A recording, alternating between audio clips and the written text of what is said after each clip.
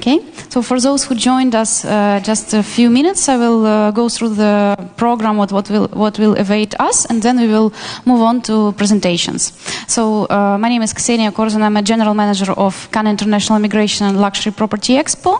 I will not be your host today. I will leave you in good hands of my colleague Vadim, who will join us in a few minutes. And our conference is built that some presentations will be executed by speakers, and some of them will be presented as a panel discussion. And you're very welcome to put any questions during these panel discussions, and the panelists will be happy to answer them. I also want to mention that there are some receivers for translation available. So in case you would like to hear the conversation in Russian or in Chinese, please take your receivers just on the left from the entrance for your more comfort and convenience. We also have coffee breaks and lunch breaks during the day. I kindly ask you to check your delegate badges for the program. The program is there, and you may see the name of the halls where coffee breaks and lunches will be served. Please pay attention to it. It's on my right from the exit of the hall. There is a coffee break and a lunch area. Also, in case you will have any other questions about the program, conference, please feel free to contact my colleagues on the registration desk. They will assist you. A few words about us for those who just joined us. International Immigration and Luxury Property Expo is a series of international events, exhibitions and conferences that have been held around the world, and including Mumbai, Shanghai, Moscow. So I know that we have visitors from these countries. So we constantly organizing exhibitions in these countries, and you're very welcome to join us. And we also encourage you to take advantage of our IELP concierge service that helps investors from around the world select among the many immigration programs, jurisdictions, investment properties, and we provide advice regarding opening bank accounts and company information services overseas. Please find more information about our concierge service also in your delegate bags, and contact us for any additional information. Today's conference is focused on immigration investor programs offered by different countries, including different criteria, terms of application, general legal requirements, and recent legislative change. I'm sure you will find this information helpful and valuable. Now I'm delighted to introduce our first speakers, Irina Kurbela and Dominic Volek of Henley & Partners. Irina, Dominic, the floor is yours. Please join us.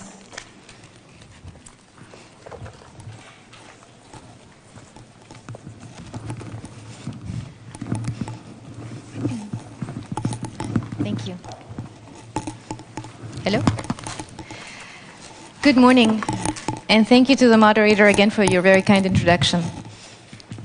My comments today will cover general global migration patterns, specific trends in wealth migration, and finally, the growing impact of investment migration on the migration landscape. My colleague Dominic will follow up by offering insights into Asia Pacific, which is the region he's responsible for in Henley & Partners. It has become commonplace to observe the global migration is taking place on a scale that would have been incomprehensible to previous generations. In a relatively short space of time, the mass movement of people has become an unexceptional fact of life.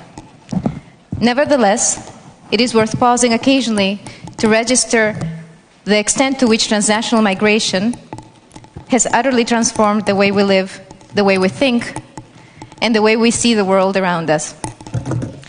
Despite rising isolationist sentiments and attempts to erect bureaucratic and even physical walls, we are all living in an increasingly independent and interconnected world, and this trend shows no likelihood of slowing down. Deepening globalization has brought about an epochal shift, and one feature of the shift is the formerly rigid notions of citizenship and nationality are now coming to be seen quaint and outmoded more often. The accident of our birth of place is no longer defines us. From the turn of the century until today, the number of international migrants has grown at nearly double the growth rate at the global population. According to the International Organization for Migration, 258 million people were living outside the country of their birth in 2017. The latest projections suggest that this astonishing figure will grow to 405 million people by 2050. It is no surprise that migration trends among the wealthy follow a similar pattern. More than ever before, high net worth individuals are pursuing relocation as the most effective way to access previously unimagined opportunities for themselves and their families. According to the 2018 Afrasia Bank Global Wealth Migration Review, 2017 saw 95,000 millionaires migrating to a new country, a significant rise from 82,000 in 2016 and 64,000 in 2015. For the third year running, Australia was the most attractive migration destination for high net worth individuals, with 10,000 millionaires migrating there last year alone, mostly from China, India, and the UK. Experts have proposed a range of reasons for the popularity of this destination, including lifestyle opportunities, political stability, proximity to Asian business markets, and relative safety for women. Perhaps unsurprisingly, there is a direct correlation between how safe a country is for women and how attractive this country is for wealthy individuals. According to the Afrasia Bank Review, women's safety is one of the best ways to gauge a country's long-term wealth growth potential, with a correlation of 92% between historic wealth growth and women's safety levels. After Australia, the US, Canada, and the UAE, and the Caribbean are ranked as the most appealing destinations for high net worth individuals in that order, while Malta, Cyprus, Portugal, and Spain are also attracting significant numbers of wealthy individuals in search of increased freedom and mobility. The majority of millionaires relocate via dual citizenship, work transfers, ancestry visas, spousal visas, and family visas, as they have always done. However, the emergence of residence and citizenship via investment programs over the past couple of decades is having a growing impact on a global wealth migration trends, with individuals pursuing opportunities that were once denied to them simply because of their place of birth. There is no presentation. Sorry. Investment migration differs from other forms of migration in that individuals are required to make a significant economic contribution to the host before they are admitted, as a sort of upfront demonstration of their commitment to the country's prosperity and well-being. In exchange for this extraordinary contribution, individuals obtain either residence and citizenship rights to that country, as the case may be. The benefits of investment migration programs for high net worth individuals and their families are well established. More freedom, greater access to business, education, and travel opportunities, with the peace of mind that comes with having an alternative place of residence in an increasingly volatile world. What is becoming even clearer is that the benefits flow from both sides. Residence and citizenship by investment program bring immense value to host countries, from significant direct foreign investment to the more intangible, equally enriching benefits that come from living in a pluralistic society. A recent report estimated that investment migration has brought approximately 25 billion into the European Union countries since 2010. And it is generally acknowledged that residence and citizenship by investment have been fundamental to those countries' economic recovery following both the global financial crisis and the European sovereign debt crisis. Because these programs represent such a clear win-win, both for the countries administering these programs as for the individuals, their popularity is growing year on year, and the investment migration industry as a whole is currently in the midst of a boom. This year has seen the launch of two exciting new citizenship by investment programs in Montenegro and in Moldova, with both countries offering the prospect of European citizenship at a very attractive price point. Citizens of both countries enjoy unencumbered visa-free travel access throughout the Schengen area. Most importantly, Montenegro and Moldova are both in the early stages of independence and have small, developing, and fast-growing economies that will benefit enormously from the boost in capital inflows that these programs will generate. With the addition of Montenegro and Moldova, the total number of citizenship by investment programs available today stands at 12. Compare this with 10 years ago, when the total was only 3. Europe is generally the most popular region for those seeking alternative citizenship because of the high level of safety and opportunity associated with European citizenship.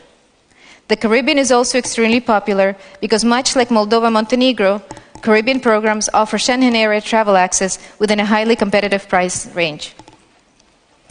In the Middle East, Turkey and Jordan launched citizenship offerings in 2016 and 2018, respectively, and these programs are especially appealing for those looking to relocate within the region. In the resident space, we're also seeing a trend towards regionally focused programs, with Kazakhstan looking to introduce a residence by investment program that will specifically target high net worth individuals within Central Asia. One of the most popular and successful residence programs in the world right now is the Thailand Elite program, but my colleague Dominic will speak more of it. It goes without saying, however, that much like it's in the citizenship sector, Europe dominates the demand for residence by investment, with the most coveted programs being those offered by the EU member countries such as Portugal, Spain, Greece, and Malta. EU residence means full travel access throughout the EU, along with access to some of the world's advanced health and education systems in the world.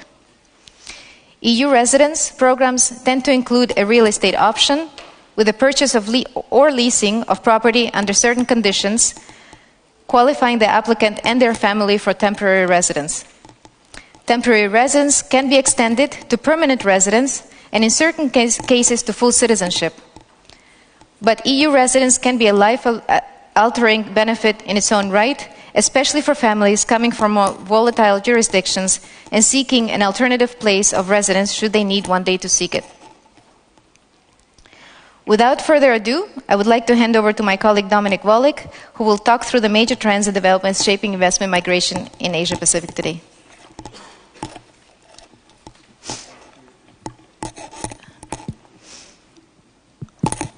Thank you, Irina. Good morning, ladies and gentlemen. It's a pleasure to be here in Cannes today in the cooler weather outside. I have been based in Singapore for the last 4 years, where it is a lot hotter and a lot more humid. I thought I would just quickly, briefly introduce Henley & Partners, as I'm sure some of you in the room have not come across our firm. So Henley & Partners is the global leader in residence and citizenship planning. We specialize in advising private clients on obtaining either residence or citizenship by investment on the one hand, and on the other hand, we strategically advise governments on the design and implementation of the programs themselves. We've got 30 offices now around the world, over 300 people in the firm.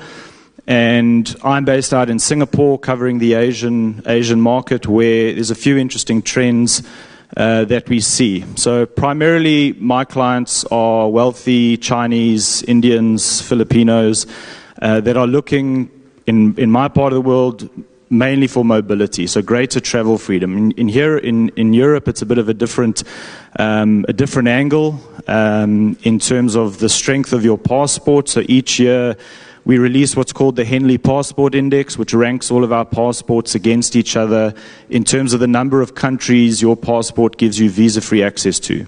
And in Asia, other than Singapore and Korea, Japan and Malaysia, the rest of the countries have very poor passports from a global access perspective. So for us, speaking to clients, it's all about getting a better travel document. And there you have the Caribbean, and very excitingly now we have Moldova and soon to be Montenegro as well, which will be very much pitched at giving greater access to financially independent people to markets both for business and for leisure purposes. So Rena was touching on some of the numbers here. I think today the conference is very much going to focus on the first two major markets, being the US and Canada. These countries have had programs for a very long time. And coming back to the question earlier about individuals looking for options where they can invest and they can recoup the investment and get some sort of a status, whether it's resident permit or citizenship, Canada and the US have been leading the way in this space for a very long time, and a lot of the inquiries we get are around these programs. But more and more now, we always classify our clients as cash rich and time poor.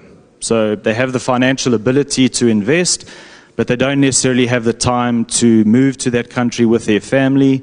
and spend, up to 6 months a year, and after 4 or 5 years, they can maybe get a permanent residence.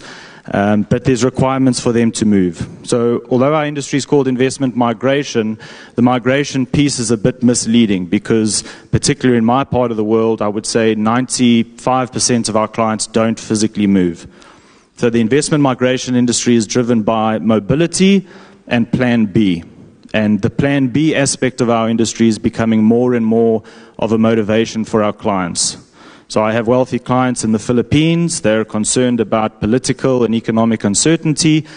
They like living in the Philippines, but being able to acquire citizenship in Cyprus or Malta, which gives them the access to Europe and education opportunities for their children and a place to go if needed due to security reasons, is becoming the bigger theme now for a lot of our clients. And interesting to see on this slide, when we spoke to this slide last year, Caribbean wasn't even on the map. So over 3,000 high net worth individuals have physically relocated to the Caribbean in the last 12 months. Another interesting statistic looks at citizenship trends with ultra-high net worth individuals. So ultra-high net worths being individuals with a net worth of at least $30 million US, excluding their primary residence. And as you can see from the statistics there, in certain instances, 2 in every 3 ultra-high net worth individuals already have a second citizenship or are considering obtaining one. Maybe just a quick note as well to make the clear distinction between what we're talking about. So citizenship is your passport, it's your right to vote, and crucially for a lot of clients, it's your ability to travel around the world. Residence is a resident permit that allows you to live in a certain country, but is always subject to conditions. So I am a South African citizen. My passport does not rank very highly in terms of mobility. And I'm a Singapore resident. So my residence in Singapore is linked to the fact that I have my job. If I lose my job, the only place I can go is back to South Africa. But if I have a second passport, particularly a European passport, then I have many more options. And that's primarily what our clients are after. They're looking to hedge against these political and economic uncertainty, and having a second citizenship is exactly what that gives them, options. So there's a lot of programs available.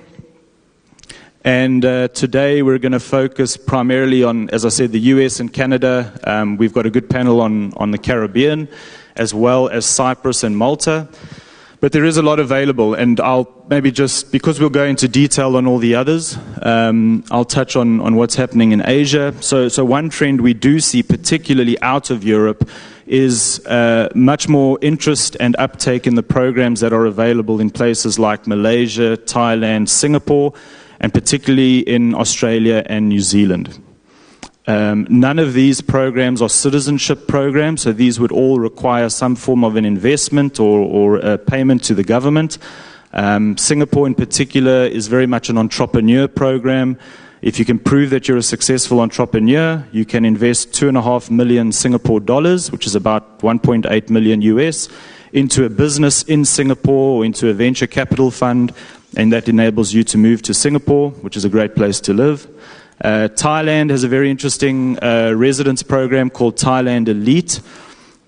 Unique to this program is that it provides you with the ability to live in Thailand and come and go as you please for anywhere from 5 to 20 years.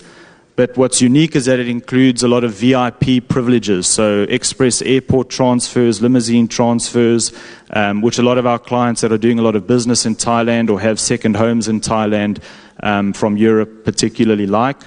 Malaysia has what's called the My Second Home program, so originally starting as a retirement-focused program, but become incredibly popular. Since 2002, they've accepted over 35,000 applications into Malaysia. And moving further south in Australia, we have very many visa options, but primarily on the investment side, the two most popular are the investor visa, which is a 1.5 million Australian dollar investment into a state government bond. But again, you are required to spend at least 2 out of 4 years in Australia, and after 4 years, you can become a permanent resident. What most of our clients do in Australia, coming back to the cash-rich, time-poor concept, is they have what's called the significant investor visa. So if you're willing to invest $5 million into Australia, then you only have to spend 40 days a year there over 4 years to become a permanent resident. New Zealand has similar programs pitched at 3 and 10 million New Zealand dollars. And I think sort of the final comment on this is, particularly from a European perspective, is Australia and New Zealand used to be seen as a negative, the fact that they were so far away from everything. But of course, with security threats and everything going on in the world, this is now very much an advantage, and particularly for a lot of our ultra-high net worth families that Irina advises here in Europe, this is seen as the ideal plan B. We had one client who invested 10 million into New Zealand, into a farm which is completely self-sustaining, so that if everything goes backwards, he can literally move to his farm as far away from everything else and be completely self-sufficient from electricity, food and water perspective. So lots of reasons why people come to us. And as I said, there's lots of programs on this slide. We're all around for the next couple of days, so please do, if you have any questions on any of these, come and grab any of us and we'd be happy to chat. Thank you.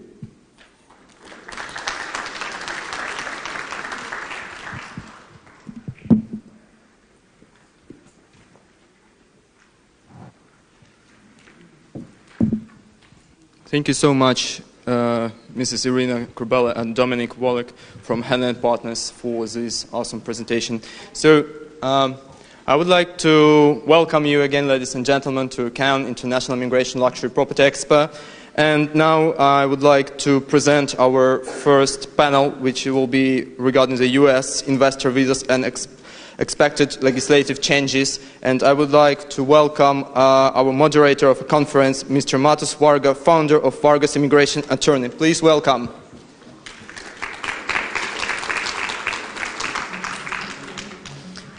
Also, I would like to welcome Mr. Vitaly Modlo, the Director of Investor Relations in CMB Regional Center. Please welcome Mr. Vitaly.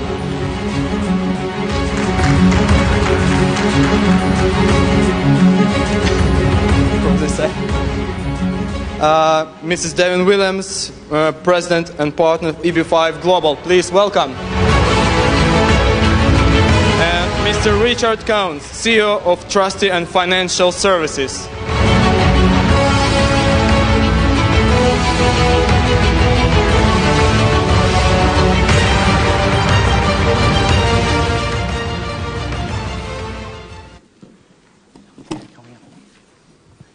Good morning, ladies and gentlemen. My name is Matus Varga. I'm an immigration attorney from Miami, Florida. I am an immigrant myself. I was born and raised in Czechoslovakia, and I immigrated to U.S. about 12 years ago. My law firm does exclusively immigration law. We have an offices in Miami, Florida, Naples, Florida, and San Francisco, California. I also work as an immigration law professor. I teach immigration law at Florida State University and San Francisco International University.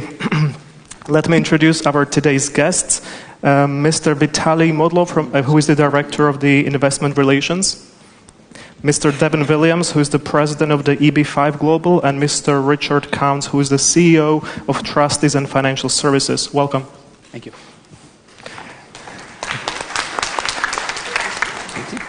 I'm going to allow all of our guests today to introduce themselves for about 2 minutes before we start the discussion. I'm going to start with Mr. Vitaly Modlo. Hello. Thank you again. And my name is Vitaly Modlo. I represent CMB Regional Centers. We do EB5 immigration in the U.S. We are located in Rock Island, Illinois, but we operate in 15 different states. We've done more than 60 projects, and we raised more than $2.7 billion of EB5 funds so far. So we have more than 5,300 investors. We've done more than 60 projects, and our track record is that we never had a single denial of our business plans on the immigration petitions for the conditional green card and permanent green card. Myself, I come from Ukraine. I also the immigrant, and it helps me a lot with working with my clients, I mostly work with the Russian-speaking clients from the former Soviet Union, but there are many clients from all sorts of the regions that I can work, Middle East, India, Canada, Latin America, so we have a huge clientele. Thank you. Let me introduce our next guest, Devin Williams from the EB5 Global. Hi, my name is Devin Williams, and I'm the president of EB5 Global. Our EB5 Global was formed in 2011, and since that time we've completed 7 EB5 projects. We've helped over 1,500 individuals and their family members get their green cards. In addition to having a 100% success rate on all of our project business plans, we also have a 100% success rate with every I-526 and 829 that's been adjudicated. We primarily, we primarily focus on hospitality. And in addition to our strong immigration track record, we're also proud to have exceeded our financial projections on every single project that we've opened. So when we think about EB5, the 2 most important things are obviously getting the green card and then getting your capital back. So the green card is going to require the job creation, and getting the capital back is going to require successful operations. So we're proud to have a track record that represents success in both of those categories. In terms of my own personal background, I've been in finance for a little over 20 years. I started out my career in investment banking, and I'm also one of the founders of EB5 Global. And for my education, I did my undergraduate in finance at Georgetown and my MBA from Harvard Business School. Thanks. Thank you very much. And our final guest, Mr. Richard Counts from the Trustees and Financial Services. And of course, they save the best for last, right? Yes. Good morning, Privyet Kagdala. Good morning. My firm specializes in providing safety, security, and freedom of movement of your money and your assets. Our specialty is establishing family office structures, which is the original family office structure, and it's been around for over 100 years. Our business also focuses on not just the United States, but globally.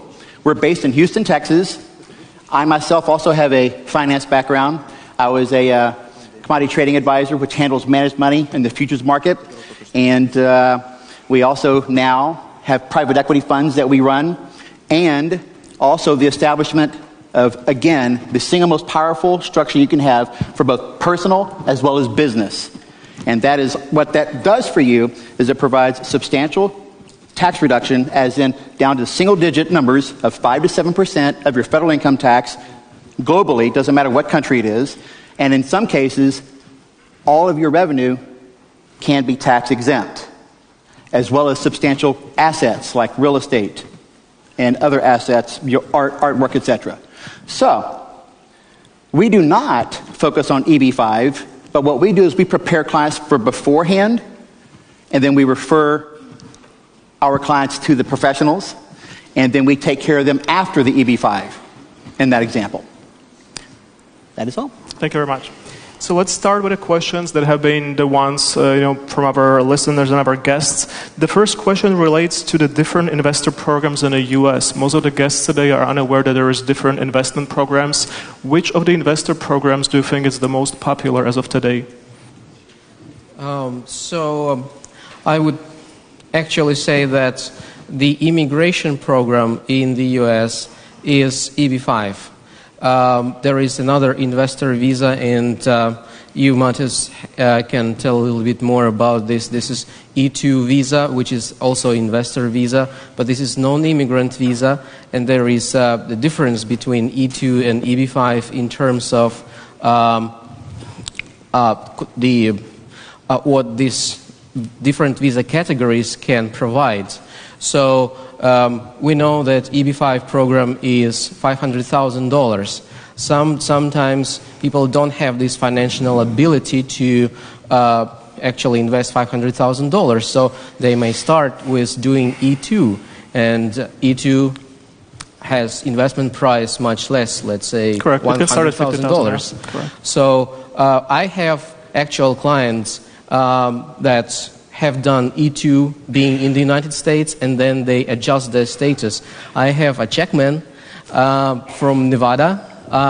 Recently I had a client from Romania in San Diego. So these guys had E2 visas, and then when they accumulated their revenues in order to be able to start the immigration process, they just filed for EB-5. Thank you very much. Yes, I mean, I think that you're absolutely correct. I mean, EB-5 is really the path if you want permanent residency. It's also kind of the most assured path because it takes away, you invest with a company that has a strong track record, and they're taking care of the immigration portion of your investment. So you don't have to try to build a business to try to get enough jobs. And then the problem is if you do an E2, it's not permanent residency. So it's really the only really viable path is doing EB-5 if you're interested in permanent residency for yourself and your children. Richard? Well, as somebody mentioned earlier this morning, the EB-5 program, that is, of course, the most popular, but that is for your physical being. That is for your residency. We focus on your asset side.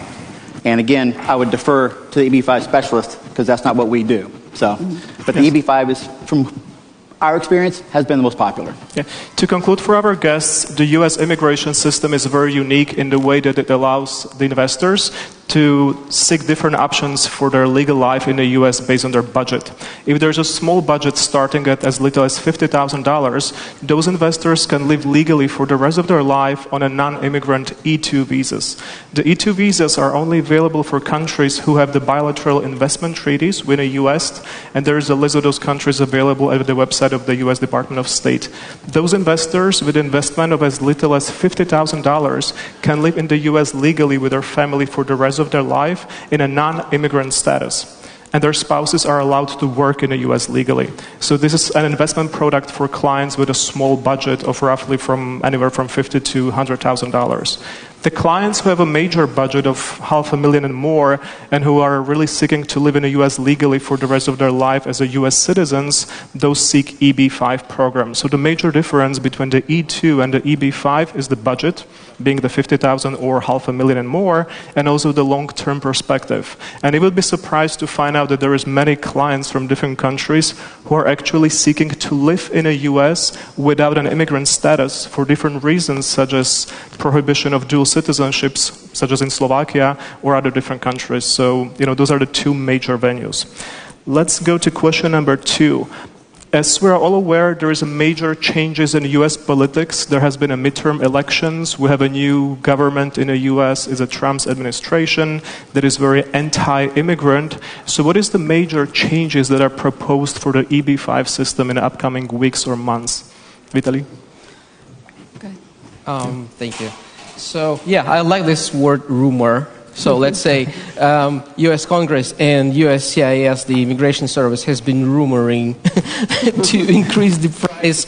And basically, the first attempt was made in 2015 when the draft legislation was presented and it was ready to be approved. But then, at the end of the day, there was this price increase to $800,000 just did not happen. And since then, we've seen a dozen of short-term extensions that EB-5 program has received. So now the next deadline is December 7. And again, it's two major scenarios that we face. Either the program will be continued as is without price increase, or there will be official announcement with the effective date. But there is a general consensus among the EB-5 players and U.S. Congress that the price must be increased. The price has not been increased since the inception of the program in 1990. So it's more than 25 years that the price has not been changed. And they are discussing different aspects of how to reform EB-5, how to improve the regulations with EB-5 program. But one thing that there is the consensus in is that the price is going to increase sooner or later. Yeah, and again, I agree. There's been two price points that have been suggested that have been included in proposed legislation. So one is the price point that you mentioned, up to $800,000, and the other price point is to raise it all the way up to $1.35 million. So there is consensus that the price needs to go up. The only reason I think that it hasn't passed so far is that the other aspects of the legislation are not necessarily agreed upon. Some states are pushing for different rules in the rural TEAs versus urban TEAs, and so there's other aspects of the program and the reforms to the program that are still kind of being debated by the different sides, but the price increase is something that is completely agreed upon. So the likelihood of it going up December 7th, probably not that great, but you never know. We've really believed that this price is going to go up for quite some time, and we don't know. Eventually it's going to go up, and there'll probably be maybe a short grace period for the implementation. But once it does, a number of families, it's going to eliminate the possibility of them investing in the program because the price increase may more than double. So I think that the program is not going to go away. I think that it will be renewed, and we just don't know exactly when that price point is going to happen. I think the more challenging thing for a number of countries, like China and Vietnam and India, is that they've hit their quota or are approaching hitting their quota, and so the timelines are extending dramatically for these countries. And so in terms of talking with investors, it's almost as important to think about the timelines and how it's going to impact families and when they need to make the decision to invest, as it is educating them on the possibility or the likelihood of the increase in price. Thank you. Richard? They stole all my thunder. I have no idea what to say now. So please, go on. From my point of view, my law firm represents clients from the entire world. The US EB-5 program just became too cheap in comparison to different countries. Let's imagine that one wants to buy citizenship of Cyprus and spends 2 million euros, which is about $2.2 million. And in comparison to that, the same person can acquire a US citizenship. And let's compare the benefits of the Cyprus and the US citizenship. Having a US passport means that you guys have a passport of a superpower. Whatever happens to you anywhere in the world, there's always a US embassy willing to take care of you. That is not an issue with most of the countries offering the investor program and selling their citizenships. The other issue and the other reason why I believe that the EB-5 program will be kept for future, even with possible increases in the investment amount, is the fact that also the family members of our President Donald Trump are personally involved with the EB-5 investments in New Jersey area. So I believe that this program will be kept for a while, but there might be a simple increase in the investment amount. Let's go to our next question. What would you recommend if the investor has a difficulty to disclose where the money is actually coming from? So it's pretty simple, source of funds is a very important aspect of your EB-5 success. You cannot just bring a suitcase with cash and say, hey, I want a green card, just where I buy it. So it doesn't work. Source of funds is the most important part of your first petition, I-526. And your first petition, I-526, consists of two parties. Basically, this is your source of funds. You have to prove your source of funds, $500,000. And then you're given the business plan, which is your project part. So even the best business plan will not save you if there is deficiency or unsatisfactory number of documentation with your source of funds. So it's important that you make sure that both parts of your first petition are approvable. So how do you make sure that? And basically I would leave it to Mattis to actually tell you, because this is his part. He is the immigration attorney. He makes sure that the source of funds part is approvable. There are lots of immigration attorneys, and if there is an attorney who would tell you, like, I can guarantee you 100% that you'll be all right, that's a red flag. A good attorney will never tell you that. A good attorney will say, I need this and this and this and this. And as long as you're satisfied, he is satisfied, the immigration attorney is satisfied, you can move forward and do due diligence on the business plan, on the regional center, and so on. Thank you. I think that it is absolutely the most important part of your application that you bring to the table. Because it's really most of the projects that you're going to look at to invest in are already going to be approved by USCIS, either with 924s exemplars or with 526s from other clients. In which case, from the project perspective, you're going to be fine. The issue is going to be your own source of funds. And so what I would recommend is working very closely with your immigration attorney and being very honest with your immigration attorney. Correct. That's really you don't want to have any gray area on your documentation. And it's really, if you are, open and honest with your immigration attorney, chances are you're going to be able to find the right path. You're going to be able to find something that you can document and that is going to satisfy USCIS. And so it's really it's the most important thing for getting your green card, that you contribute to the process. And honesty and working closely with your immigration attorney is, I think, the most important thing for you to do. Richard? Thank you for asking this question, because as I'd mentioned before, our specialty is taking care of the clients before the EB-5 as well as after. A lot of times we make a lot of money in wonderful business transactions that sometimes, you can't really prove what you did. Of course, we are as transparent can be. We also do not play in the gray area. We're either black or we're white. So what's important is to come together, be completely transparent with us so we can be transparent with you, just like you have to be honest with your immigration attorney. You should be honest with us so that we can best help you to establish a perfect plan that will be able to provide a complete, crystal clear proof of funds, where it came from, so that you'll be successful in getting your EB-5 process, or getting through that EB-5 process.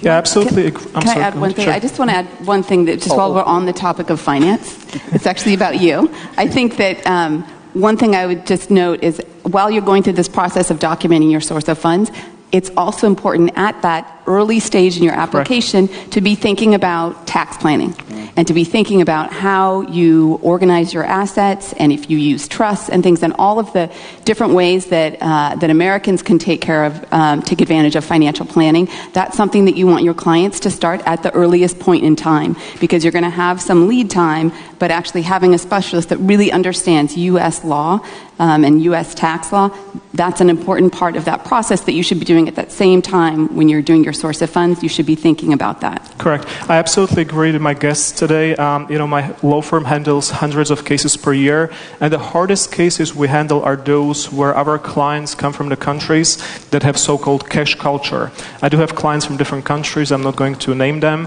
who literally come to our office with a grocery bag or luggage full of cash, and they're thinking that that's the money they're actually trying to spend on the EB-5 program.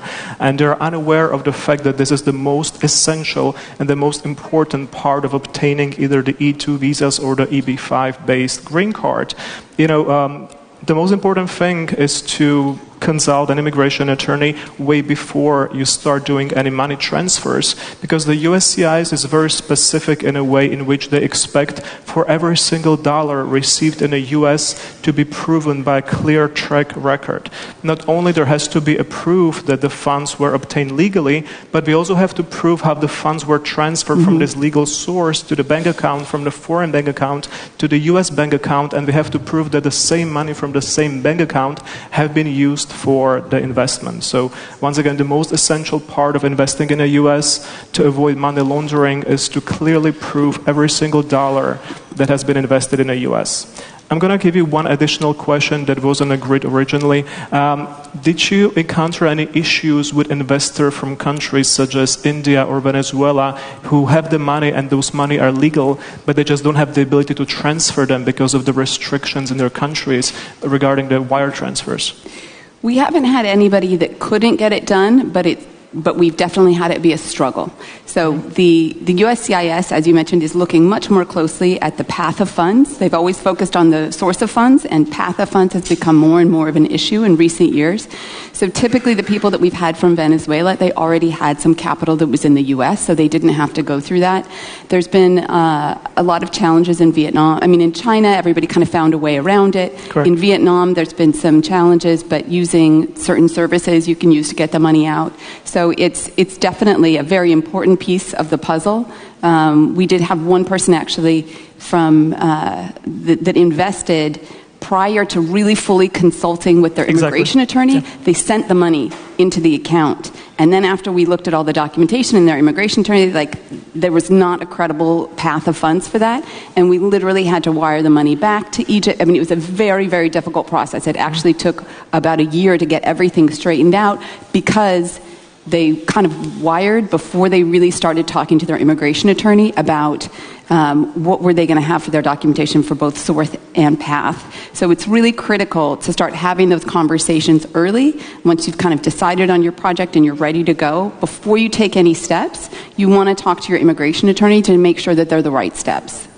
Any other point of view? We've had very similar scenarios as well. But the good thing is, since we specialize in taking care of our clients beforehand, we were able to avert a substantial part of that. We have had a client that came to us that had done very similar, already moved money, and then they had no proof of where that came from. And again, we had to do the same thing. We had to recommend that they send it back. We had to get everything reestablished and restructure everything, and then they were able to bring that back to themselves after that, and then everything was all right. But it took a while. Yeah. It took 9 months to a year. Well, I would throw my 2 kopecks on regarding Indian market because it's a very hot market right now, and as we know, there is a restriction of sending $250,000 a year abroad from India. So the investment is $500,000, and many Indian clients have this obstacle which they have to resolve, and it takes time. So at the same time, there is a certain timeline of the subscription of a specific project. And, for example, CMB projects are subscribed quite quickly, like in 3, 4, 5 months. And, if a client wants to move forward very, very quickly, he needs to actually think ahead about where his money is, how he actually can transfer money.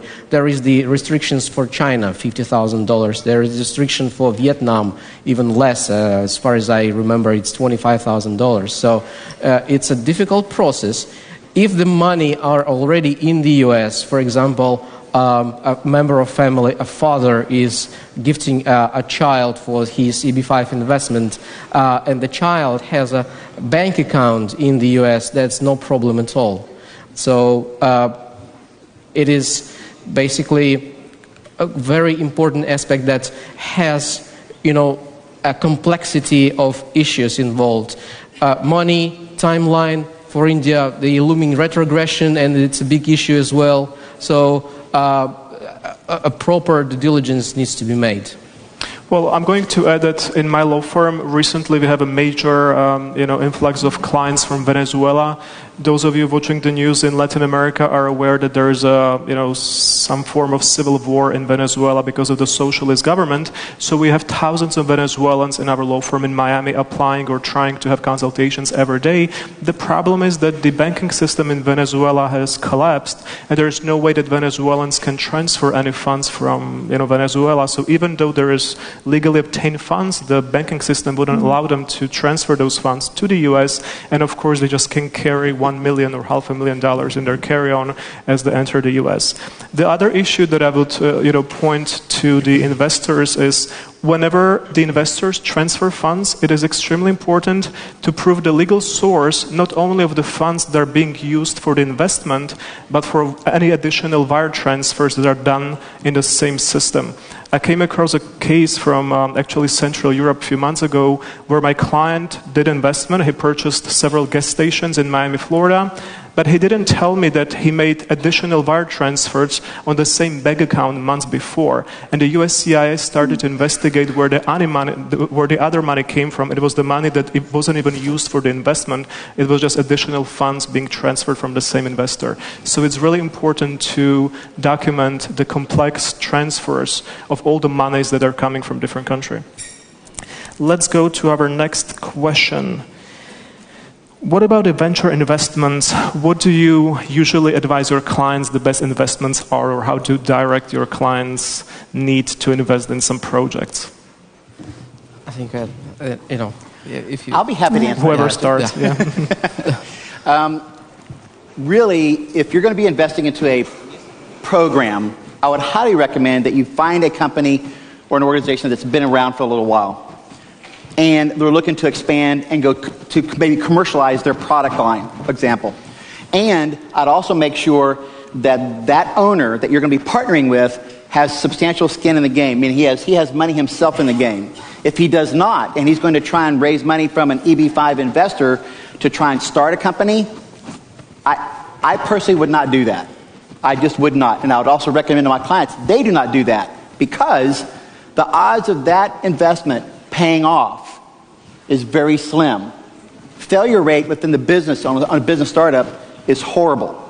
So it's better to invest into a company that's looking to expand and commercialize a product, and then you'll have safety, stability, and freedom of movement of your money, and that's the key. That's what's important. At the end of the day, that's all that matters. Correct. From my perspective, one of the things that I think is often overlooked is that an EB5 investment is a limited partner investment, which means, and the EB5 investors are the limited partners, which means they have no control over the investment. So I think it's important to understand the alignment of financial interests. A lot of EB5 is done through debt. We actually do primarily EB5 equity, and we have developer capital alongside the EB5 equity. But I think that in order to really understand the financial alignment of interests, it's important to understand how everybody makes money. Because when you understand how everybody makes money, you understand how people are going to make decisions. So in an EB5 debt model, the way that companies like our companies make money is actually on an interest spread. So it's the difference between what the developer pays and what the EB5 investor receives. So maybe the developer pays 5% or 4% and the EB5 investor gets 0.5%. Then the EB5 companies make that difference in the interest.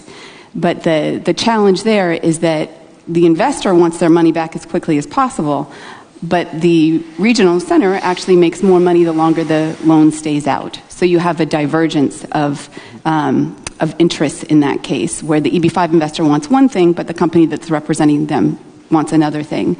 You also have the problem on a return of capital that if the capital is returned, the EB5 company doesn't make any additional money, and if the capital is lost, the EB5 company doesn't lose any money. So as a result, you don't have skin in the game. There's nothing that the EB5 company loses in a debt model if the project does not succeed. Whereas in the equity model, we do something different, where the way that we make money is through profit sharing.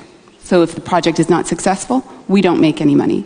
We don't make any money if the investor is not making money. So by aligning those interests, you know that the people that are making the decisions on the project are going to be taking the same actions that you would want them to make. Similarly, on an exit, we don't make our profit, the vast majority of our profit comes on exit, and we don't make any money on it until we have fully repaid our EB5 investors their $500,000. So in that way, we're completely aligned with them. If we don't return their capital, we essentially make very little money on the transaction, and we'll have spent 5 to 7 years on the project.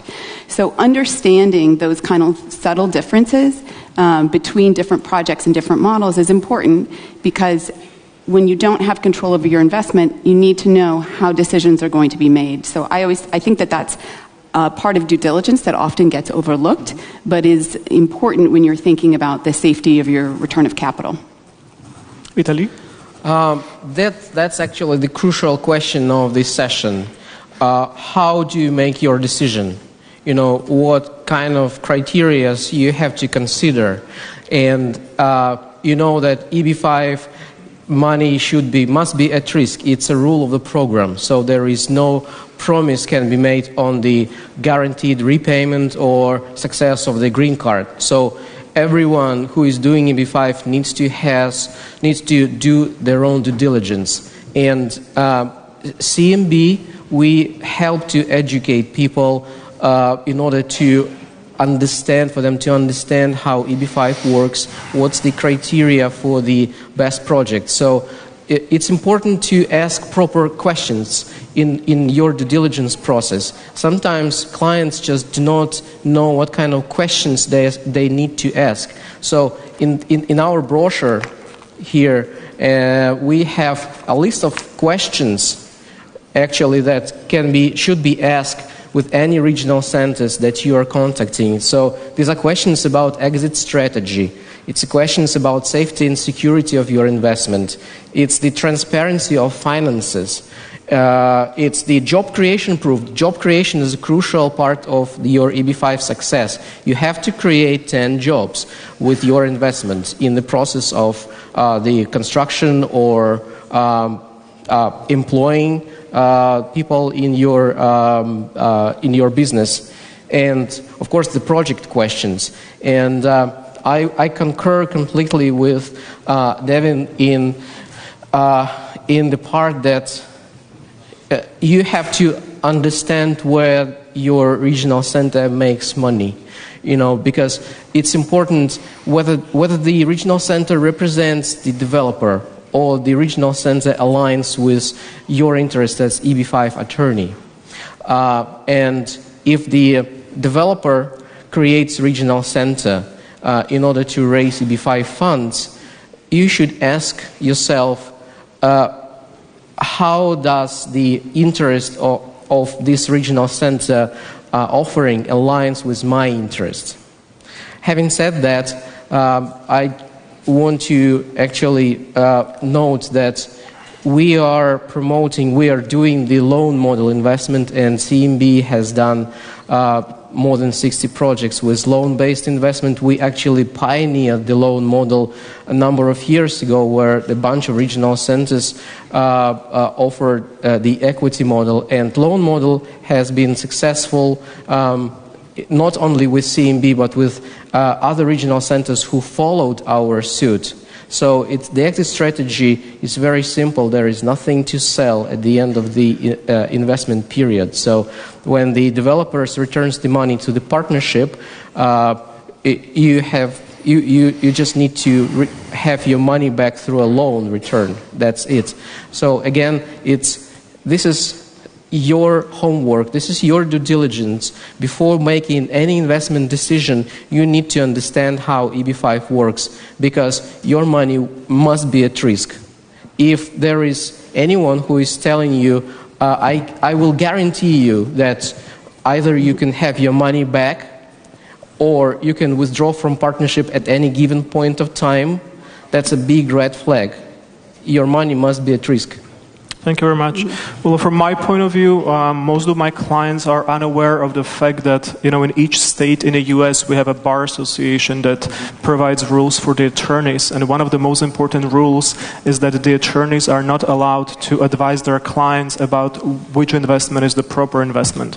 So the US immigration attorney can tell you what kinds of investments there might be, but they cannot tell you which specific investment is the one that is actually good for your business or that might be approved. And on a daily basis, there's endless research for those questions. So please keep in mind, the immigration attorney can never tell you that this is the right investment that will work. Let's go to the next questions. What do you think is the most promising market for the EB5 for the future? There's multiple countries. There's the highest demand from China, India, Vietnam. Which one do you think is the most promising for the upcoming months? I would say that in any country there are high net worth individuals who pursue the EB5 path and want better life for their children. And I would rephrase the question to actually which countries are now the most interested in EB5 program. It's definitely India, which is everybody talks in India about EB5. We have seen a lot of interest from Nigeria, but we operate in almost 100 countries. We have investors from almost 100 countries. I actually have a client right now who is going to invest. He's from Liechtenstein, my goodness, you know. So there is interest in the former Soviet Union countries, and Russian market is steadily going up, whereas India, or China is going down, because there is the other side of the coin in China market. Because of the tremendous interest for EB5 program, there is a quota for each country, and China has exceeded this quota, in 2015, in 2017, there were 7,500 investors from China who received the green card, whereas the quota is 700. Unfortunately, we'll have to finish this panel discussion. Right now, I'm going to give a few minutes to each of you to somehow summarize what conclusions we have reached today. I'm going to provide to each of you about 5 minutes. Shall we start with Richard? Again, at the end of the day, you want to have safety, security, and freedom of movement of your money and your assets. The EB5 program is for your physical being, for a residency. We handle your finance side, and we will help you work with the professionals that do the EB5, but we got to prepare yourself in the beginning as well as after, so you'll be set up for success. And that's the only thing that's important, success. Thank you. Devin? I think I'm doing the presentation right after. Oh, you are? So, okay. Do you want me to just Yeah, if there this was is anything, just summarizing this talk. Yeah, whatever you wanted to add as a final word. Okay, No? so I think that we've touched on most of the key points. I think we've mentioned jobs and the importance of jobs. Jobs is actually obviously one of the most critical pieces of evaluating an investment, because the job creation is the requirement to get the green card. And so one of the things to think about is also what is the composition of jobs when you're doing an EB5 investment. And so looking at that and understanding the source of funds, and then choosing a project team that you feel aligned with, and that you feel that you trust their track record, because this is a long-term investment. It's a 5 to 7 year investment at minimum, depending on which country you're coming from and when you're going to be eligible to get your capital back. And so really approaching it that way, and looking at an investment and feeling secure about it being able to be safe over that longer time frame, despite the fact that there's real estate cycles, you really want to understand the safety of that investment in your capital. I think that if you look at all those aspects, you can find a good project that is going to give you the result that you want, get you your green card, get you your capital back. And I think that doing your due diligence and thinking about these aspects is the key to finding that right investment. Thank you very much. Vitaly? Any questions at all? I'm here 2 days. Please come to me, ask questions. Tomorrow it's going to be a workshop.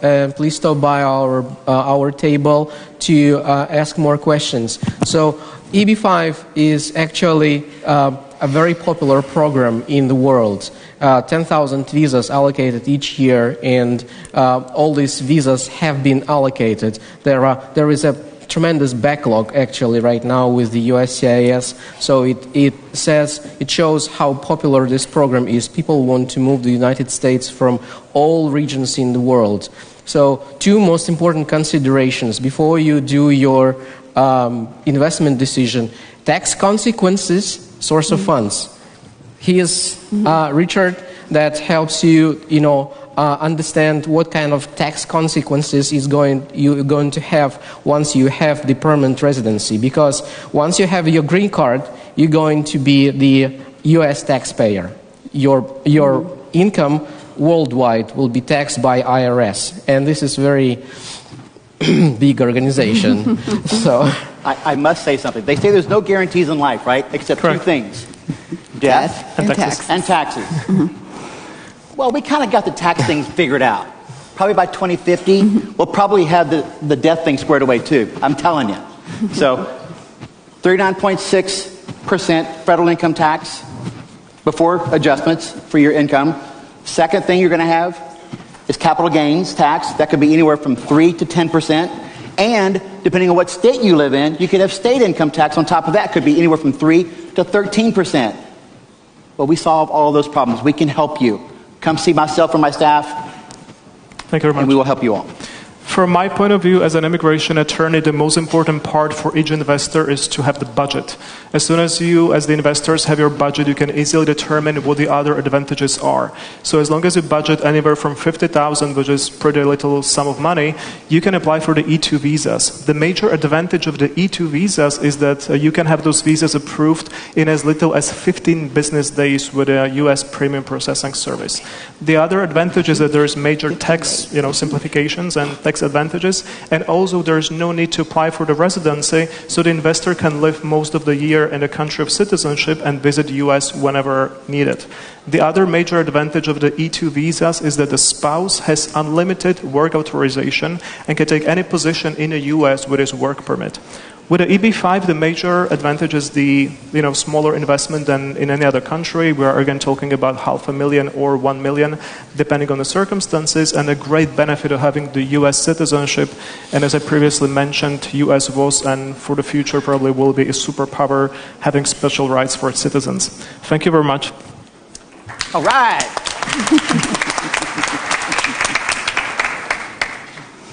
Thank you, Mr. Matos. Now we have a short presentation from Mrs. Devin Williams, the partner of EB5 Global. Thank you. Yeah. Thank you. Okay, so I will run through and give you some information on our current project. And then I'll also be available, obviously, all day tomorrow for anybody, and today, for anybody that wants to ask additional questions. So just a little bit of background on our track record. We do specialize in hospitality. We've done 7 projects since we opened in 2011. These are some of the pictures of hotels that we've opened.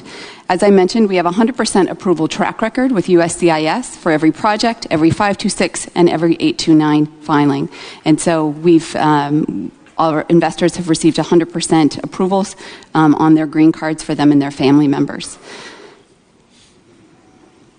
We also have a sister company that's a real estate development company. Our real estate development company has been in business for over 45 years, and we've done over $2.5 billion worth of real estate development.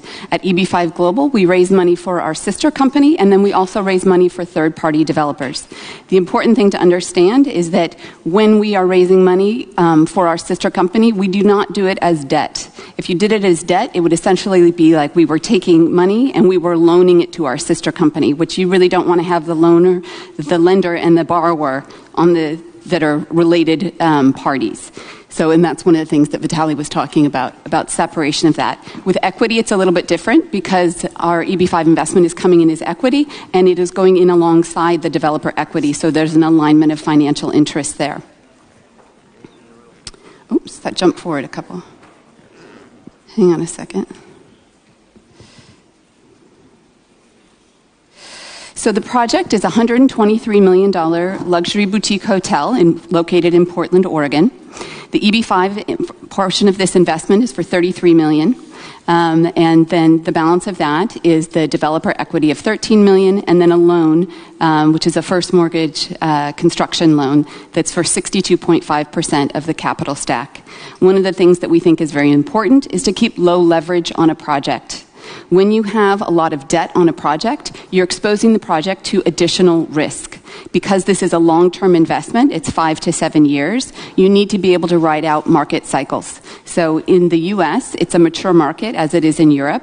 In some developing countries, you see a market that's kind of going like this for a number of years. But in a mature market, we generally see real estate cycles. So you want to know that your project is protected and that doesn't have levels of debt in the 70, 80, 90%, because that makes the project much more vulnerable. Our EB5 equity has a 4% annual return. That's 4% from the time that the hotel opens, not during construction. We estimate a return of capital between years 5 and 7. But obviously this depends on which country you're from and at what point you're going to be eligible to get your capital back. So in terms of jobs, Jobs is really what is going to determine if you get your green card. You need to have at least 10 jobs created per investor in order to have the green cards approved. Our project has 20 jobs per investor. So we create our model. We make sure that we have a very high level of protection over the green card because USCIS has been known to change how they view job creation and eliminate some jobs that they previously had approved in different models. So we like to have a very strong buffer to protect that green card, even if there are changes in the way USCIS adjudicates. So I touched on this a little bit on our panel, but I think it's an important thing to consider when you look at an EB-5 investment. Understanding how everybody makes money is critical to understanding how the decisions are going to be made on your project. So as I said, the EB-5 investors are investing as limited partners. And as a limited partner, you have essentially no control over the investment. So what you want to know is that the people that have control over your investment and are making the decisions are making the same decisions that you would want them to make. And so understanding how people make money is really how you understand that. Because even though we would all like to think that we do the right thing no matter what, it's human nature that people tend to act in their own financial best interest. So to eliminate that kind of conflict, we try to create an alignment of interests so we don't even have to address that problem. So on the debt model, which first let me start by saying there are high-quality debt projects and there are high-quality equity projects. And then there's projects that you might not be as interested in that are debt or that are equity. So it's not that one is fundamentally better than the other and you won't have a successful project under both models. However, they are different in terms of the alignment of interests. So understanding how people make money on the debt project, it's basically through the interest spread. So maybe the developer is paying 5%, the investor is getting 0.5%, the regional center is getting that delta, that spread between what the developer is paying and what the regional center, and what the investor is receiving. The conflict there is that if that loan stays outstanding for 5 years, then that regional center makes 5 years worth of profit. But if that loan stays outstanding for 10 years, then they make 10 years worth of profit. And so what you have is a conflict where the EB-5 investor wants their capital back as quickly as possible, but it's actually better for the regional center if that money stays out as long as possible. The second and more concerning thing for me is on return of capital. The regional center under the debt model does not benefit from the success of the project. So if the project is successful, they still make the exact same amount of money. And if the project is a failure, they also still make the same amount of money. So there is no financial penalty for a regional center if the debt is never repaid. So the problem that I see there is that there can be a conflict where people are most focused on what is easy to sell as opposed to what is the right or strongest project. Because we've seen a number of, maybe not a number, but there's been some large projects that were easy to sell that sold, $400 million worth of EB-5 as debt, in a well-known city like in Las Vegas. It's a very high profile, but the project was not successful. And so the regional center still made tens of millions of dollars, but the EB-5 investors aren't getting their capital back. And so that's where that alignment of maybe additional due diligence, if their financial future depended on the success of the project, would have been a stronger motivation for them to really figure out what's the right project versus what would be easy to sell. So however, in the equity model, we do it a little bit differently. In the equity model, it's profit sharing. So we are only making money when our EB-5 investors are making money. And so it's critical for us to make sure our EB-5 investors are getting paid. So our EB-5 investors get 4% annual from the time the hotel opens. We don't get paid until after they get their 4% annual. We get what is left over after that. And so it creates a real alignment for us to not only make sure that the project gets built, but make sure that it's operating well, because that's where we're going to get the majority of our profit, which is from cash flow, and then actually the bulk of it comes on sale or refinance. So in either model, on debt or equity, the way that the capital is returned is through a sale or refinance, and then the proceeds of that sale or refinance are used to either repay the loan or repay the equity investment. So for our projects, we don't make any money on the profit or on the sale. until after our EB5 investors have received 100% of their capital back. And so that, again, creates that alignment where we are focused on the project, not just on selling it, but on the success of the project all the way through until our investors get their money back, because that's how we make money.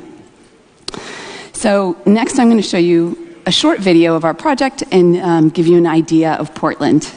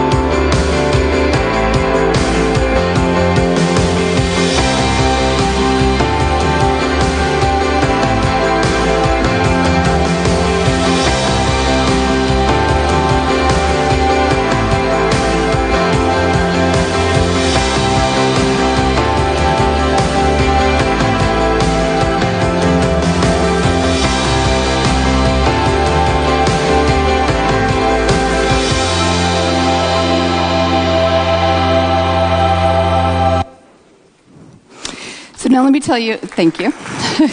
There's a few more slides, but thanks for clapping for the video.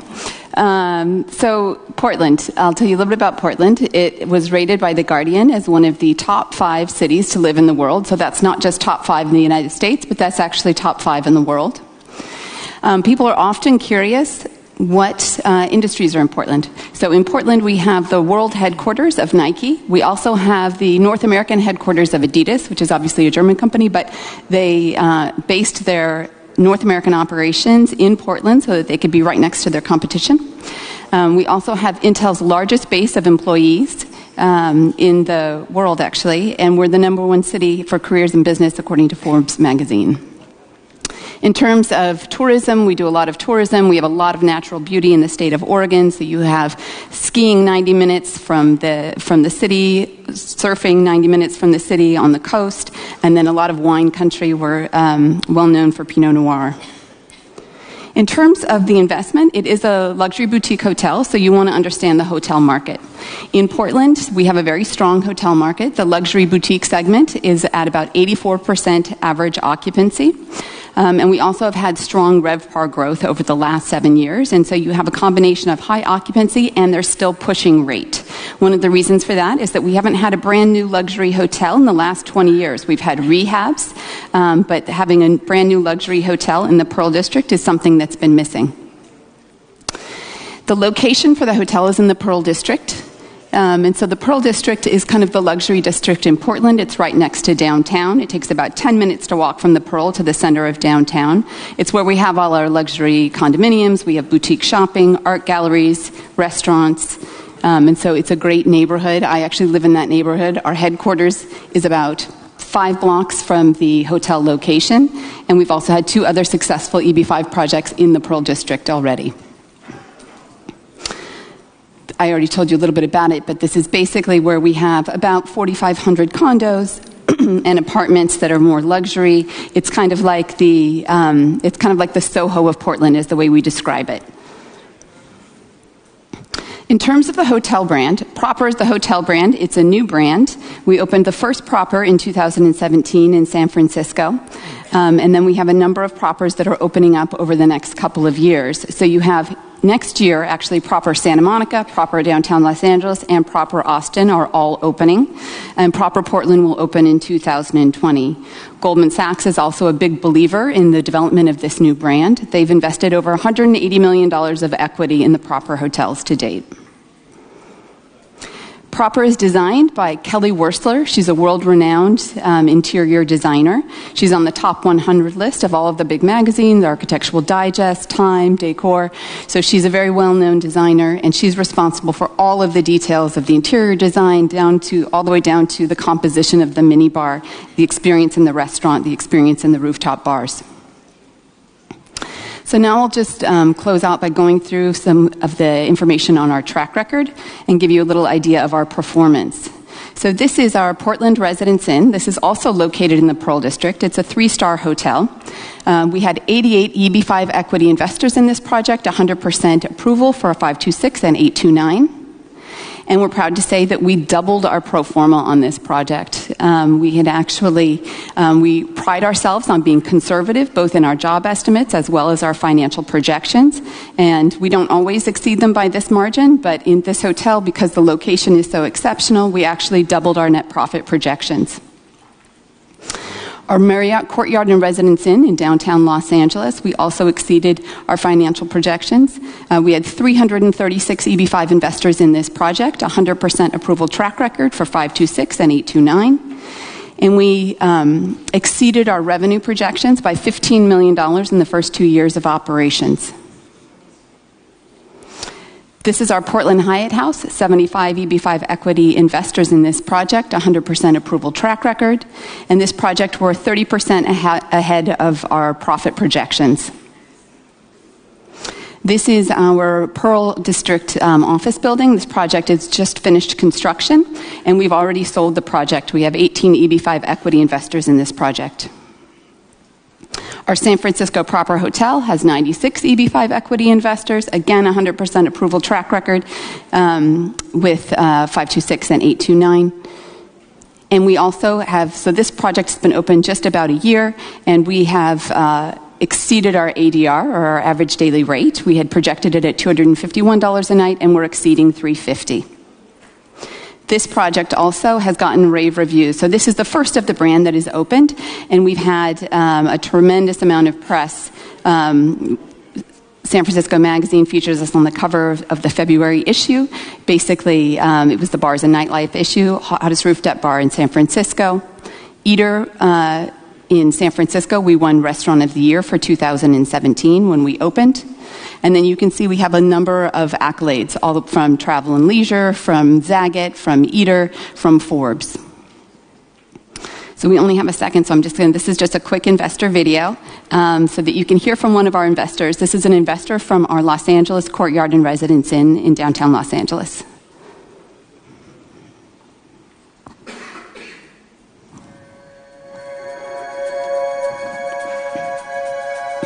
Hi, I'm Blair, and I'm from Shenzhen, China.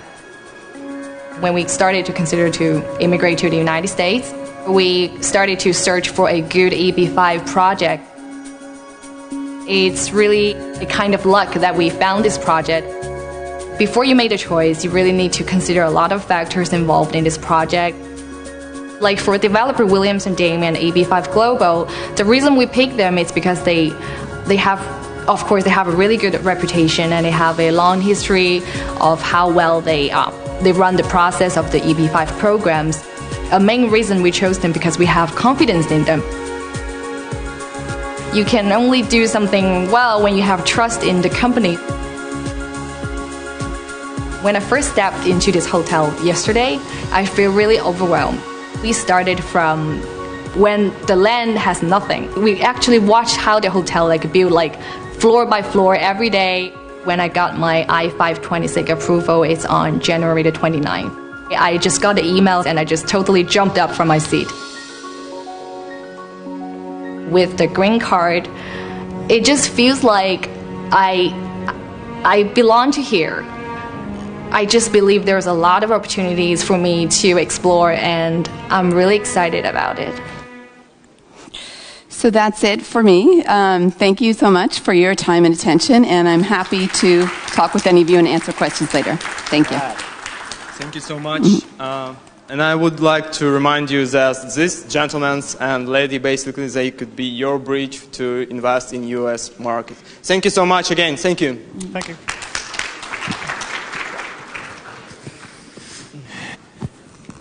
Okay, so now basically I would like to present our next speaker, Mr. Denis Kravchenko, who's presenting Investment Migration Council. So his presentation will be regarding ethics and standards in the RCBI real estate investment option. Please welcome Mr. Denis. Thank you. Can I have my presentation, please? Thank you. What are the highest standards of investment migration industry? What does it mean to be an ethical practitioner? How can we, as an industry, improve our line of business and make it even more sustainable? What can be done in order to enhance the standards of real estate investment option?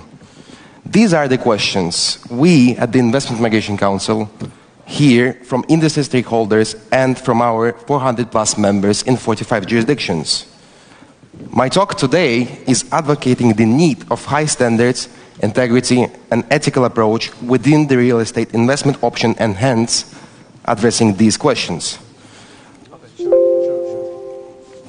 But before I address these fundamental industry pillars, I would like to remind you that we are operating in an industry which promotes both the free movement of people and of capital. Originally incepted in 1985 in a small Caribbean state, St. Kitts and Nevis, the investment migration industry is currently facing an unprecedented growth with an estimated worth of 26 billion euro and more than 100 RCBI programs across the world. Just for the comparison, fintech sector, according to Statistica, was worth 20 billion euro in 2017. And interestingly enough, the real estate sector contributed the greatest part to the total worth of the RCBI industry, which is approximately 60%. Although not all those 100 RCBI programs include an explicit requirement of real estate investment, the real estate sector de facto became an integral and crucial part of the industry. And in order to indicate advantages to the RCBI industry brings to their states, I would like to present you the following charts. They will actually indicate you the GDP growth of those states that offer RCBI programs. Would anyone be able to guess which economy this chart represents? Any guesses or ideas? We have some professionals here, I'm sure. Excuse me? Anyway, this is actually Portugal, and the golden visa in Portugal was introduced in 2012. And as you may see, as you may see, the 2012 onwards, the growth was substantial. So there is a direct relation between the number of applications for the golden visa and the GDP growth.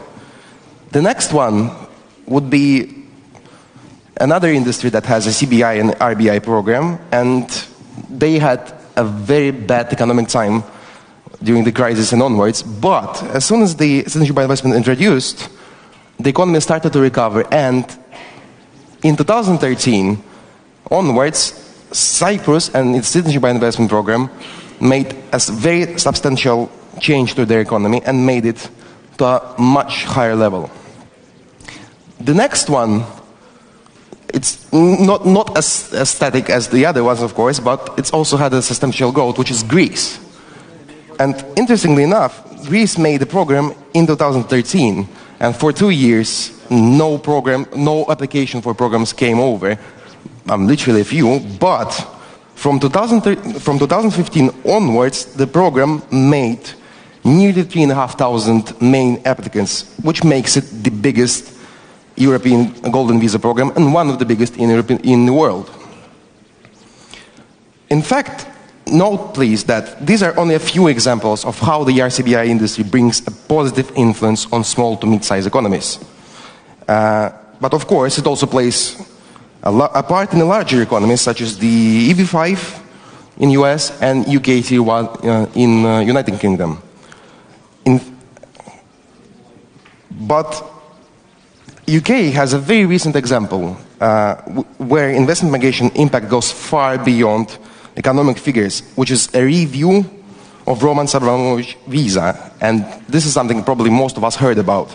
And the fact that he turned his back and went to Israeli citizenship had certainly made a negative impact to the UK economy, who will now develop a new stadium in the heart of London and create a wave of positive outcomes, such as a significant job creation. Moving on to the development topic, I would like to highlight particularly the importance that the RCBI real estate brings to the industry. And according to the most recent research conducted by the Investment Migration Council research team, 65% of all RCBI programs have either a mandatory or an optional requirement of real estate investment in order to proceed with an application for residency or citizenship. While the remaining 35% of programs do not require real estate investment directly, such programs include a requirement for an applicant to reside a minimum amount of days per year in the country, as an example, UK Tier 1 investor visa, which may lately evolve in the purchase of a property. Therefore, real estate sector is the biggest and to a certain extent the most important contributor to the sustainable growth of RCBI industry. But despite the significance of financial and social contribution the RCBI industry brings, not all stakeholders view the industry as a beneficial one. Just recently, Transparency International, Global Witness, European Commission, European Parliament, and other supranational political bodies turned their attention to the RCBI industry, and unfortunately, all their stories, reports, and analysis were far from being positive, and actually missed a vital part of information. How did the RCBI programs benefited their states? I'm referring to the GDP growth slides. Also, numerous media outlets turned their attention, and the industry did not benefit from that neither. And in light of all the contribution the industry brought to the economies, we can actually all agree that these headlines are just dreadful. It is now evident, in case if it wasn't evident before, that the need of professionalizing the industry is there and actually growing on a daily basis. And although several jurisdictions made a significant effort in order to enhance their standards, like Cyprus with their registry of service providers, Caribbean countries with their accredited agents and CBI projects. Viewing it from the global perspective, this is just not enough. So what we actually mean by high industry standards, what does it state? And the view from the Investment Migration Council is the following: absolute transparency, professional marketing, avoidance of any conflict of interest, clear referral structure, staff competence, of course, data privacy measures, customer due diligence and enhanced due diligence when it's necessary, and of course, a clear investment process timeline. With that in mind, IMC, as a regulatory body, had an extensive discussion with its members and stakeholders of the industry, some of which actually are in this room. And currently we are working on IMC Real Estate Review program, which will hopefully change the game for the real estate in this particular industry. And the idea behind this project is actually simple and complex at the same time. Make the industry great again. And unlike Trump, we will not build any walls. So the project, should it be launched soon, will have three main objectives that are aimed to elevate the industry standards further. Establishing a high standard qualification criteria that could classify the development seeking for the funding as potentially suitable for the investment. Provide both end user and intermediary with a third opinion, which is objective overview of the project by actually a group of senior individuals.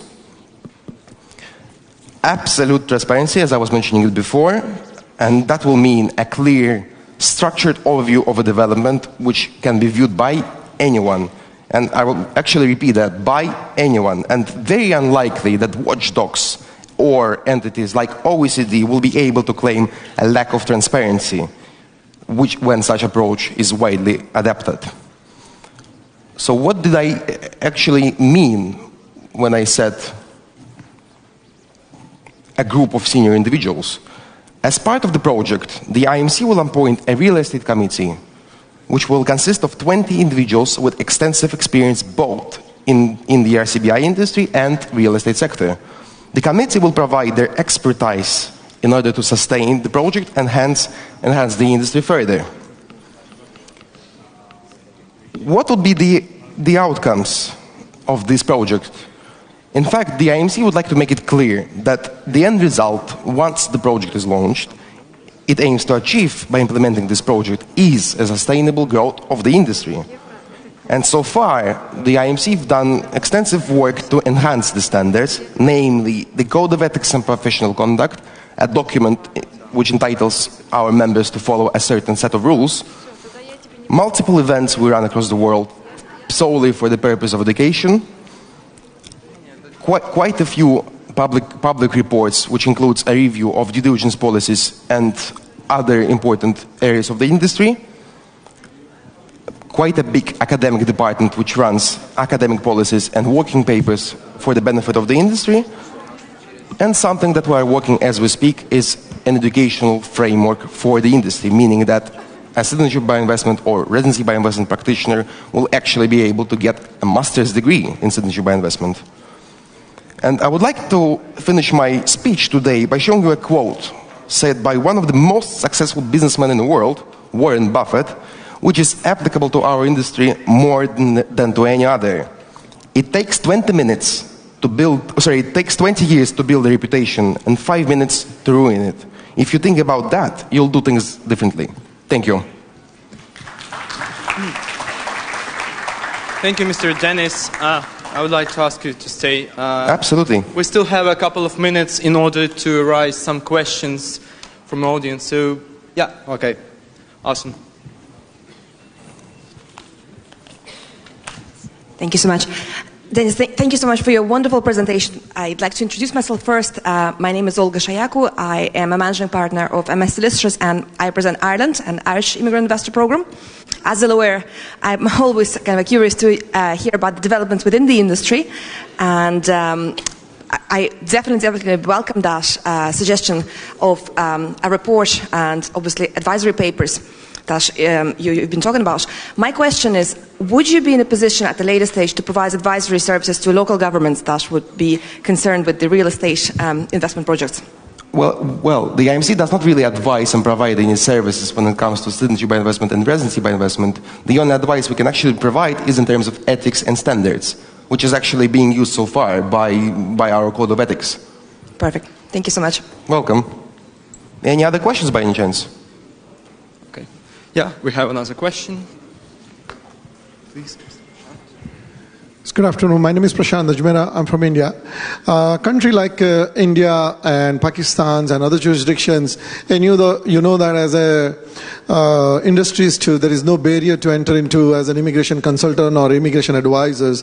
And at the end, they end up doing the similar things like advising on the properties and estates. When you are coming out as organizations, how do you try to control or validate that the consultants or advisors becoming your members, that they are having an ethics standards, and if there is a violation, how do you implement it, or how do you enforce it that he is no more a members and then people are aware of it? How do you take that through your organization?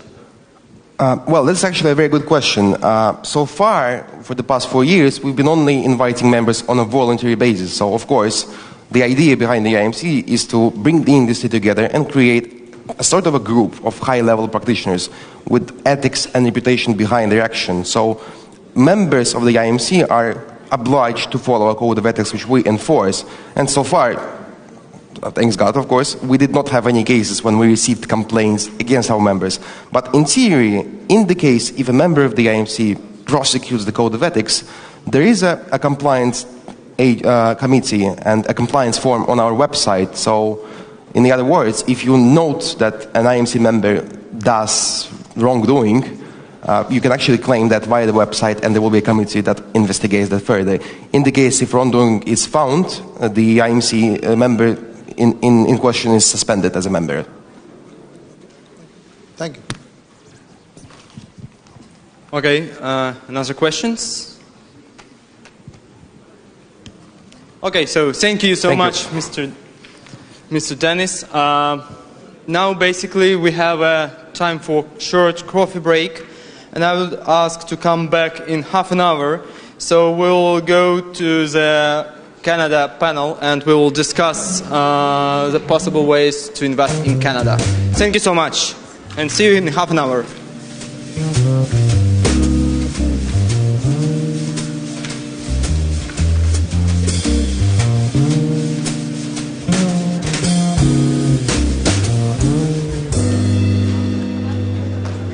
Taking away the moments that make up a dark day. You've read and waste the hours in an offhand way. Kicking around on a piece of ground that you'll hold down. Waiting for someone or something to show you the way. Tired of flying, go now. Should I stay or should I go now? If I go, there will be trouble. And if I stay, it will be double. So you gotta let me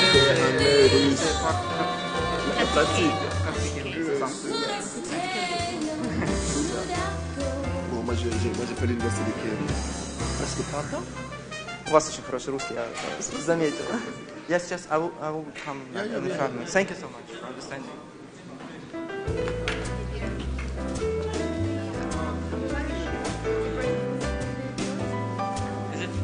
Yeah, and I need to open that to the guests. Now we do the chairs are very, very busy. So.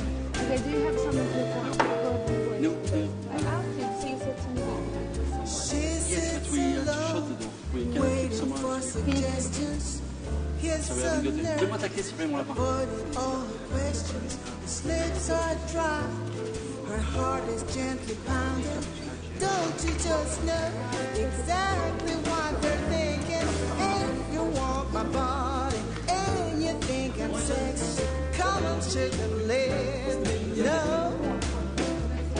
If you really need me, just reach out and touch me.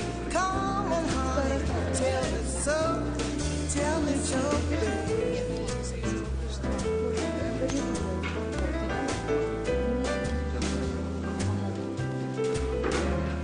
Now he's acting shy, looking for an answer. Come on, honey, let's spend the night together. Now, hold on a minute before we go much further. Give me a dime so I can phone my mother. They got to get to this high-rise apartment. At last he can tell her exactly what his heart meant. And you think I'm sexy, come on, sugar, let me know. If you really need me, just reach out and touch me. Come on, honey, tell me so.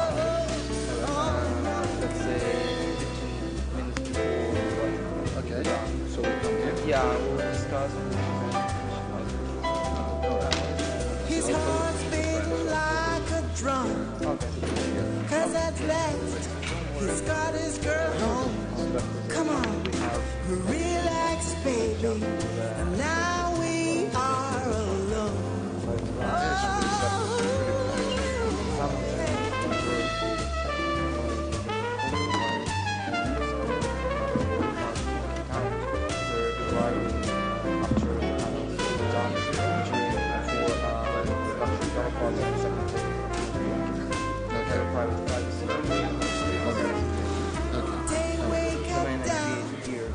The birds are singing to total strangers, but that ain't what they're thinking. Outside it's cold, misty. Alright. Later, but I'm not being in a rush. Через... Да, кофе там, через 15 минут начало. Я гарнитуру подключу. А, гарнитура. Да. А вот эту штуку? А там нет доклада? А слайд не нужен? А что будет? А, мы же говорим чисто там диску, все шикарно. Ой, как классно. В конце 5 минут достает, может. Да бог с ним, я все скажу там от себя. Давай Турала выцепим, договоримся. Давай. Все, договоримся. Готовься после твоего выступления. Возьми Турала и идем. Как раз будет ланч. Давай. У меня вопрос. Давай. Я быстренько погуглил. Есть у меня не только Quebec стартап. Есть UIP, есть Quebec Entrepreneur, Quebec Self-Employed, Province Nominee Entrepreneur, Federal Middle закрыт. У нас как IELP, да. Property Management and Business Investment-Based Immigration. Чем Quebec Entrepreneur, не бизнес-инвестмент? Давай.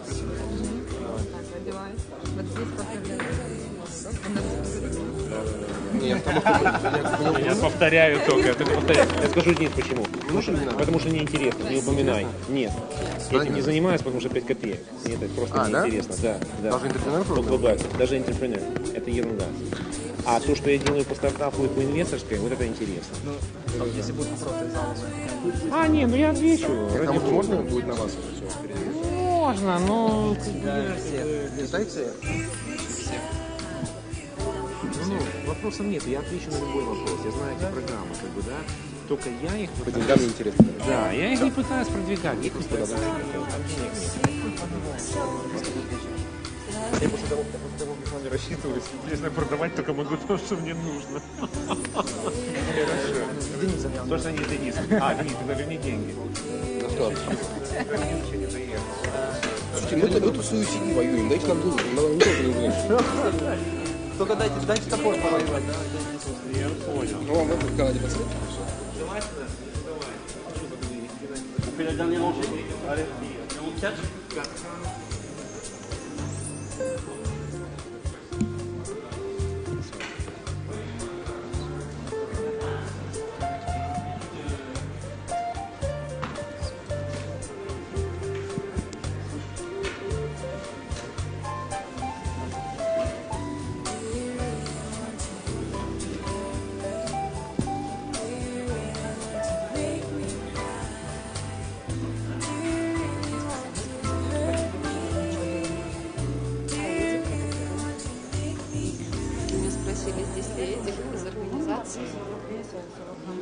Я подумала, может, это вы так скажете. Я Вадим. Хорошо.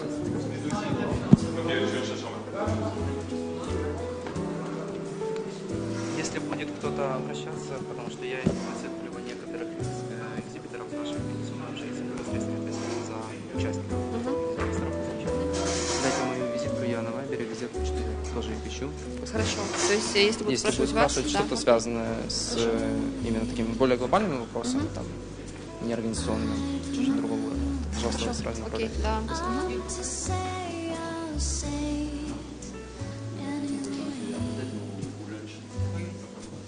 Ну, может быть, Наташа может помочь. Может, Вадим может помочь. Может, Вадим может помочь. По СМИ Ксюша на встрече, он ждет ее уже 2 часа, бедный человек. А по поводу Я прошу того- прощения. Ну, Hi, my name is Vadim. My name is Vadim. I'm a commercial director from a company, basically. So, how can I help you? You have a meeting with 600, right? Yeah. Okay, so, yeah, so my target basically is to get you now next week. Yes, it's not possible to see Miss Corso. No. No, maybe he can help you. You say about the presentation, yeah? Tomorrow Yes, you need yes. to make some presentation. Yes. Это из СМИ, ему надо как-то Okay. обговорить детали. So, which questions do you have? Maybe he can, because So Ksenia, we she's, can sit yes, and, Ksenia is in the meeting, I think like more, 15 more minutes. Okay, Maybe he will... just 1 minute, Yeah. please. Еще раз. Да. Найди, пожалуйста, Дениса Кравченко, он выступал только что. На него микрофон.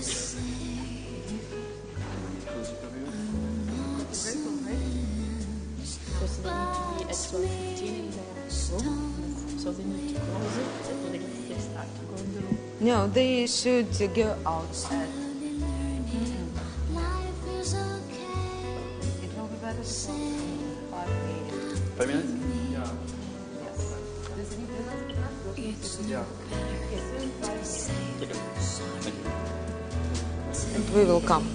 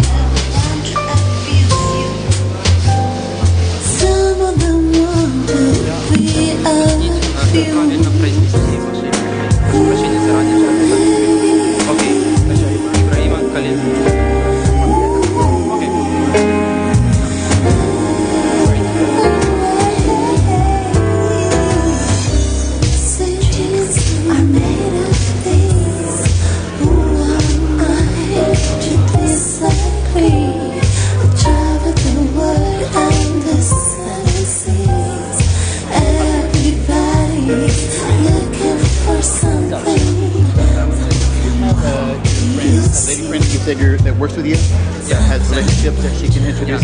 Yeah. When would you like to do that? Some of them want you way of you.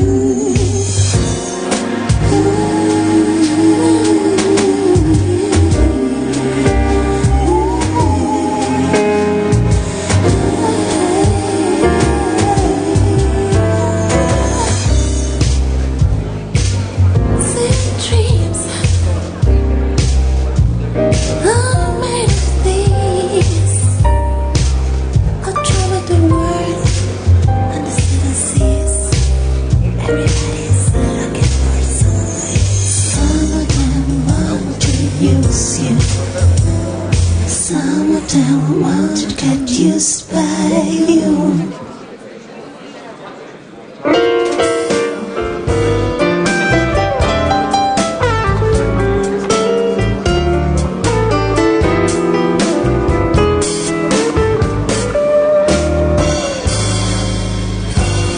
Someone told me long ago there's a calm before the storm. I know it's been coming for some time.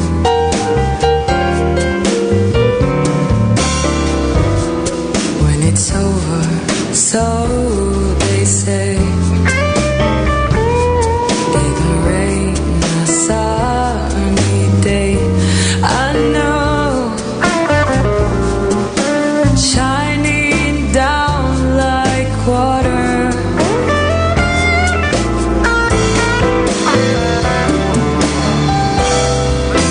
I wanna know, have you ever seen the rain? I wanna know, have you ever seen the rain?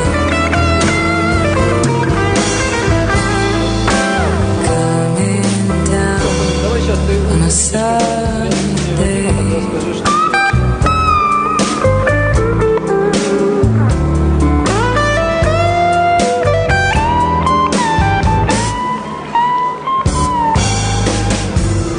Yesterday and days before,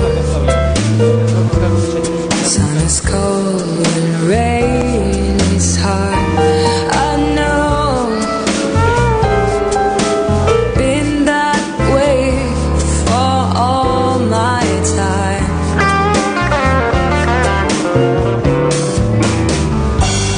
To forever on it goes. For the circle, fast and slow. I know it can't stop. I wonder. Okay, so dear ladies and gentlemen, thank you for coming almost on time after our coffee break. Now I would like to present our next panel and next moderator and panelist. So we will be discovering Canada Investor Visa Startup Visa Program, applying for and obtaining citizenship and permanent residence in Canada. So I would like to present to you our moderator of panel, Mr. Denis Kravchenko, Investment Migration Consul. Please welcome Mr. Denis. Okay, so our next panelist, also please welcome with applause Mr. Victor Hohats, founder of Avista Professional.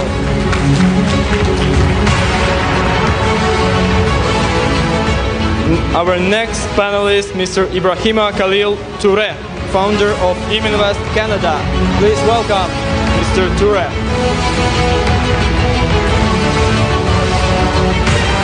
And also I would like to welcome Mr. Prashant Ajmera, the founder of Prashant Ajmera and Associates. Please welcome Mr. Prashant.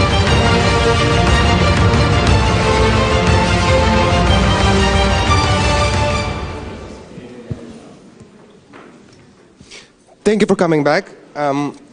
today we would like to actually discuss the Canada immigration options to Canada, and it's actually worth mentioning that Canada was always one of the most popular migration destinations in the world. Between 2011 and 2016, Canada had welcomed 1.2 million migrants according to UN figures, which of course includes economic migrants as well. And an interesting figure to know as well about migration to Canada, that 21.9% of total population are actual migrants. So the focus of our panel today is to discover what are the possibilities to migrate to Canada by making a financial contribution. With that in mind, I'm happy to once again introduce our panelists, Victor, founder of Avista Professional, Ibrahim, founder of Iminvest Canada, and Prashant, founder of Prashant Almira and Associates. And my first question to you, gents, would be that Canada offers only 2 immigrant investor programs, Startup and Quebec. So if an entrepreneur must choose between 2, what factors need to be considered? I'm not sure if, okay, it works. Those are 2 programs that have a set of requirements that would fit different people with different backgrounds.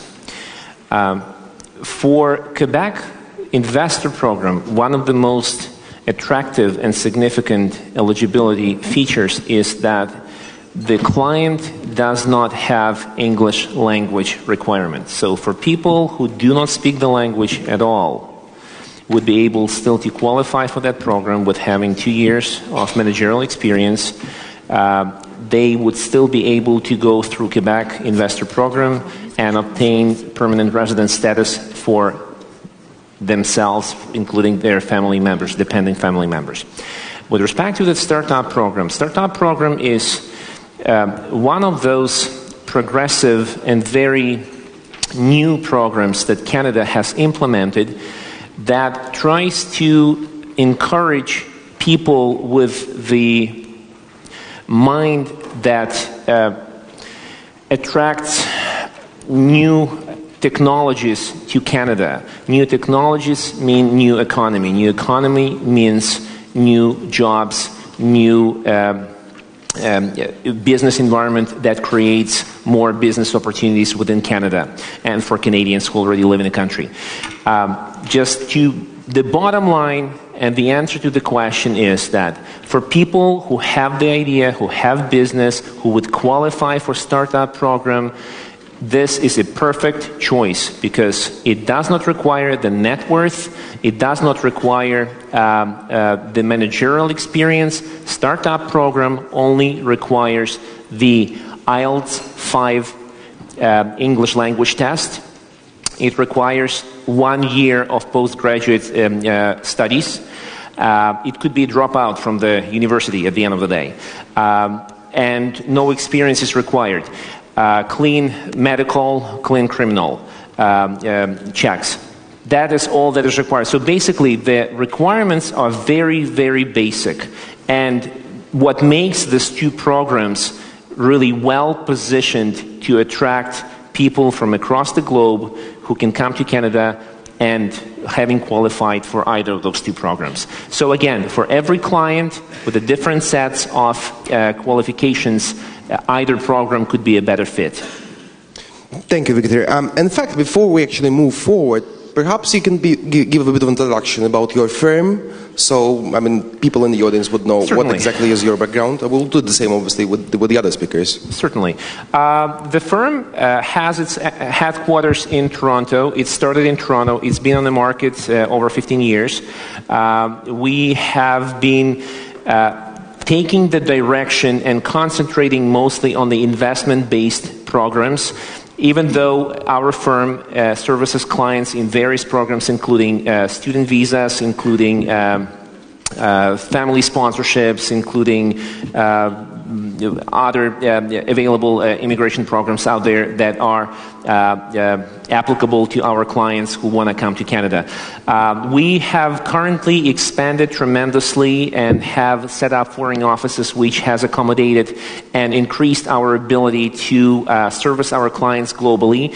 And we are looking forward to expand even further and using our skills and ability to develop the background for the clients to come and receive the ultimate result that they come for, ability to come to Canada and make the Canada their new home. Thank you for that. Prashant, perhaps you can actually answer the same question and possibly introduce your firm as well, because as far as I know, you have quite an extensive experience in India, in Canada and US. Good afternoon, friends.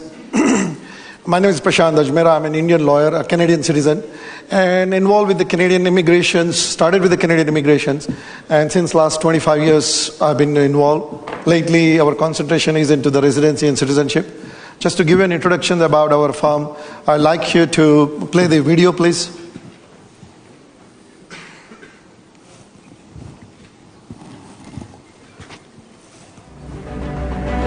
Are you seeking a better life for yourself and your family, and an amazing chance of globally expanding your business? If your answer to these questions is yes, look no further. Law Office of Prashant Ajmera and Associates can turn your dreams into reality. Mr. Ajmera's experience in this highly complex field, combined with his exceptional talent, provides his clients with optimum strategies and solutions for their toughest immigration problems. He helps his clients effectively navigate the complex terrain of migration laws of various countries. With his profound knowledge and 25 years of experience in corporate and migration law, as well as international trade. After completing his studies, Mr. Ajmera began his career as a lawyer at the High Court of Gujarat.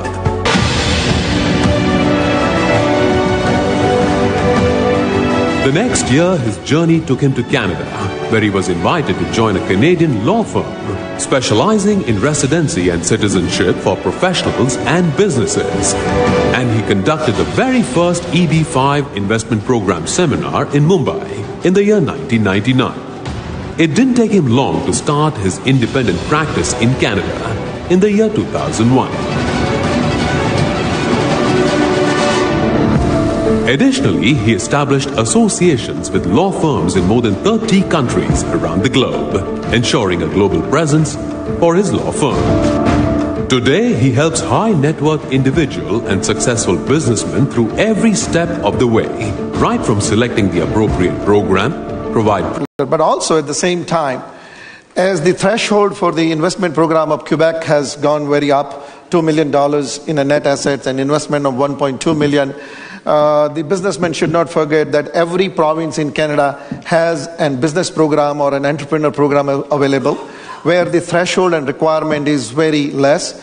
And people should look at it, or the businessmen should look at it. Those who are interested in running and managing a business in Canada should look at that option as well. Thank you.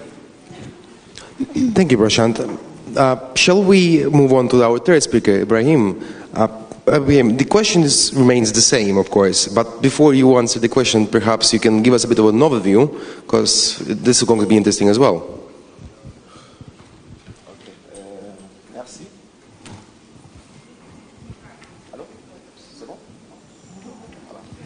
Alors, merci. Moi, c'est Touré Ibrahima Khalil. Je suis consultant réglementé en immigration canadienne.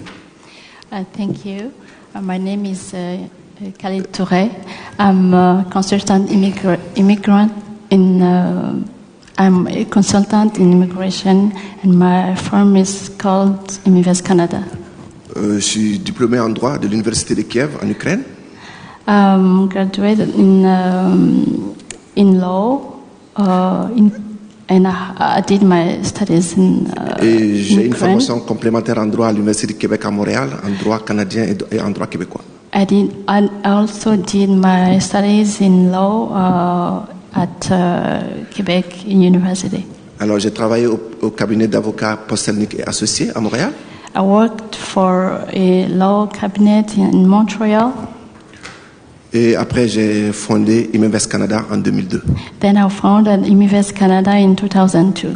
Donc, nous nous occupons des visas d'affaires, We take care of business visa. Le programme d'immigration d'affaires du Québec, Québec sorry. et aussi Touré, le visa pour démarrage d'entreprise. Tu peux répéter la deuxième? Vous dites? Je dis le visa pour démarrage d'entreprise au niveau du Canada. Québec pour les visas d'affaires, pour l'investissement, les entrepreneurs au niveau du Québec.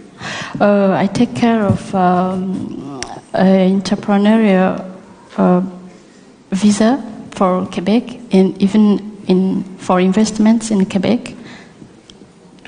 Et nous nous occupons aussi des travailleurs qualifiés, c'est-à-dire les personnes qui ont des diplômes et qui veulent s'établir au Québec ou dans le reste du Canada comme des travailleurs qualifiés. And those who want to come in Quebec as qualified workers. Merci. Thank you. Thank you. We actually covered the first question, which is crucial, of course, and now we have even a more important question to a certain extent. And as we all know, the demand for Canada is high, and the quota for the Quebec program, Quebec Immigrant Investor Program, is filled within a very, very short time frame. So, gents, can the Canada Startup Visa Program be viewed as a full value alternative to the program offered by the Quebec? Victor, perhaps you will be the first one to address that, please. Dennis, could you please repeat the question? Excuse me? I had a hard time hearing the question. Sorry about that. The quota for Quebec Immigrant Investor Program is filled within a very short time. Yeah. Can the startup visa be considered as a full value alternative to the program offered by the Quebec? Thank you very much, Dennis. Well, yes. As my well-respected colleague Prashant already mentioned, Quebec program has been out there for the longest time ever. It's one of the oldest, probably if not the oldest, investor-based program out there. People know this program. It's established. So the first thing that they come to think of Canada, and those who would like to come through the investment-based program, they think of the Quebec Investor Program. There used to be the Federal Investor Program, but the Federal Investment Program was cancelled a few years ago. However, Quebec remains to be working today.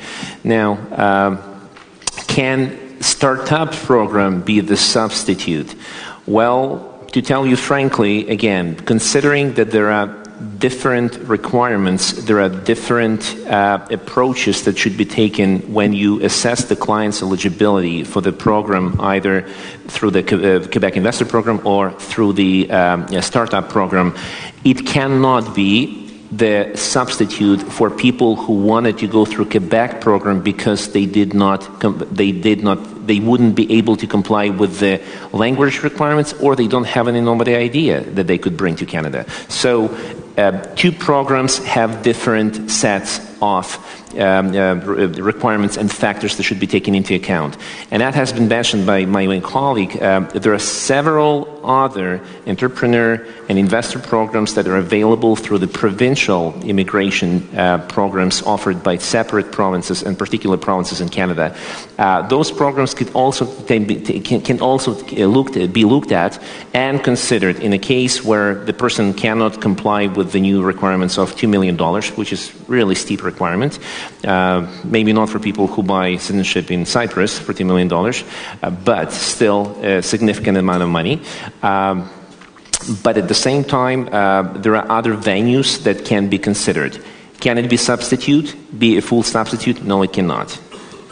Thank you. Prashant, what would be your opinion on that? Can it actually substitute one or not? I will say yes and no. It can be a substitute. Sorry to differ with you. My first case, we did it with the startup program, was actually the businessman. He was in IT industries, was very wealthy. He visited Canada and America, met several lawyers, And then he got the reference of our law firm, and he came to meet me in Ahmedabad, where our office is, and he was also locally. He was an IT millionaire, made his money, and he says, should I do the investment program of Canada or should I do the EB5? And I said, not either of the one. You should go for a startup program. And when I explained to him that what this startup program is, he was very excited.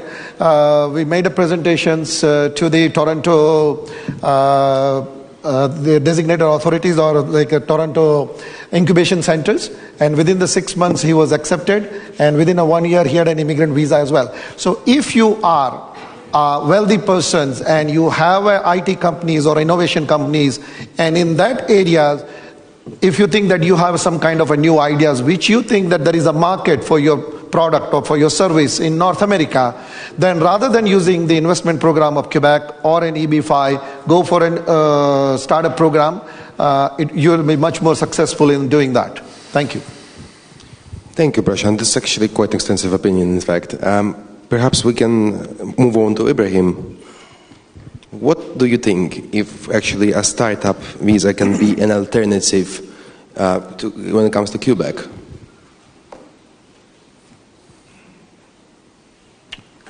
Bon, regardez, les deux programmes sont complètement différents.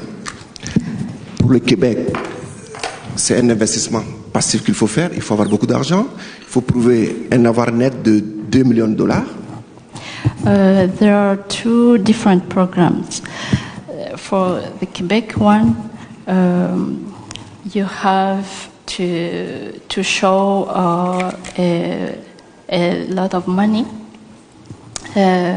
The amount are $2 million. $2 millions d'avoir net qu'il faut prouver. Yeah, you have to show that you have $2 million. Et investir $1,200,000. And you have to invest $1 million. C'est beaucoup. That's much. Bon, pour le programme de démarrage d'entreprise ou startup visa, for the startup visa, il faut avoir une idée d'affaires. You have to an eligible business. Et avoir le soutien d'une des entreprises qui se qualifie. You have to obtain also a letter of support from a designated organization. Alors, les deux programmes étant différents, donc je ne pense pas que le programme de démarrage d'entreprise puisse remplacer totalement le programme des investisseurs. Even if those programs are different, I don't think the startup visa can replace the Quebec one. Donc le programme de démarrage, le programme de visa pour démarrage d'entreprise, donc ça prend des idées d'affaires et ça prend le parrainage d'une entreprise qui se qualifie. So this program of startup visa needs one eligible business, and you have to obtain a letter of support from a designated organization. Bon, évidemment, si le quota du Québec est atteint, parce qu'ils ont besoin juste de 1900 dossiers. Of course, if the quota in Quebec is full, jusqu'au 15 mars 2019. Because they have to stop when they receive one.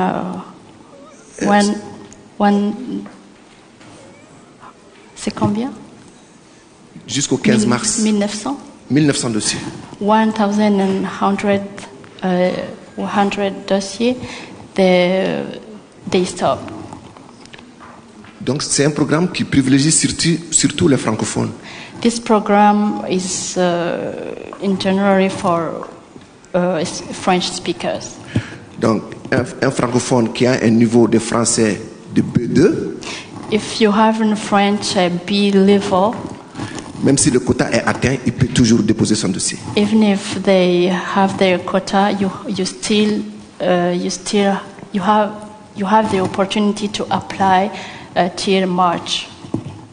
Donc pour moi, les deux programmes ne sont pas interchangeables.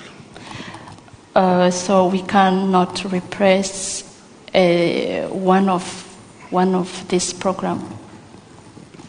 Donc, il serait possible aussi d'envisager d'autres programmes du Manitoba, par exemple. Non? pour les gens d'affaires. There is also another program for those who want to go in Manitoba. Merci. Thank you. Thank you. The next question, in fact, is very interesting because we have a representation of different regions. So, which countries show the biggest interest for Canada immigrant investor programs?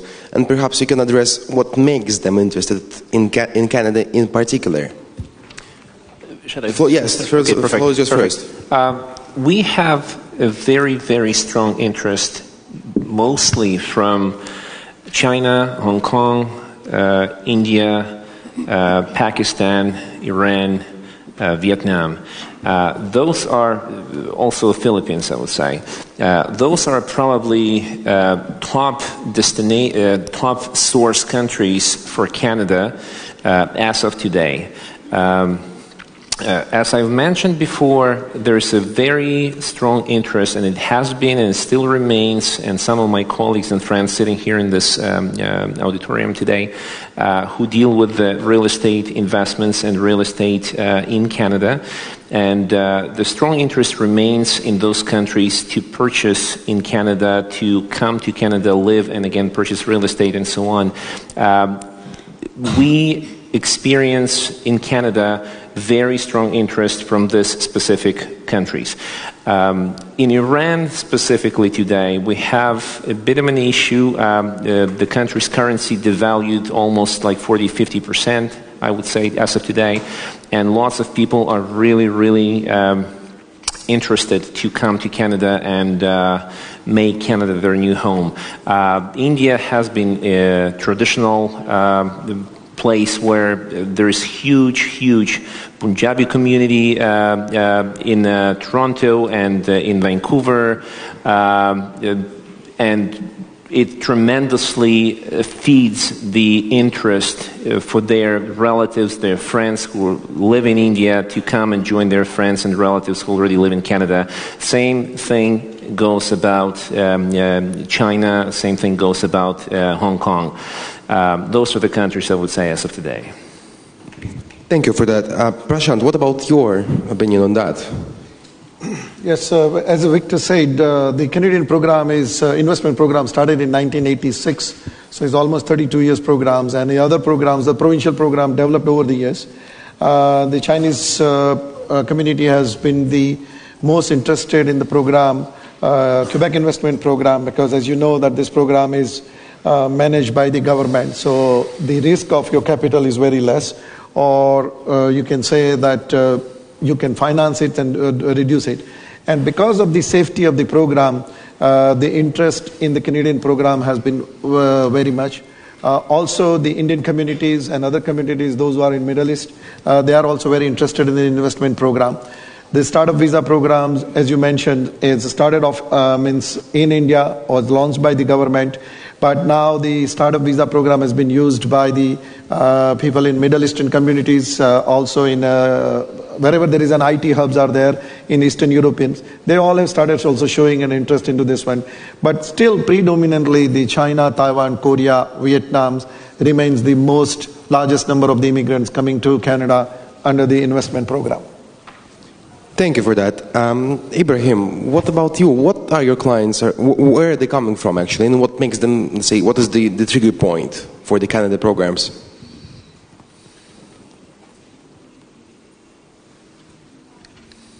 Ok, merci pour la question. La majorité de notre clientèle d'affaires vient du Maghreb. Tunisie, Maroc, Algérie. The majority of our clients come from Tunisia, Morocco, Algeria. Donc ça c'est la grande majorité de notre clientèle d'affaires. Nous avons aussi de nombreux clients qui arrivent du Liban. We have also clients coming from Lebanon. Donc ça c'est vraiment le bassin de notre clientèle. This is the majority. Pour les gens d'affaires. Mais pour répondre à la question générale qui a été posée, le plus grand nombre des gens d'affaires viennent de la Chine. Même au Québec, le plus grand nombre, c'est la Chine. The majority of investors come from China. Okay, thank you for that. Thank you. Let us move on to the last question, and then we have some interesting presentations by our panelists.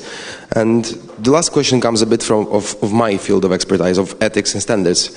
So some of us may have seen an undercover investigation happened on 20th September this year, and it was carried out by CBC Canada, which unfortunately for the larger industry exposed several practitioners in acting in the wrong manner.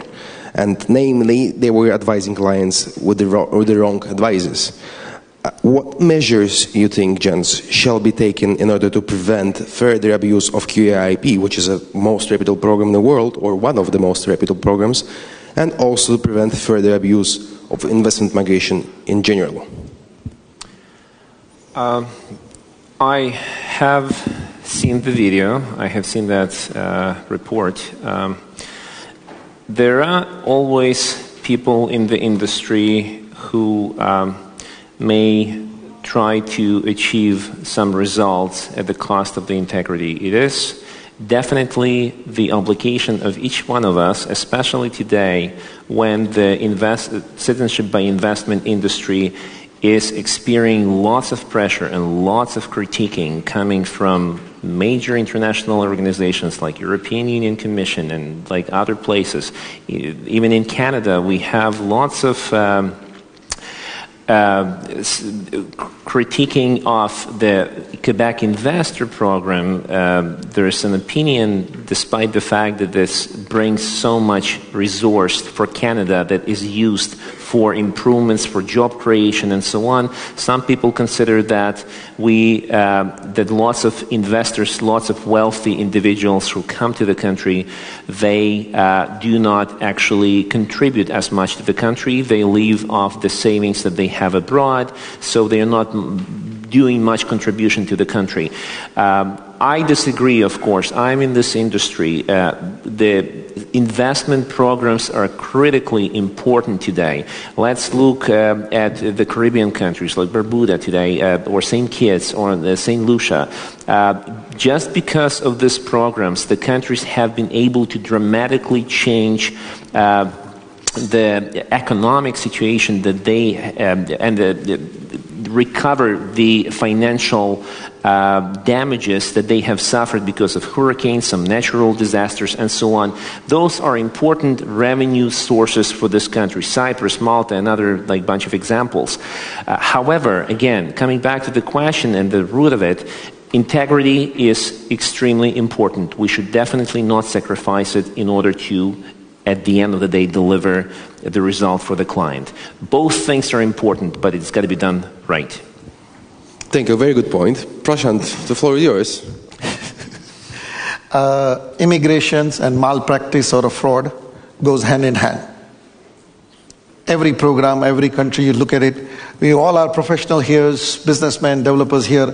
When it comes to an immigrations, it becomes some of the members of our communities, our fraternities, would like to take an advantage or a shortcut. And that's the part of the game. I don't think that this is for the first time it has happened in Canada when it comes to a residency requirement, because when the wealthy businessman wants to make an investment, they want to treat the investment into that country and keep the permanent residencies or citizenship as a credit card in their pocket. And because of this requirement, a few years back, there was another similar incident in that. In Quebec, it's also happened. This is you're talking about in Vancouver, it happened. So it is going to happen, and the governments are very, very strict about it. Canadian government will definitely, and RCMP will definitely investigate further, and will make sure that these things doesn't happen. But you know that in this industry, it's going to come up every now and then. It's a part of the industries or an occupational hazard of this industry. Thank you. Thank you. Ibrahim, what your opinion on that would be, if you could do your opinion on standards and how we can protect industry and Quebec in particular? Ok, merci pour la question. L'industrie de la consultance en immigration est réglementée au Canada. Donc il y a le Conseil de réglementation des consultants en immigration du Canada, et puis il y a différents barreaux dans différentes provinces. Consultants in immigration in Canada are accredited. Bon, il est clair que de temps en temps, il y a des situations pareilles où il y a des gens qui ne se comportent pas bien dans l'industrie. Donc ça réagit sur toute l'industrie, ça c'est sûr. It can happen that some people will try to abuse. Donc nous pensons que les ordres professionnels vont toujours continuer à sanctionner les consultants indélicats qui se donnent à des infractions. Je n'ai pas compris. Touré. Je dis que l'industrie, le conseil, l'ordre professionnel va continuer à sévir contre les consultants qui se donnent à des pratiques peu orthodoxes, c'est-à-dire des pratiques illégales. Those illegal practices are prohibited and will be prosecuted. Voilà, je tiens à dire que tous ceux qui ont besoin des services de consultance en immigration, c'est toujours bien de passer par les personnes réglementées, les avocats et les consultants en immigration. Au moins, si eux, ils font des choses qui ne sont pas bonnes, ils seront sanctionnés par leur ordre professionnel. I recommend that those who want to come in Canada legally have to look for lawyers or immigrant consultants who have right to exercise. Thank you. Thank you very much. Quite an intensive piece. So we are actually done with the first part of our panel discussion. Now I would like to pass the floor to Victor, who will be giving a broader presentation on Canada and on his profile, of course, as well. Victor, the floor is yours. Would you like to stand here or there? I like the chair. Canada, okay? We've heard about Cyprus, we've heard about Malta, we've heard about Caribbean, beautiful, sunny waters, nice weather, stuff like that. Something we cannot probably provide much in Canada, except for the summer. But it could be humid too, someone may say. So, however, there's so many other things that we can provide and that we can really boast, and we can say, listen, we are the best here and here and here and here.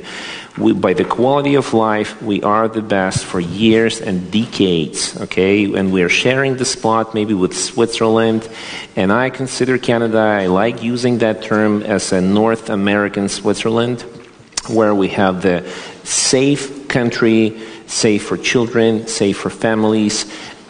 We have one of the greatest educational systems in the world. Our universities are in the top 10 universities of the world. We have the greatest social support system there for those who need it. We have great infrastructure. We have excellent and a top 4 or 5 in the world entrepreneur and business friendly environment. We have lots of things to offer. Certainly we have the United States right next to us, the big brother so-called. The United States is the United States. So everyone knows about the United States from movies, from information. They dominate the media sphere and with the news and everything else. American dream is an American dream, but I want to tell everyone here, certainly, and everyone even outside, we have the same greatest environment and safer than anywhere else and more friendly for the business that we can provide to people who would like to come and make Canada their new home. We also have the passport that allows us to be in the top, again, 4 or 5 countries that we can use to travel and enter countries across the globe visa-free. The whole set of the most important factors that anyone would consider whether he or she would like to take his or her family anywhere else, make some other place their new home, Canada is definitely in a top, I would say for me, you may consider me biased here, in a top 1 or 2 destinations. Thank you. Thank you. Well, I hope we don't consider you biased, to be honest. Prashant, what you would like to add to that? What's your opinion on that? In general. In general? Yeah. Advertise Canada. Advertise Canada. Well, advertise Canada. Yes, that's how I started my practice 25 years back. That was the time in India and other places around the world where I was doing the seminar. I had to literally take the map in my hand and show that, you see America here?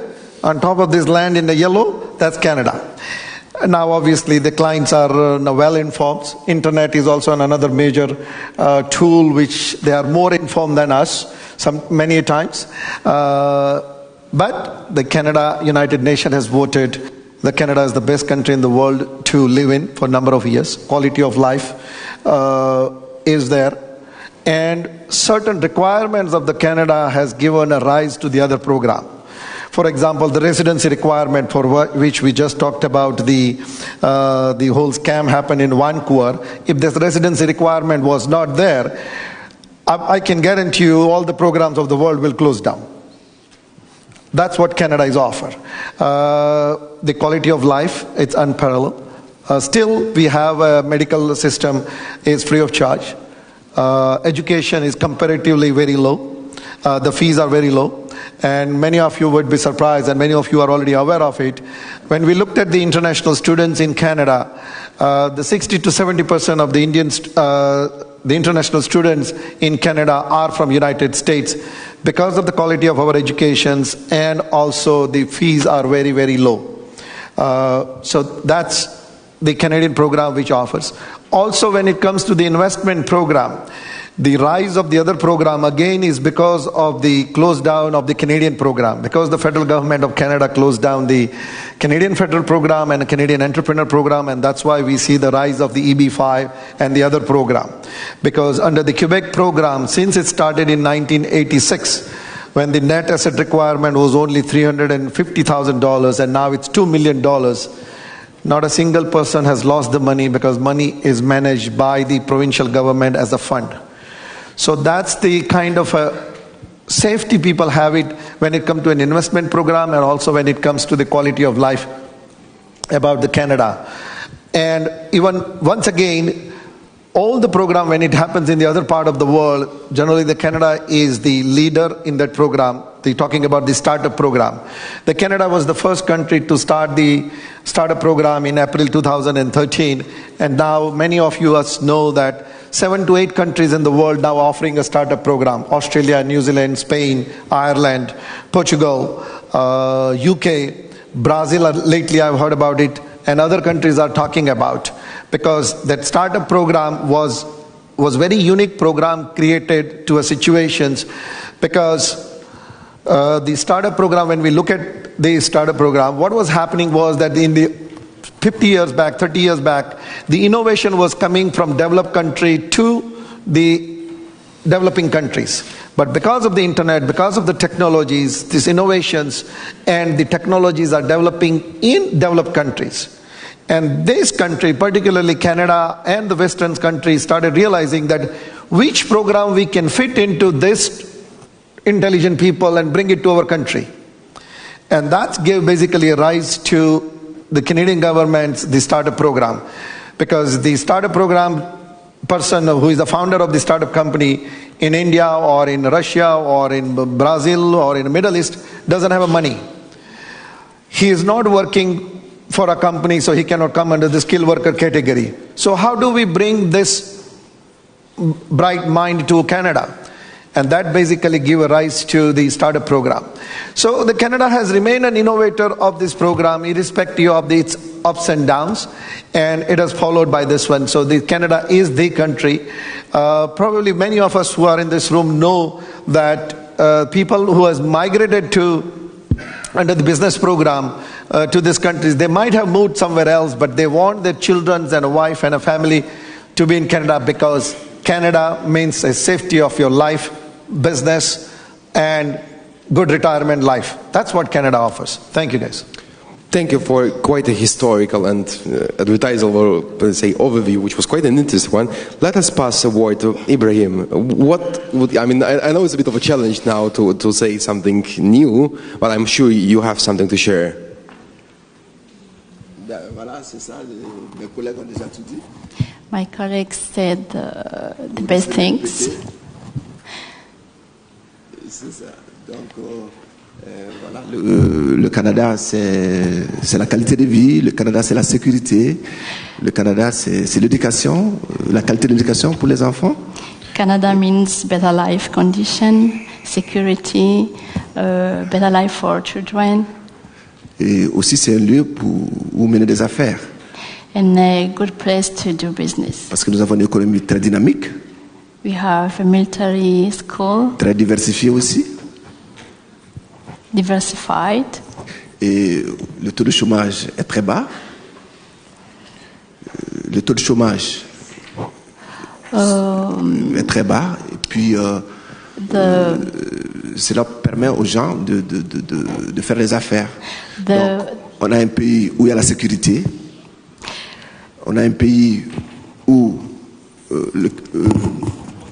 la sécurité est très bonne, la qualité de l'air. Donc, ça vaut la peine de vraiment de s'installer au Canada.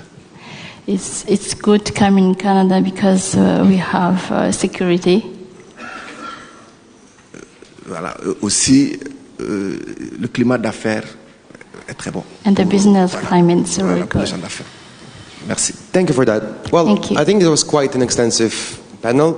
Thank you to our panelists. I mean, we should probably say thank you by applauding. Yes. We actually have some time for questions. Are there any questions here by any chance? Okay, yes. We have a question here. This is an entrepreneur question. Ahmed Abbas from Reach Immigration. Thank you for all the info you shared. My question is about the Quebec program. As we've seen, a lot of provinces have fallen under scrutiny with their PNPs, like Manitoba, New Brunswick, and PEI. Do you foresee Quebec also changing from a PR to a temporary work permit, or any drastic changes in the program in the future? I think, yes. Do you have an answer?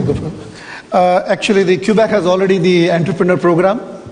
It was closed down in 2013. They revamped it, and in the August 2018, they have come up with the Quebec entrepreneur program. The requirement is that you need to have a $900,000 in an assets. The investment requirement is $300,000, and you need to have a deposit or a fixed deposit or a government bond of $200,000. The quota is very limited. It's only up to 60 files among the startup visas and an entrepreneur visa.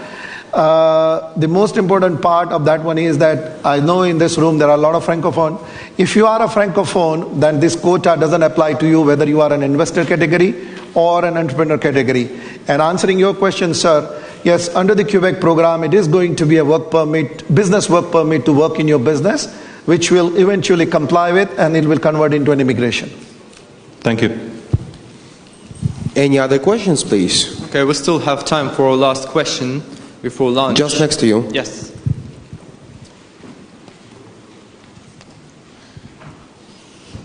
According to the website, the Canadian website which I've come across, it says that a person who's going to start up a business in Canada, they have to first, for the first 6 months, if the business grows, then they'll be able to apply for immigration. If the business does not grow, will they have to come back to the country that they have migrated from? So you're talking about the startup visas or entrepreneur visa, ma'am? The entrepreneur visa. Entrepreneur visa. Okay, the entrepreneur visa is not a 6 months, but basically now all the provinces, all the 11 programs, they have, except the New Brunswick right now, they have changed their requirement. And what it is the most important aspect is the exploratory trip you have to take it before you make your formal applications. Website recommends only 5 days, but with our experience, 5 days is not enough. You need to spend more time in Canada, particularly province in which you want to apply, and come up with a strong business plan, whether you want to start a business, whether you want to do a joint venture, or whether you want to purchase an existing business. Once you do that one and have either you do it on your own business plan or take a professional help, but you must have a very extensive business exploratory trip. What do you mean by business exploratory trip? You want to visit the business, the kind of a business you want to do it. You want to find out the rules and regulations which are affecting. You want to also find out and meet the government representative. Also, you want to meet the Chamber of Commerce and the association in your industry. Looking into that one, and you make your business plan, and then if the government is satisfied with your business plan and the net assets, then they will make an initial, give you an invitation that now you make a formal applications with your with your business plan. If the government like it, then they will make a second invitation they give you that now you make an application with the documents and a business plan. In that first 6 months, what you're talking about, answering your questions, in that first 6 months, if you do not do the business, yes, the government may decide to send you back. The idea was that in earlier regime, there was no monitoring under the Canadian entrepreneur programs or Quebec programs or other provincial program, and it was very difficult. And what the government found out basically that people made all kind of promises, but when they come into the Canada, they never done that business, or they even not visited that province. And that's why, apart from the New Brunswick, all the provinces are changing to the regime of that having a business work permit first, and then if you fulfill this requirement and run and manage the business, make an investment, create a 1, 2 or 3, whatever the job is there, then only we will issue a final approval letter. Based on that one, you can obtain a permanent residency. Thank you. Perhaps Victor can add something as well, I think. I'll just add something else. Again, pertaining, everything has been mentioned, and I agree with everything else. Pertaining to the startup visa, okay, that 6-month requirement would not apply. There would be no requirement, actually, with respect to whether the business is going to work or not. That's important to mention, and whilst I'm promoting this program, and I'm actually saying that this is one of the best, like today, available venues to come to Canada and immigrate to Canada, the startup program, the ministerial instructions, the legislative background for the program already clearly provides and openly mentions, not openly, it clearly mentions that even if the business would not take off the ground, it wouldn't work, you still get to keep your permanent resident status. So I'm just mentioning this just to keep it as for the comparative kind of purposes, to understand that there are some programs out there that would not have this additional requirements on what you have to do, how you have to run your business, how you have to comply later on with additional requirements and so on. But you have received the PR, you keep the PR. Whether the business works, it doesn't work, would not matter anymore. Okay? Thank you. Thank you for that. I believe we have no more time for questions, but of course all our panelists have stands, so please free to come over to them tomorrow, and they will obviously clarify any questions you may have. I'll just like to mention about the upcoming program of the IELP. So I know that there is a great interest in the Indian market in this room, and IELP has done one show last year in May. It was quite successful. And again, our law firm is working closely with the IELP to put up another show which is coming up on 16th and 17th of January in Mumbai. So if you are interested, please look at the website, and you are all welcome to come to India. And let's educate the Indian professionals and Indian HNIs, and we make the market of India like a China. Thank you very much, guys. Thank you. So now it's time for lunch, so we'll have a lunch break for 45 minutes, and I see you back at 2 p.m. and we'll be jumping into the really hot topic of discussion, Cyprus, like the real estate investment destination. Thank you. See you in 45 minutes.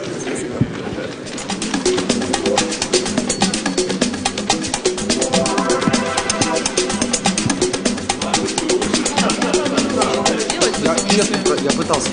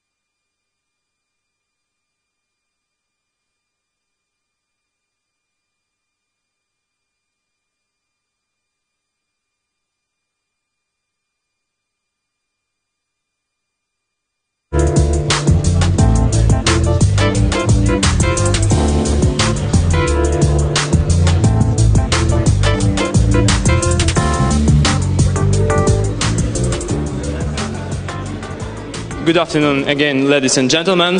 I hope your lunch was great. And now it's time to jump into the next really important and hot topic panel regarding the Cyprus real estate investment in Cyprus as a path to EU citizenship. And I would like to invite right now our moderator of a panel, Mr. Andrei Kostyuk, founder and CEO of Taurus Aurum Global Property Fund. Please welcome.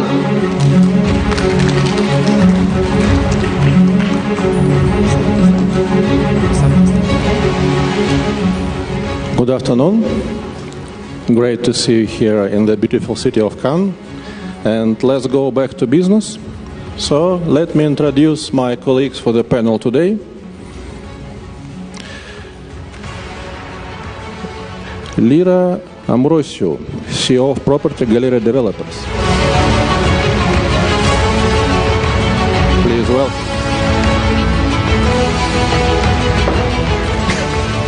Marilu Pavlou Christodoulidis, founder MPC Legal.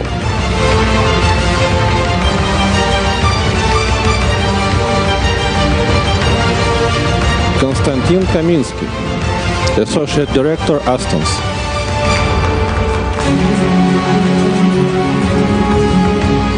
Marianna Pavlidis, Associate and Head of Immigration Department, Chrysolis Vasiliadis Company. And last but not least, George Georgiou, Managing Director, Protamara.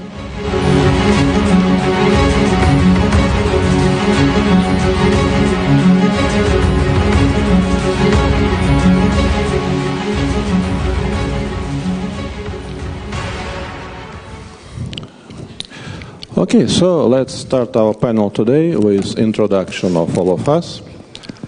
I'll use my role as a center of the stage and introduce myself first.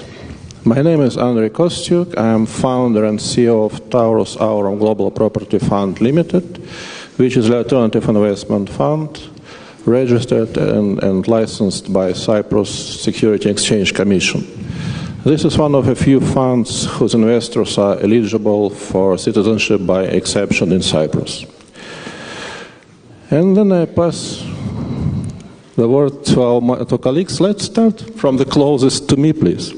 Thank you. I am Marianna Pavlidis. I'm an advocate at Vasiliadis Law Firm in Cyprus. And I'm dealing with citizenship and residency schemes for the past 7 to 8 years now. The law firm it's a leading law firm in Cyprus, full service including corporate migration, litigation, tax, intellectual property, mergers and acquisitions, basically anything which is covered by the legal aspects. Our aim is to provide to the high net worth individuals, of course, the best possible legal service throughout our main office, which is in Nicosia, Cyprus, as well as our international offices throughout the remaining 6 jurisdictions. Thank you very much. Marilu, please. My name is Marilu Pavlou. I'm the managing partner of MPC Legal. We are a full-service law firm based in Nicosia, and we offer all services of law from trust to tax to corporate structures to immigration services, of course, as well as providing company formation services and fiduciary services.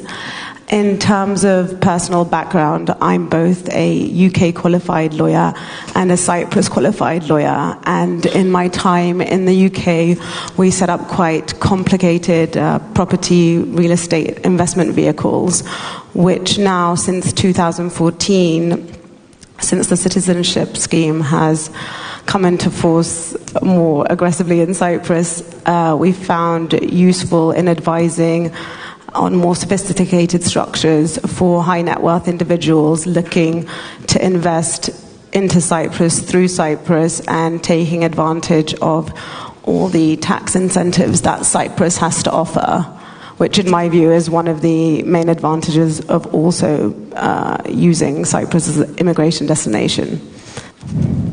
Lira? Thank you. My name is Lira Ambrosidou. I'm CEO and Director of Property Gallery Develops Construction. This is a company in Cyprus, and we're a major independent developer of award-winning innovative residential and commercial properties in Cyprus in prime areas and the most desired and growing Cyprus real estate market. We enjoy excellent reputation of established over 16 years experience and widely associated with superior quality, design innovation, and receiving 27 international awards only for last 8 years. We're proud to say that we are officially accredited by the government for Citizens by Investment Program, and we have only prime location which are chosen by the company. All our projects are walking distance from the sandy beaches. We have award-winning and well-recognized projects, innovative design with very high-quality finishes. Well, we can say that we accumulated in-depth local market knowledge. All our properties are freehold ownership and concerning the properties and the land. Also, we can proudly announce that we have transparency in building long-term relationships with our clients, with our investors, and with our partners. We can offer the widest range of the properties among 40 projects in Cyprus. Thank you. Okay, now we move to gentlemen. Konstantin, please. Good afternoon, ladies and gentlemen. My name is Konstantin Kaminski. I'm Associate Director at Aston's London. Aston's is a UK immigration law firm that has been in the market for more than 30 years now. And we are leaders in the UK for UK immigration visa, UK investor visa, and we were focusing on high net worth individuals from all over the world coming to London for many years. But just recently, since 2013, 2014, Cyprus has become an exciting new destination that actually, due to their investment and migration program, and it has become a new favorite service and new program in the market for most of the high net worth individuals. They are moving to London from all over the world. We have offices in Dubai, Moscow, Beijing, Shanghai, Tokyo. So we are a global company, and our headquarters is in London, Mayfair. So basically, we at the moment has shifted our focus to citizenship by investment program. We have a team of more than 30 UK immigration solicitors. We have a team of 5 immigration lawyers based in Limassol, at our office in Limassol. And we're happy to provide the British quality services to our high net worth clients worldwide on their route to European citizenship, or either it's Cypriot passport program or it's the citizenship of the United Kingdom or the Caribbean. Thank you. And George. Thank you very much. Hi, my name is George Giorgio. I'm a director of Prodamare. Prodamare was established in 1982, and it's a family-owned company, which is the property arm of the property arm, with its sister company being Magnum, one of the main shareholders of Universal Life, the leading life and health insurance in Cyprus. Prodamare developed and has evolved into a development company, and we don't emphasize just on location and quality, but also to professional service that we offer to both to our customers and our associates. Where we have launched the seafront, the Prodamare Seaview seafront houses, which are eligible for the naturalization scheme. Also in the pipeline, there's a project for hospitality, where it has a gross development value of 25 million. And additionally, there's under the insurance company, there's a subsidiary. We got the license for a golf, which gives us it's called the Limassol Hills. And it's basically gives the license of constructing 150,000 buildable square meters. And over the span of the years, it's a $1 million euro sales business. Personally, from a background, I did mechanical engineering. and then I worked in private banking before I went and did my MBA in the States. I was a co-founder in a medical service firm, which we partially exited to a private equity in 2013, and since 2016 I've been holding the position of Vice Chairman of Universal Life. Thank you. Okay, so now we can go to the main part of this event, and if somehow there are people in the audience who do not know anything about Cyprus' program of citizenship by exception, here is the program in a nutshell.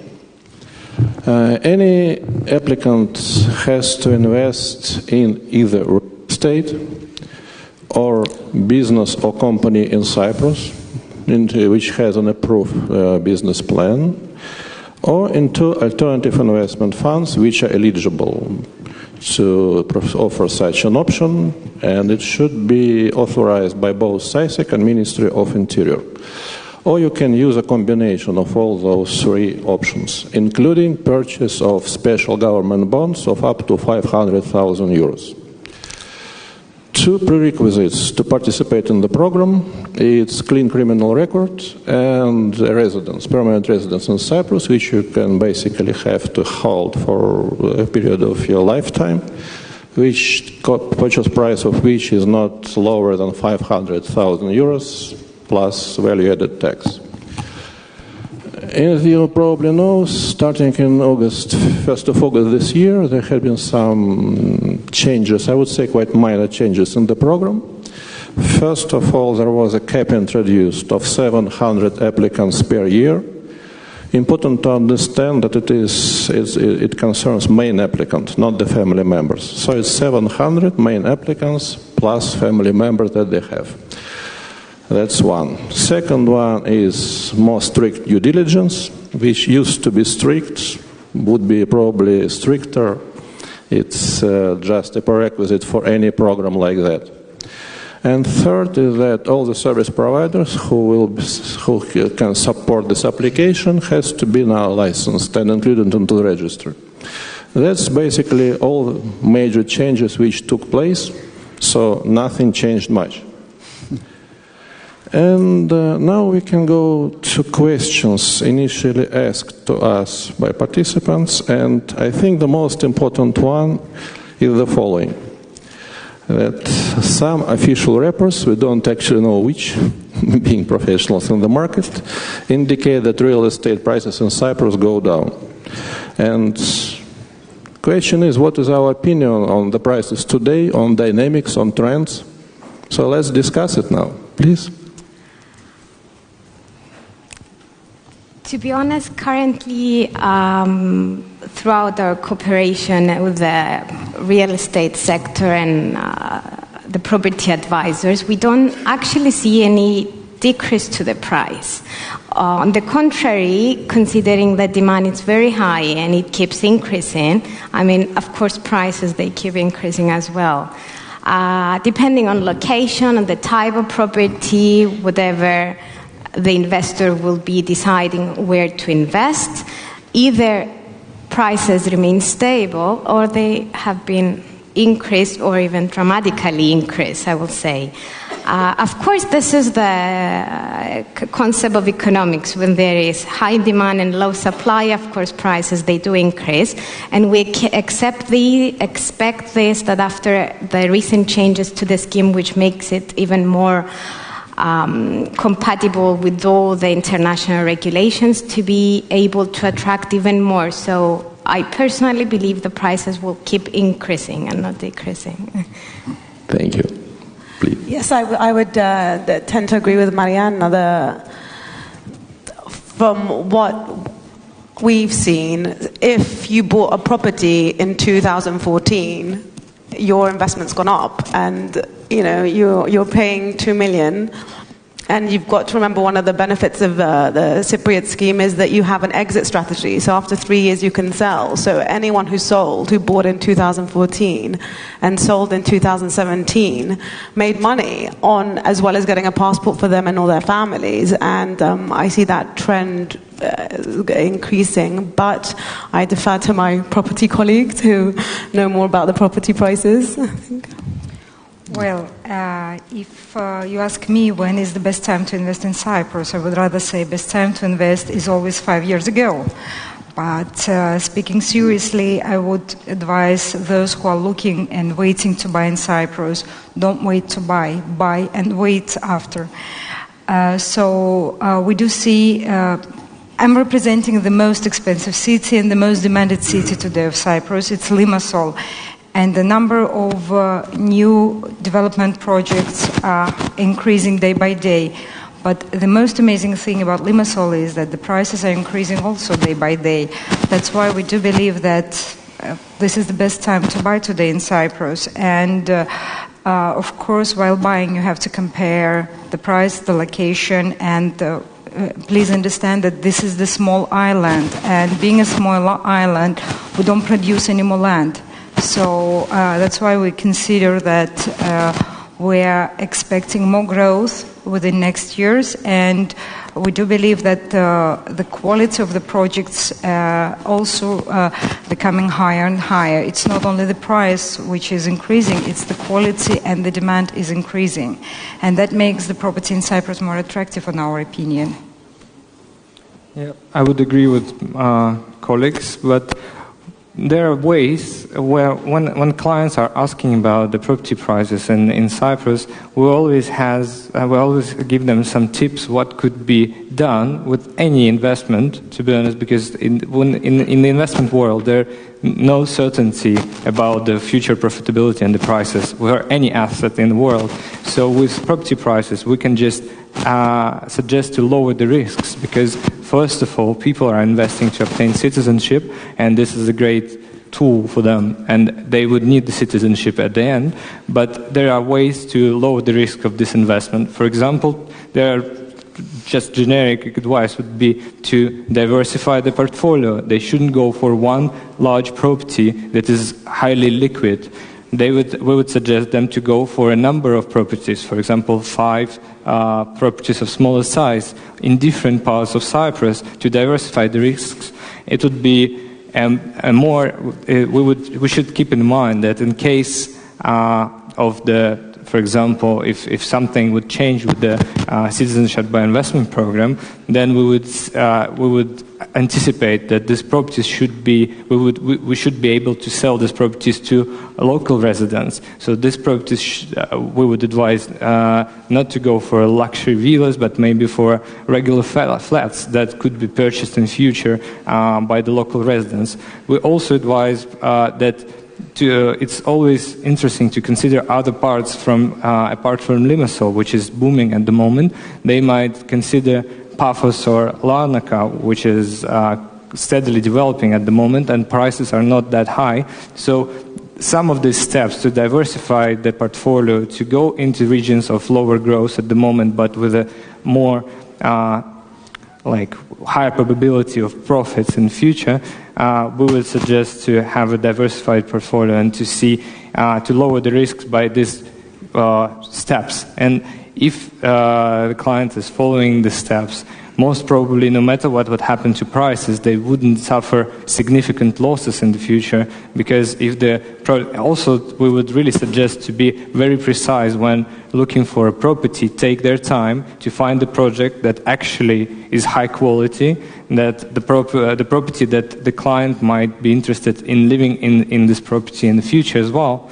So it should be, the tips would be diversify the portfolio, go for other regions, not only Limassol, and maybe to find a property that you would be able to use yourself as a holiday destination or a place for a permanent residency.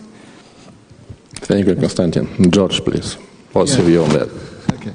I'll just mention there was a report from RICS which basically gives out statistics of and follows the prices and construction, building permits, and all the different parameters to monitor the real estate sector. And the latest are for the first quarter of 2018. And I'm just reading here that across Cyprus on an annual basis, flats increased by 7.8, houses by 4.2, offices by 10.7, warehouse by 3.5, and retail by 3.7. Of course, it depends area, depends size, depends if it's a first home, holiday. But we do see that there is an increase in prices. There's more demand, of course, and I believe, I agree with Leah that the product is improving and it's becoming more attractive. And whilst you're in Cyprus, visiting Cyprus, you will see a lot of cranes which do give you the correct idea that there's progression and there is demand and there is the supply there which fits the needs. Of course, one should see what the needs are. A frontline house, it's a single investment for the criteria, which I agree with, because then it doesn't fit the profile of diversification, but there's a very limited supply of frontline houses. So one should weigh what do they really need, and it's all depend on the profile of the customer, and maybe we have more discussion further of what's the right investment for each customer. Sure. Wrapping it up, I must say there are two open secrets. First, that nothing grows forever, and we've seen that many times in the past, and we'll see it many times in the future. And second one, that when buying a property, there are three major considerations. It's location, location, and location. That still stands. And I must say with Konstantin that you have to always to think about the exit strategy, because buying something, you always need to understand how you will dispose of that, how you can use it. If something goes not in the best, like it's not a best case scenario for you. But that's very standard procedure when you think about investments, especially investments that large. There's nothing specific about Cyprus here. Obviously, the liquidity pool, which was brought into Cyprus by Citizen by Exception program, is a major factor. There's no questions about that. The more important is to think about how you can use your property, whom you are going to sell this property if something changes in the future. But that's just being reasonably cautious, nothing else. Okay, so let's move to the next question on our agenda. It's about tightening immigration controls, about opening bank accounts in Cyprus, things like that. And I think our legal part of the panel has more experience on that. So again, please. Especially recently, we got an updated circular from Central Bank of Cyprus further to changes. However, I will not target this only to Cyprus, because as we're all aware, changes throughout all jurisdictions, including Cyprus, of course. Further to the Fifth Amendment of the Anti-Money Laundering regulation, all countries need to follow, and of course regulation needs to be amended and adjusted as per the current situation. So following the requirements, the procedure which is currently in place, not only Cyprus but all countries, they should follow, and I believe this will not be an obstacle for opening the bank account, for making the investments, because above all what matters, and combining it with the citizenship, the investment part, I will say, it's very important to be transparent and declare the source of funds in all aspects, and of course including the citizenship. And this is one of the main options to be eligible for the scheme, so you can satisfy the authorities, being able to present your client and the investor to the Ministry of Interior. Otherwise, this will not be possible either to open the bank account or to proceed with the application or to do business in general. And I'll be repeating myself, but this is not only targeting Cyprus, it's everywhere, and it's good for all, either from the legal sector, from the banking sector, from the property department, to actually adjust. And of course, this is what we're already doing and advising the investors. Thank you. Please. Yes, I wouldn't say it was tightening. I would say that there's been a greater shift towards transparency, and that's a global trend. and what the government in Cyprus is really committed to. And I personally, having moved from the UK to Cyprus, I'm really impressed by the commitment of the Cyprus government to make it into a financial hub. And they're really committed to this, and there are tax incentives for this, and you don't see this in any other jurisdiction. We have the lowest corporate tax rate. We've got, if you move to Cyprus like I did, and you become a non-domicile resident here, you get, you can have your dividends tax-free, which, I mean, for high net worth individuals, must be one of the biggest benefits to moving to another jurisdiction and consideration in relocating there. And this tightening or increased transparency is basically just to make more credible, I think, the Cyprus investment program and increase Cyprus's reputation and attract more investors. It goes hand in hand with the other regulations they've done. In terms of opening a bank account, obviously we assist with these services, and it has become more difficult, but it's become more difficult everywhere. And as Mariana said, source of funds is the most crucial thing, both in terms of opening a bank account, but also in terms of the actual application. You need to show that there's a wire transfer coming from abroad into Cyprus, so you need to show source of funds. Thank you. Well, the world has changed, and fortunately for the European Union and unfortunately for the clients, the KYC became more difficult. And as a legal part of our panel said, we need to face the compliance. We, the developers, we see it from the practical side that be transparent with your KYC, take it good advisors, take professionals, and then the process will be much easier. This is it. This is the new world, new rules, and unfortunately, the way we were sailing 10 years ago, we cannot.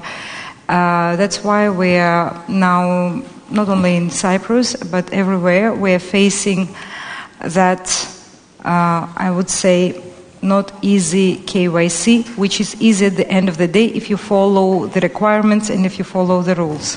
That's it. Thank you. I would agree with my colleagues as well. Basically, we've seen all of these changes in the UK a long time ago. It's not the end of the world. It's all going to be fine. All clients from all over the world just adapt to a new reality. All this KYC regulation is really not a problem. We have clients from all over the world, from China, Russia, Middle East, all kinds of countries, and we always help them to adjust to the British standards of the standards of British banks, and it never has been a real problem. It's just a matter of the mindset to hire a professional who can help to lift like the standards of the clients to the standards of the country they want to have a bank account in. And certainly with Cyprus developing so quick as a financial center, it's just the stage that would inevitably would come. And to be honest, it's not a problem. It will in just a couple of years, everyone would see that it was not that hard. It just everyone is used to it and it's fine.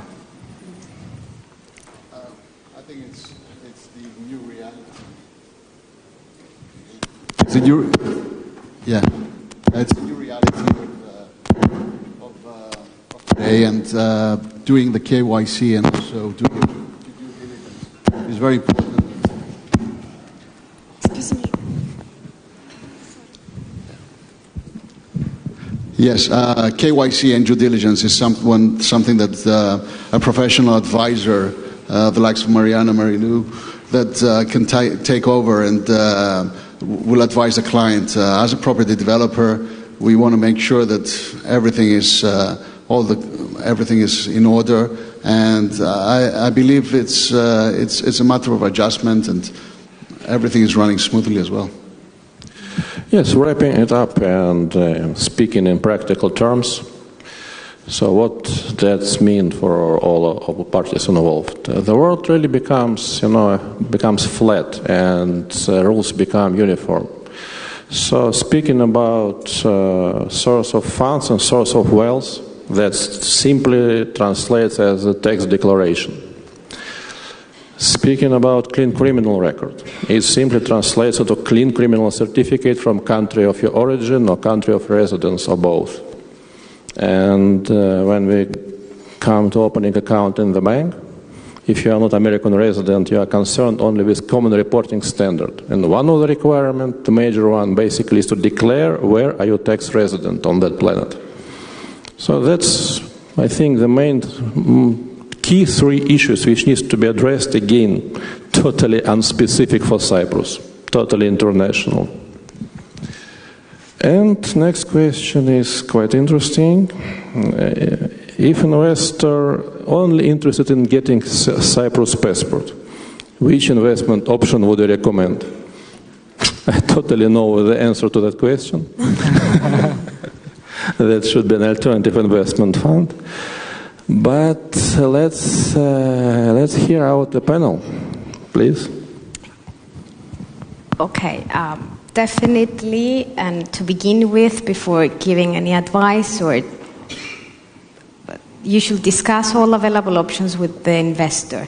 He should make sure that he understands all options to receive the passport, the citizenship, and of course he will have to consider whether it's in line of his business, secondly, whether he would like to, of course, have a substantial return out of his investment. And depending on those aspects, you discuss with him, with his advisors to see. However, if you get the most common question, where everybody invests, of course, they all answer that they invest on real estate, either that's commercial or that's residential, which is currently in high demand, especially for the Cyprus scheme. From the legal perspective, of course, being the service provider, we have to make sure that the investor realizes and understands all available investment options, and based on that, they will be able to decide. But as I said before, majority, they proceed with the real estate. Yes, definitely the most popular option, and it seems the most straightforward, is real estate. But you have to remember there's 4 different categories.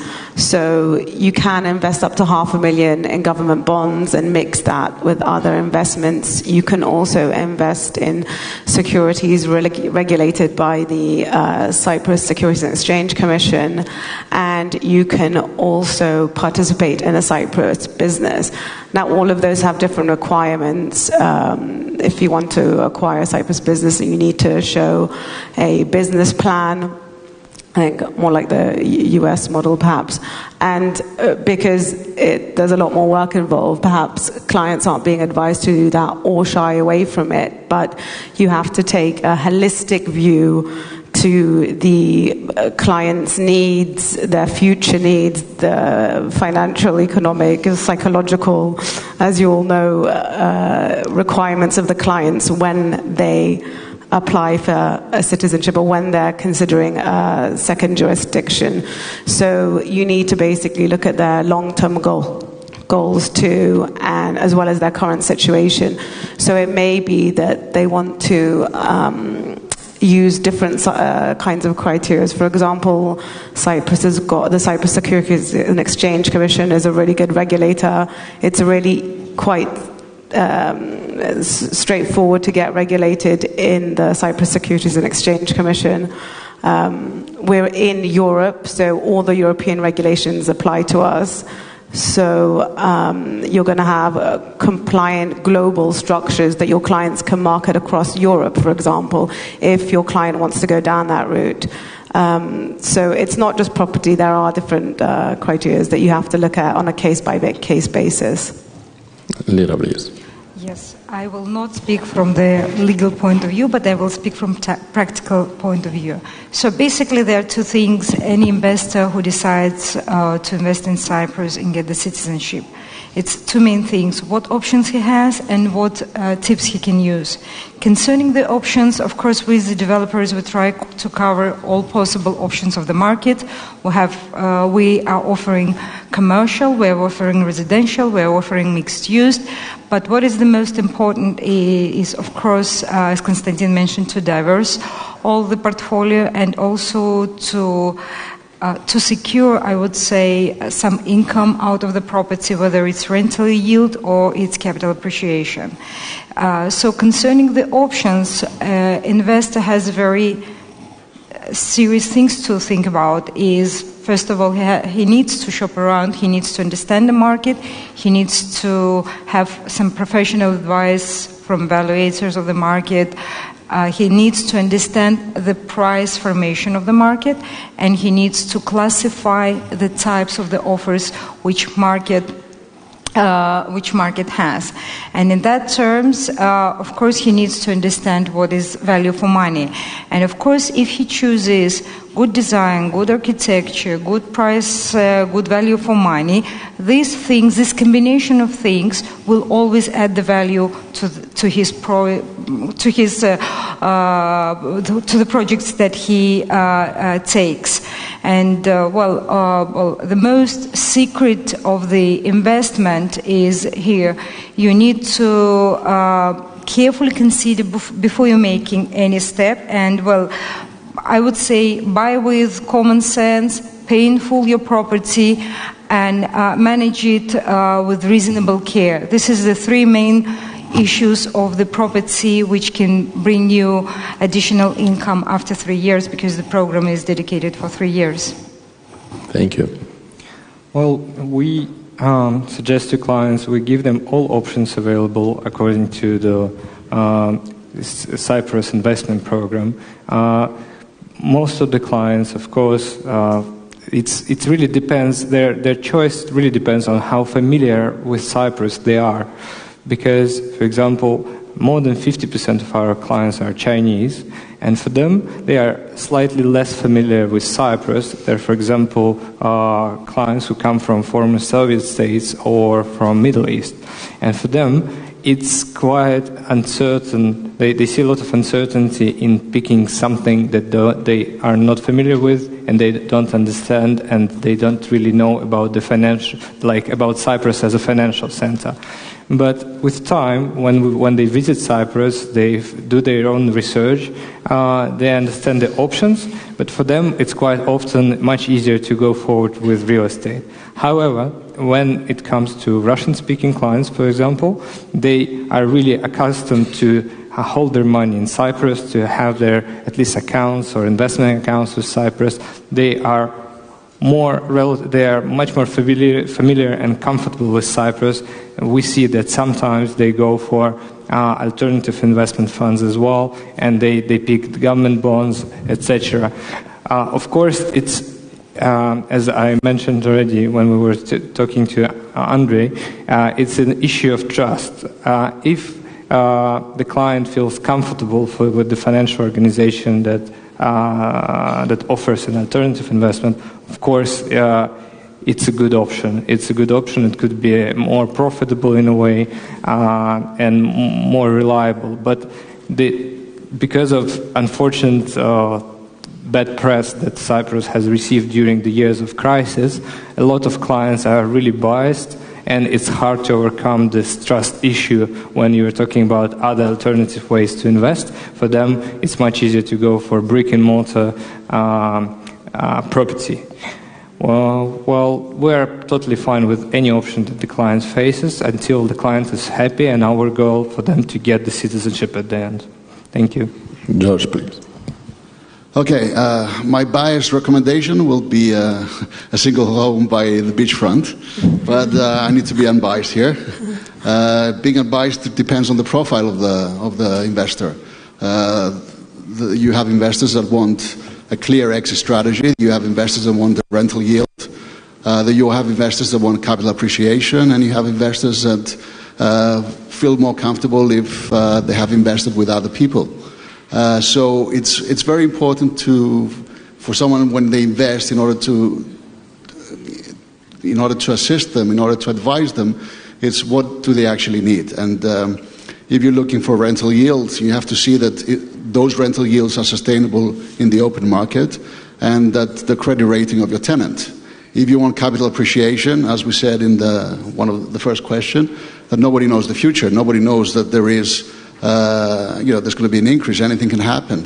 And we have seen things and a variety of things happening. So I will raise the flag that nobody can guarantee, and reward comes with risk. If they're looking for an exit strategy, then you need to know with whom you're going to partner. Who's going to promise you this exit strategy? Are they in a position to assist in this exit? And you have to make sure that it's a real exit strategy. Of course, there's tax and other legal implications, whether the property or real estate has VAT, or if you're going into a financial instrument, what are the capital gains tax, what are the income tax, or special defense tax. Another, which I leave last, is the alternative investment fund, which is, if you want to feel more comfortable investing with others, the alternative investment fund creates a good platform in order to have that assurance and have more the transparency that someone is looking for. But of course, if somebody invests in financial instruments, there's always the $500,000 house that they need to buy for their permanent residence. Thank you. Thank you all. And wrapping up this question, as you can easily guess, building investment portfolios is what I do for a living. And I read this question as a question from an investor who values liquidity over everything else, and to the investor who wants to be able to liquidate his investments upon the expiration of the 3-year term. In that case, I would personally suggest a purchase of prime residence of this 500,000 euros plus VAT, or something close to that, a maximum investment into special government bonds of another $500,000, and investment of the remaining $1.5 million into a combination of alternative investment funds and businesses in Cyprus, which is basically the private equity investment.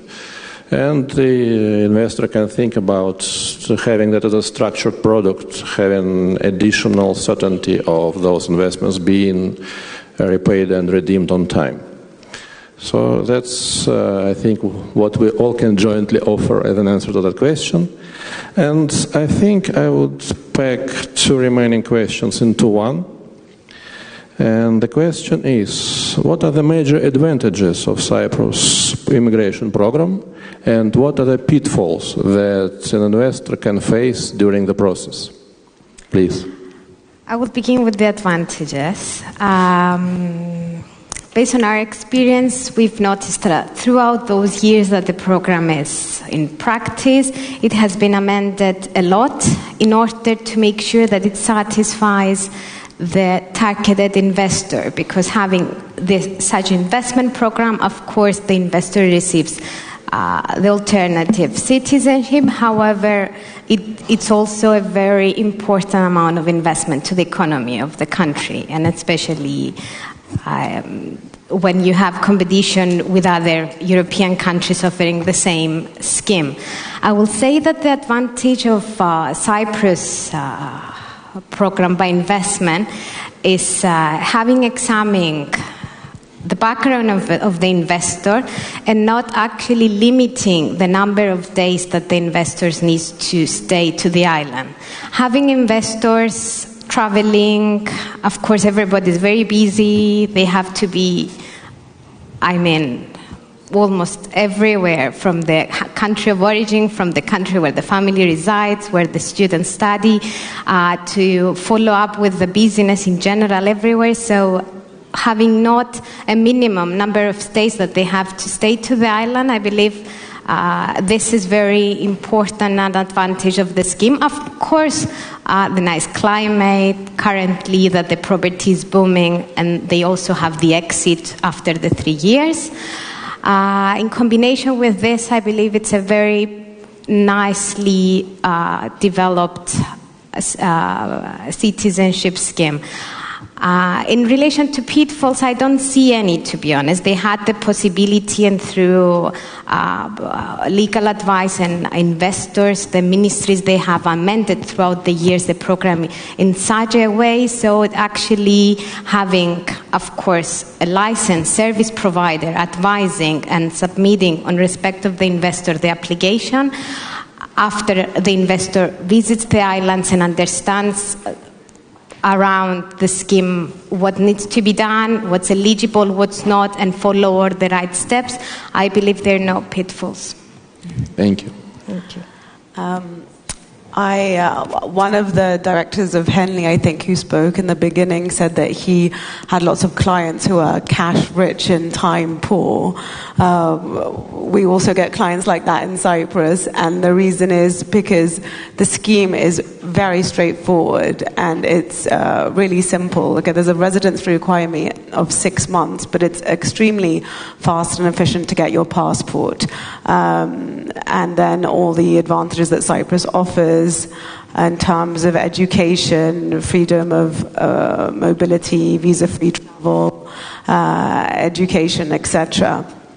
And it being a really, really safe and sunny place to live.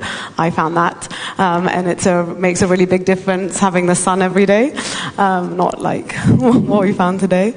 But in terms of, so I think it is a really, really great scheme in that sense. And also, when you couple that, I know I keep saying it, but when you couple that with all the tax incentives that you have in terms of operating a business there and doing business in Cyprus, I think it's a really good place for any high net worth individuals to relocate with their families.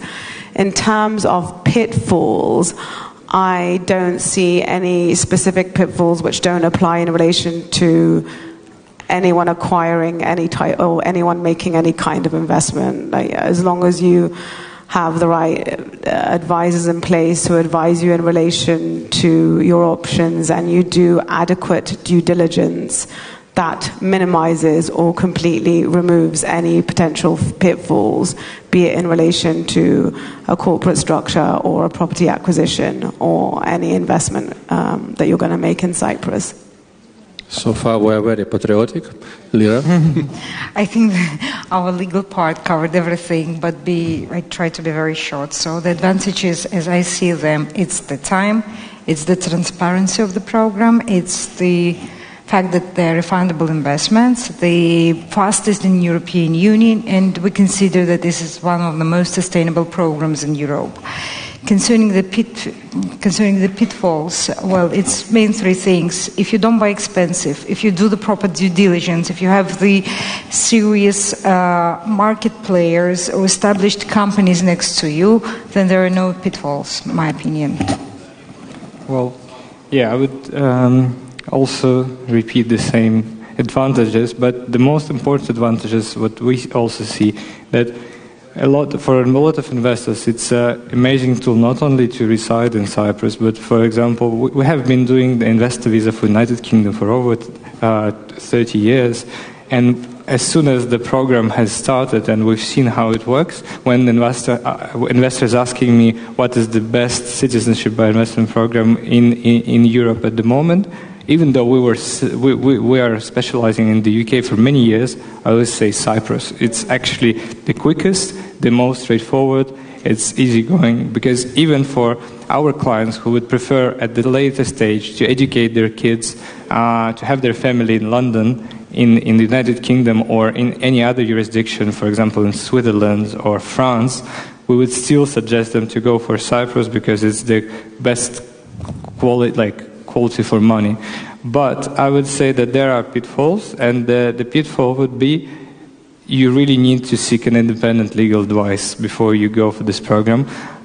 We know that in the market a lot of players are offering the legal advice, the citizenship by investment for free, which doesn't look like as independent legal advice. So the main pitfall, and what we would suggest, is to go for an independent player who has no ties to one or other side of the deal, and to go with a player who has who really like oversees the whole project independently.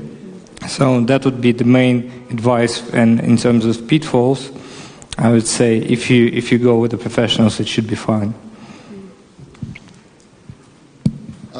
I'll be repeating most of it, but I'll be very short on the ones I've seen that I'm repetitive. I'll say that what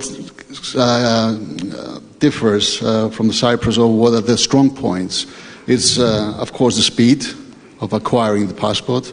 It's the simplicity, as Konstantin said, it's plain vanilla. It's very easy to understand what's on offer. Third is you get an EU passport, and that gives you global mobility.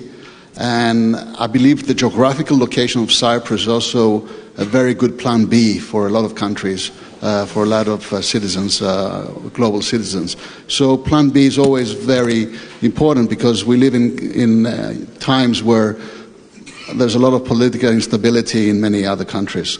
Looking at drawbacks, I'll say, or pitfalls, or the weaknesses, I think the investment criteria threshold is on the high side. It's compared to other programs, which could be a bit less speedy, but the thresholds could be lower. And of course, my practice is always to offer a client the possibility of choosing their advisors and give them a choice, because I do appreciate that it has to be independent, it has to be unbiased, all these advisors, and they have to do a good KYC in order to protect their clients. And in that way, they minimize any unforeseen and not happy ends. So it's very important to choose your advisor, and he has to be independent.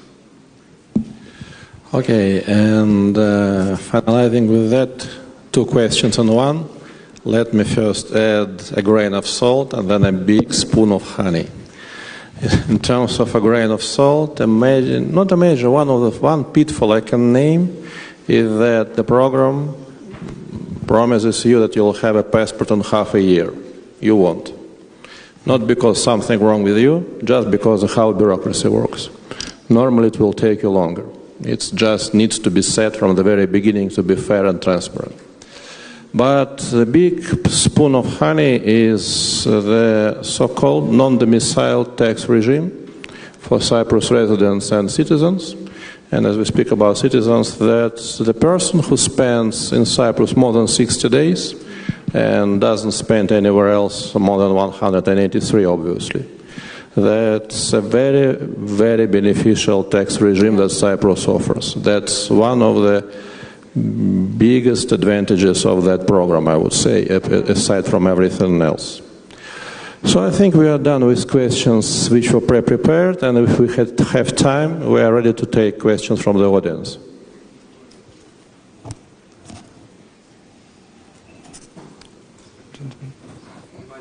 Yes, sure. Thank you. So, your question? I think this is quite a specific question, so it's probably Konstantin Kaminsky's area.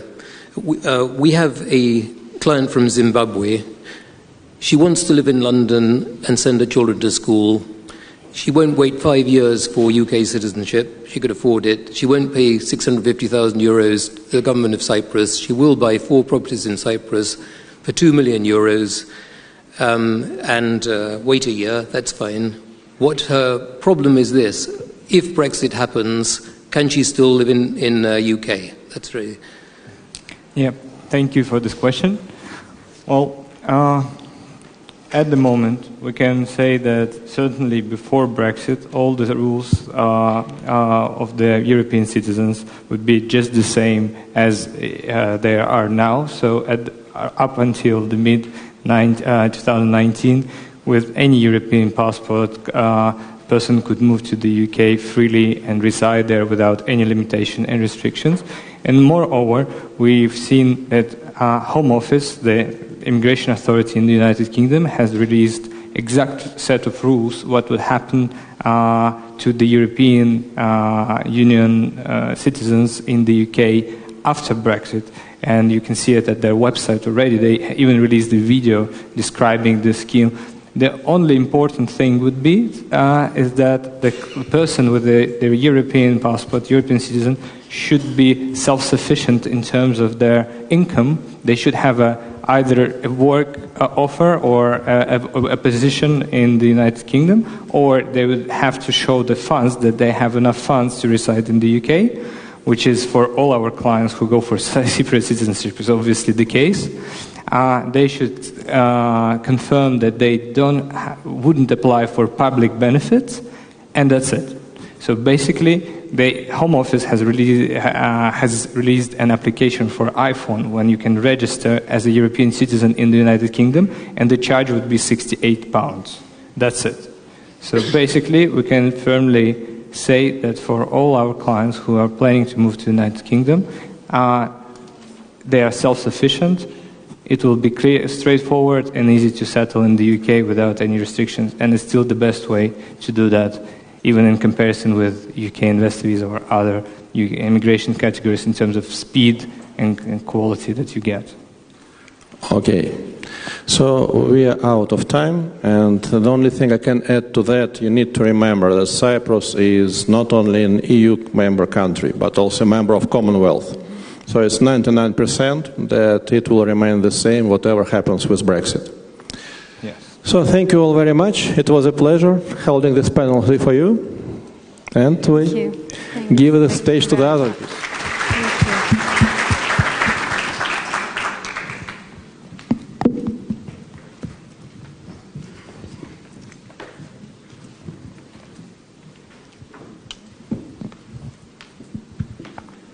Thank you. And now we are going to the next topic, which will be related to the Malta Residence and Citizenship by Investment Program, which is one of the main competitive programs to Cyprus. So I would like to call Mr. George Mangin, the senior partner of PKF Malta, who will be moderating our conference. Not me. Yeah. So please welcome Mr. George.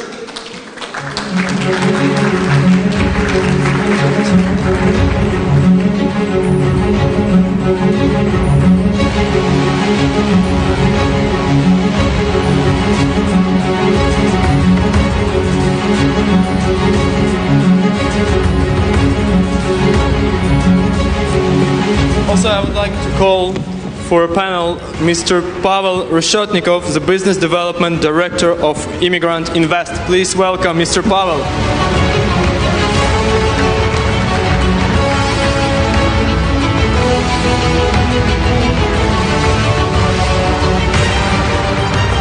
Now I would like to welcome Mr. Clint Benetti, Operation Director from Killing Prime Group.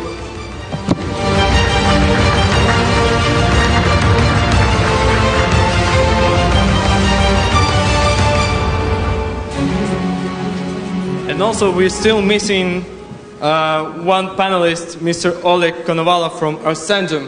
Please welcome.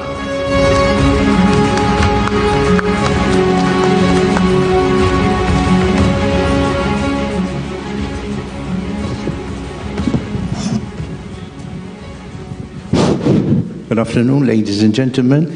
I am George, coming from Malta, represent a company called PKF. It's an international CPA company, it's a certified chartered accountant in Malta, and we are one of the registered accredited agents for the various products, and mainly the passport investment passport by investment.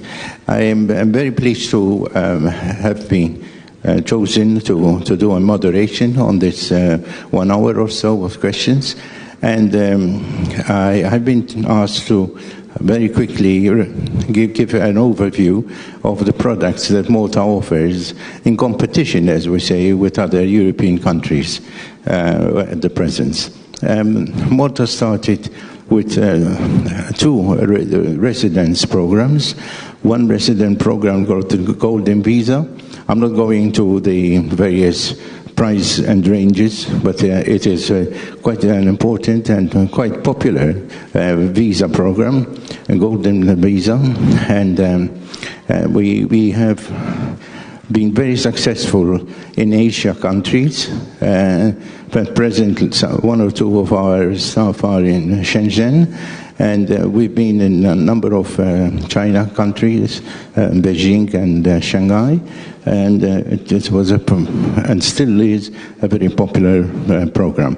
I understand that members of the panels are also active in this area, and I'm sure they will give us their views on the subjects. Apart from these two resident programs, one of them actually, apart from it's called MRVP, this is the one I just described, and the other one talks about a tax scheme. It's actually a tax residence scheme. So a person will buy a property or rent a property, and if he resides for 6 months, he would be paying a minimum tax of 15,000 and be bestowed upon him tax residency. I am referring to the word tax residency because very shortly we have a number of questions which has been selected for us by investors to this event, which discusses the latest, shall we say, hue and cry about Malta and the OECD, which centers about tax residency. But without actually going into this subject, which will go later in a few words, I would like to talk about a little bit about the other program, the main program, that you say, the one that confers citizen by investment. This program, I am a Maltese citizen myself, and I followed through the law in 2013, this new idea by government at that time to introduce the idea of to attract talented people to the island. There were, in the open, there was a public referral program, which was won by one international company, which are also represented here, and the program was being discussed and with a number of consultants and tax practitioners. Over a number of weeks and months, this program was devised and reformed in a number of ways. And I'm pleased to tell you that Malta has resulted in placing a program which is unique in the sense that the idea behind bestowing citizenship is by attracting talent to the island. The idea wasn't to expect massive investment in property or to assist any particular sector of the economy. Why? Because Malta in 2013 was already experiencing full employment, and it still is experiencing full employment now. Our employment rate is lower than US and is the lowest in Europe. So we do not need a boost, a stimulus, as some countries do. Our competitors do need a stimulus to sell their property. There is an inclusion, a small amount for property, and we will discuss this later. So that is, in a nutshell, my introduction to the Malta programs. So there are two residence programs. One of them bestows tax residency, and then there is citizenship by investment, and this one bestows a passport. We do have a set of 5 questions which have been designed by the investors, which I will shortly present to the panel. I will also have my contribution to these and answers to these questions. But before going forward, I would like to present to you Pavel Renostalov. I'm sorry, my pronunciation of your surname. And so that you please introduce your company and your agency to the audience. Thank you. Good afternoon to everybody. It's a great pleasure for me to be present here. So my name is Pavel Reshetnikov, and I'm from Immigrant Invest Company. Our company was established in 2006, and we have 6 offices around the world. Our mission is to support wealthy individuals in creating global mobility through obtaining residence or citizenship by investment. Actually, we are defining the exact set of needs, and the strategy and depends on the respective goals of the client. It could be visa barrier, or it could be educational, business prospects. It could be taxation, optimization of taxation through second tax residence. So we support our client from the very first step until the last one in all this process.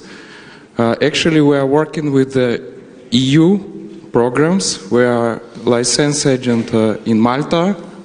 We are working with Cyprus. We are working with Portugal, Spain, and also we are working with all the Caribbean programs, being authorized marketing agent. Thank you. Okay. So the next member of the panel is Oleg, who we kept on looking for you, Oleg. You see, we thought you got lost. There was some Frau who was talking to you and you got carried away. So good luck. So now we found you. Can you please introduce yourself and tell us about, you are the founding partner of Ascendium. So please introduce yourself. Yes, good afternoon, everybody.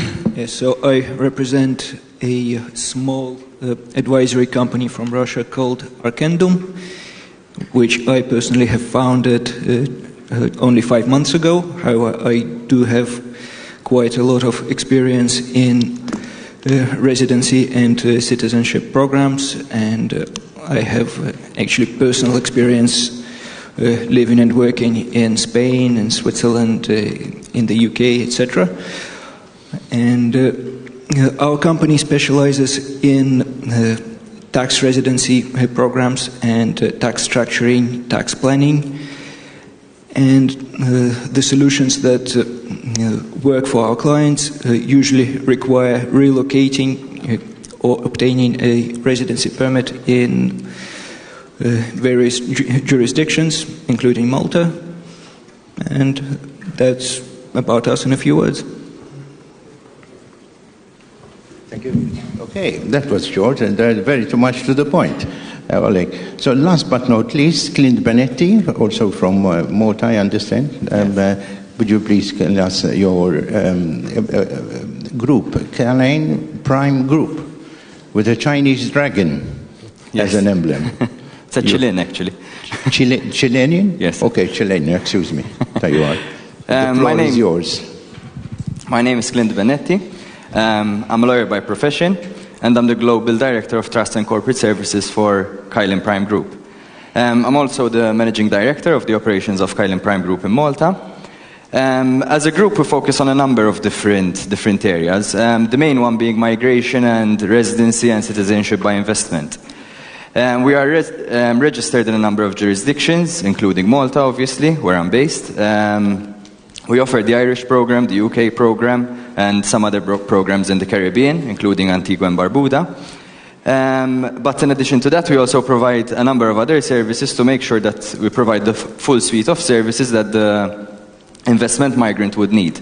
These include asset management and funds. In fact, we have funds established in almost every jurisdiction where we're present to be able to help our clients satisfy the investment requirements of those programs. And we also have a trust and corporate services arm of the group that allows us to give a fuller service to our clients who obviously most of them are businessmen that need to do business in a number of different jurisdictions. Okay. So, as the baton falls into my hands again, I would like to introduce Malta a second time to a number of investors who are here to decide where to place their millions, as it were. And why Malta? I would like to remind some of you that, or all of you really, that the investing in property in Malta has attracted a number of investors with deep pockets. And the reason being that the rate of return on property in Malta is exceptional. Only recently, Forbes has said that the rate of increase of prices, that is the escalation in the value of your investment, is even reaching and exceeding that of Hong Kong. Now, most of you know that Hong Kong is rated as one of the higher places to live in.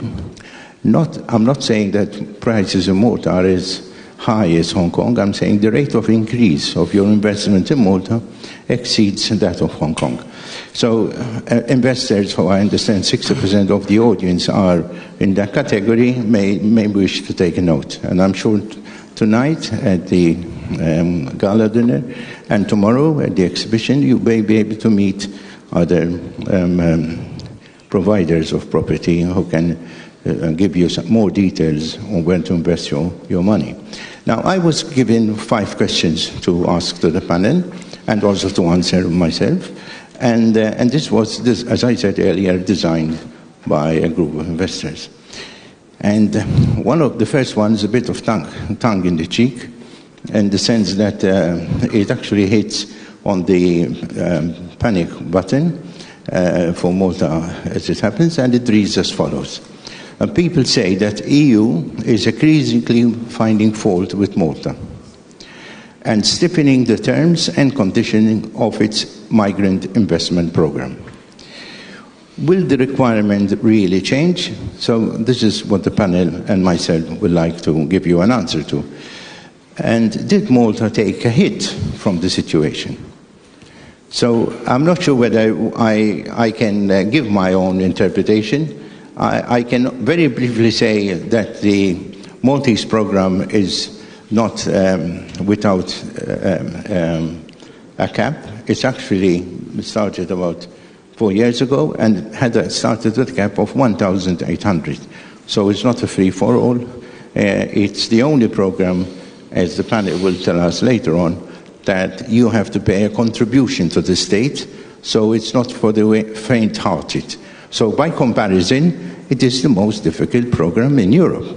Why? Because if you're looking to place your money in property or in setting up a company in another EU country, then you have value for money. Your money is yours after 3 or 5 years. In the case of Malta, it's the only program, incidentally, the only program approved by the EU, and this calls for a princely sum of 650,000.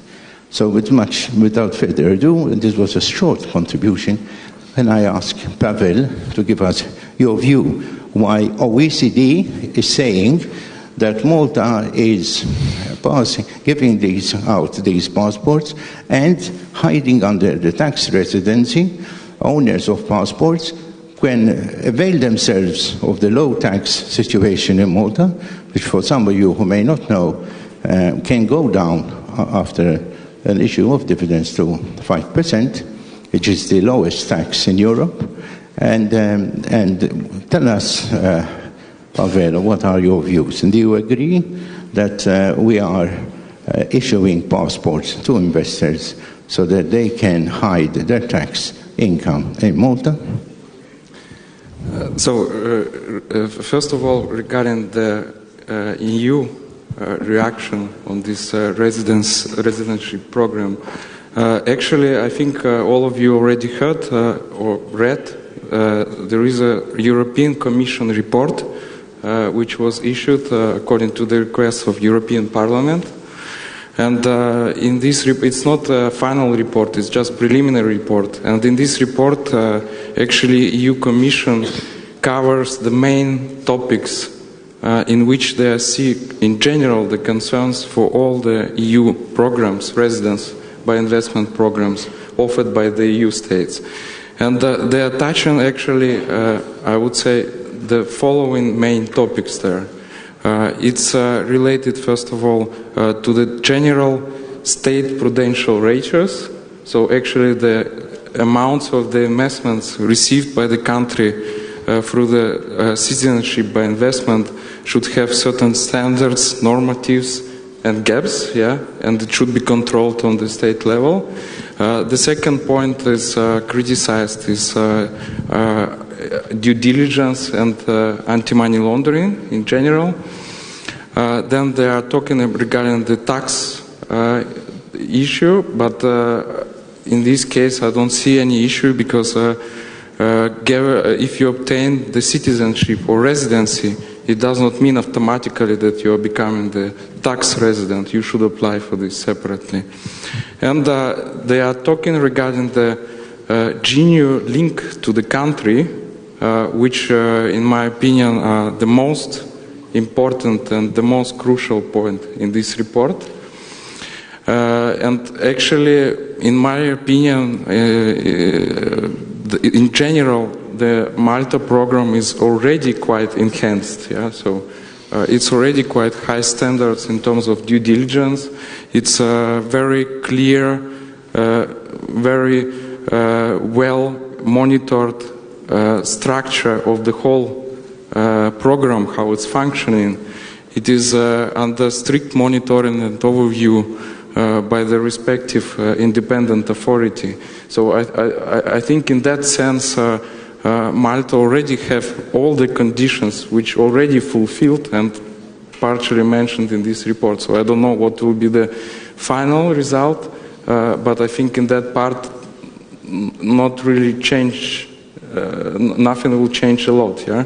In terms of due diligence, I'm sure all of you knows that there is now this fifth version of the anti-money laundering directive, EU directive, and actually within this directive it is covered also the investment which are coming for the citizenship or residency, yeah? And actually it is required by the new draft of the directive that it will be applicable also the highest risk and the highest level of enhanced due diligence to those clients. It does not matter who will do this due diligence, either financial institution or state agent. And the directive came into force in January 2020. And I think it's a very good step forward because all the serious companies which are providing this type of services and which are licensed by Identity Malta have a very strict due diligence internal process and could easily stick to the all main requirements. So it is already in place and Malta already can offer very enhanced due diligence. All right. Well, you gave us a very detailed answer to the question. My very small addition to that, and yours it was very comprehensive before passing to the next speaker, is that IMC has actually written a very strong letter defending Malta and highlighting, if it needs to be highlighted, that citizen by investment does not bestow automatically tax residency, and OECD confusing or for some other reason, hidden agenda, saying that Malta is giving out these citizen by investment so that investors like yours or the ones they represent can buy property in Malta and hide their tax revenue in Malta under the fact that they are tax residents due to the owning or the holding of a passport is completely false. And for a very serious organization like OECD, one wonders how they could get their knickers in a twist, as the English say, and confuse the two issues. Unless, of course, there is a hidden agenda, which I'm sure there isn't. The facts are that if you want, and I'm a tax practitioner myself, if you want to avail yourself of the low tax by the issue of dividends in Malta, please do not become owner of a passport, because owning of a passport does not give you a residency, and at the same time the use of a tax refund, which is so glamoured, and it is one of our strong points of attracting FDI, is only available for those who are non-resident and non-domiciled. So by explanation, if you do have residents, they are not allowed to apply for the refund. So OECD is saying people are taking up passports from Malta to avail themselves and to hide away their funds or their money in Malta and pay low tax is completely fallacious. Can I pass over now to Oleg to give us... I'm sorry, Oleg, I took some of your wind from your sails, as they say. Thank you. Yes, so I think the question should be more broad, because there's pressure and attention to Malta, not only from the EU, but also from the European Commission and from OECD and even from the USA. And people actually get a lot of things confused, like you rightly mentioned, they confuse citizenship and tax residency, which are not the same thing, far from it. What is the issue? With the citizenship program, there is some internal political turmoil, let's say. So there are groups of political interest with certain support from the local population who are very negative about the investor program, saying, among other things, that it gives bad reputation to Malta for selling citizenship. That's where also the pressure from the USA comes in, because by obtaining the Maltese citizenship, the person actually receives a visa-free entrance to the USA, and the American authorities are not happy about potential bypassing of restrictions by some people who would otherwise not be admitted to the USA by accessing the country using a Maltese passport. Now, the issue that the European Commission and the OECD have, they concern actually the tax residency program. And the way the tax residency program works, there is, of course, a fixed sum of 15,000 euros per year which needs to be paid, and everything else is taxed on remittance basis. So only income which is remitted to Malta is taxed. And this by itself does not actually assist any tax avoidance or tax evasion or tax avoidance, because there are double tax treaties, etc., which imply that there is actually taxes paid at source. So the people taking up residency in Malta and not remitting the income to Malta do not actually evade tax, because tax is withheld, for instance, on the same dividends that are being distributed, and this is a problem of insufficient understanding by those who are criticizing it. But in order to deal with this, the Maltese authorities, of course, are introducing additional mechanisms of control. So the due diligence was already very stringent, and what we are now expecting to come in as the next measure is that the source of wealth will be checked for the investors applying for these programs, rather than just the source of funds which are being used for the specific investment. Okay. Well, thank you very much, Oleg. Now, I think that for the audience representing potential investors in property in Malta now know the difference between passport and tax residency. So I think we exhausted the answers to the first question. And can we quickly go to Clint? And the second question, it goes this way, Clint, if you can help us. What is, in your opinion, that makes the immigrant investment program offered by Malta one of the most popular in the EU? Why does it make it the most popular? If it's one, whereas you can only get after waiting for 12 months. So it's not automatic, it's not 3 months, it's not Coca-Cola machine. You put $1 in, you press, and the bottle comes out. There's no such thing. You have a process, 3-4 stages, and it takes time. And there is a lot of Interpol investigations and what have you.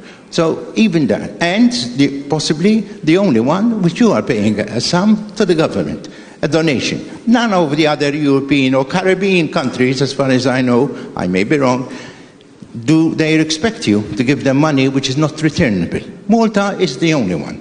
Why do you think Malta is still popular? I think it's a combination of factors, really, and a good example of why the Maltese residency and citizenship programs are popular can be taken from the Maltese financial services industry in general, which has been quite successful over the past few decades.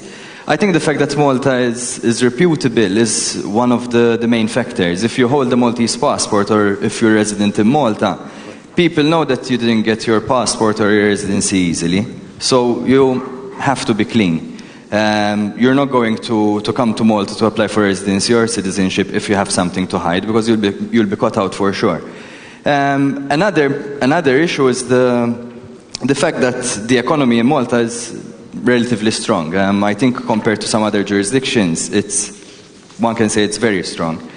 Another factor, I think, is the fact that the programs themselves are strict where they need to be strict, but not that strict where they don't have to. So the due diligence process that you need to go through in order to successfully apply for the program is more or less similar to any due diligence process that you have to pass to open a bank account in a European jurisdiction. So the rules that apply in terms of AML and source of funds and source of wealth and so on, although many seem to think that they're more stringent than they should be, they're in line with EU anti-money laundering directives. So that makes it even more reputable. So in a nutshell, I think, apart from the fact that Malta is a nice country to live in, it's one of the safest places in the world that you can choose to live in. It's a good place to invest with a very good legal and regulatory regime where you can set up companies, invest in blockchain, set up new companies that follow the new regulations, and Malta is very, very much abreast with these developments.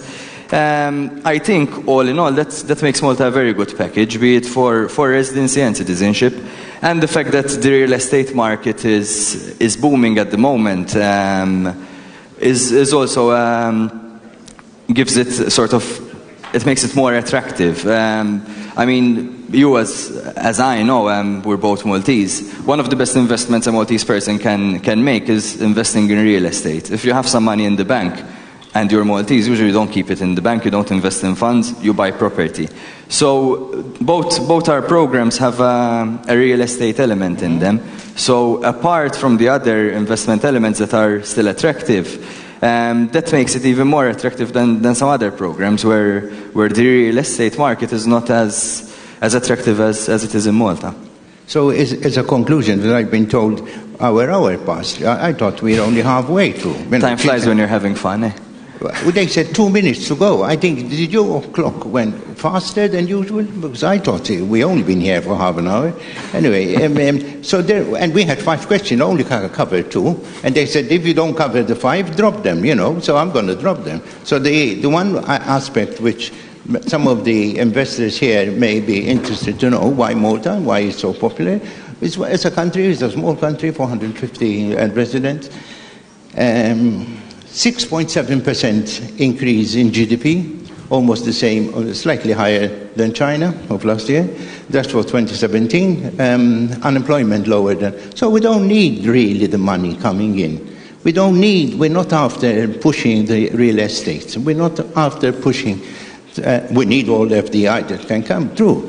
However, we are a proactive country, and I'm not part of government, but as Signor Benetti said, the country is all the time reinventing itself. We are now the only country in Europe which has last week regulated blockchain and cryptocurrency. And this is the industry of the future. For investors like yours, it may be good to know that this country means business and it's open for business. We have 2 minutes, or even less than that. No extra time, apparently.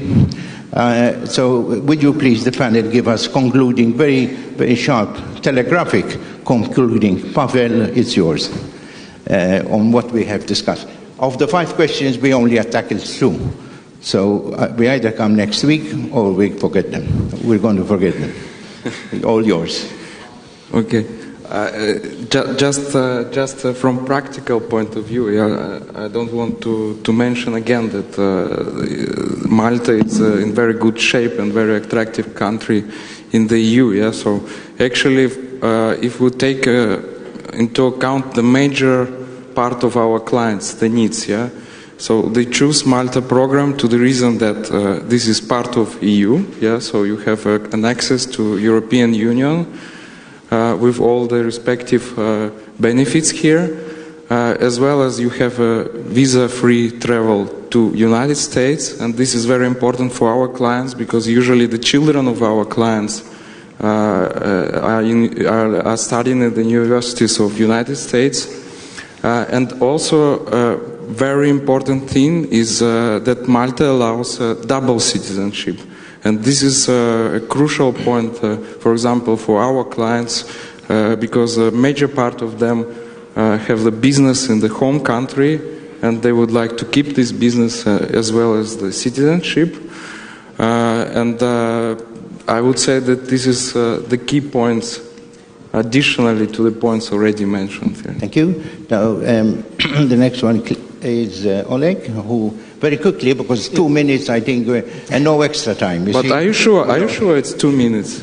Sorry, is it 2 minutes for the whole discussion or for one question? 2 minutes. I think we have an extra hour to go. Do we? You said we can carry on until lunch break. We still have 10 minutes. Oh, 10 minutes. That's good. With questions from the audience. Yeah. That's it. It's okay. Yeah. Okay. I thought for 1 hour is impossible. Yeah. Yes. Yes. So I'd like to actually sum up by answering the question which was addressed to Clint. That in fact the popularity of Maltese programs is not limited only to the citizenship, but actually all three programs, the citizenship, the residency and tax residency, it's not doing well, are particularly popular. The citizenship, of course, is one of the fastest programs to getting an EU citizenship which is available, and the quality of the Maltese passport is one of the highest in the world. That's what's causing investor interest in this program. The tax residency program has very attractive conditions. So in modern reality, it is very hard to be a tax nomad, and Malta is offering the solution for those who are not spending 183 days in any country to actually be a tax resident and have legal grounds for being tax resident in a very attractive jurisdiction. And then the residency permit program, well, it has one of the most affordable entry-level requirements in the EU compared to all the other golden visa programs, while giving access to the Schengen area. And actually it is one of the few programs which automatically grants permanent residency rather than having to wait for the permanent residency status for several years, which is the case in other programs. Okay, so I don't know, can you hear me? Yes. Okay, working perfectly. So Clint, we thought 2 minutes, we give an extra 10. You see, they I'll take like my us. time then. They like extra time, Don't score in the last few seconds. So it's all yours. But, there is an aspect which we didn't cover, which is, if you don't mind, Clint, there are a number of questions that applicants have not a perfect way how to apply, and the regulators in Malta tend to be quite strict, punctual on matters. This goes contrary to the criticism that it's an easy jurisdiction, you come, a Coca-Cola machine, put the coin and the money comes out. So tell us, and tell us the investors, how can they prepare their clients themselves so that they have passports which are certified, they will have funds. They now, the IIP has changed the rules, made them a little bit stricter than it used to be. You need 6 months bank statements. Used to be 3 months. So now, you not only have to show evidence of your source of income and source of wealth, but documentation are getting longer.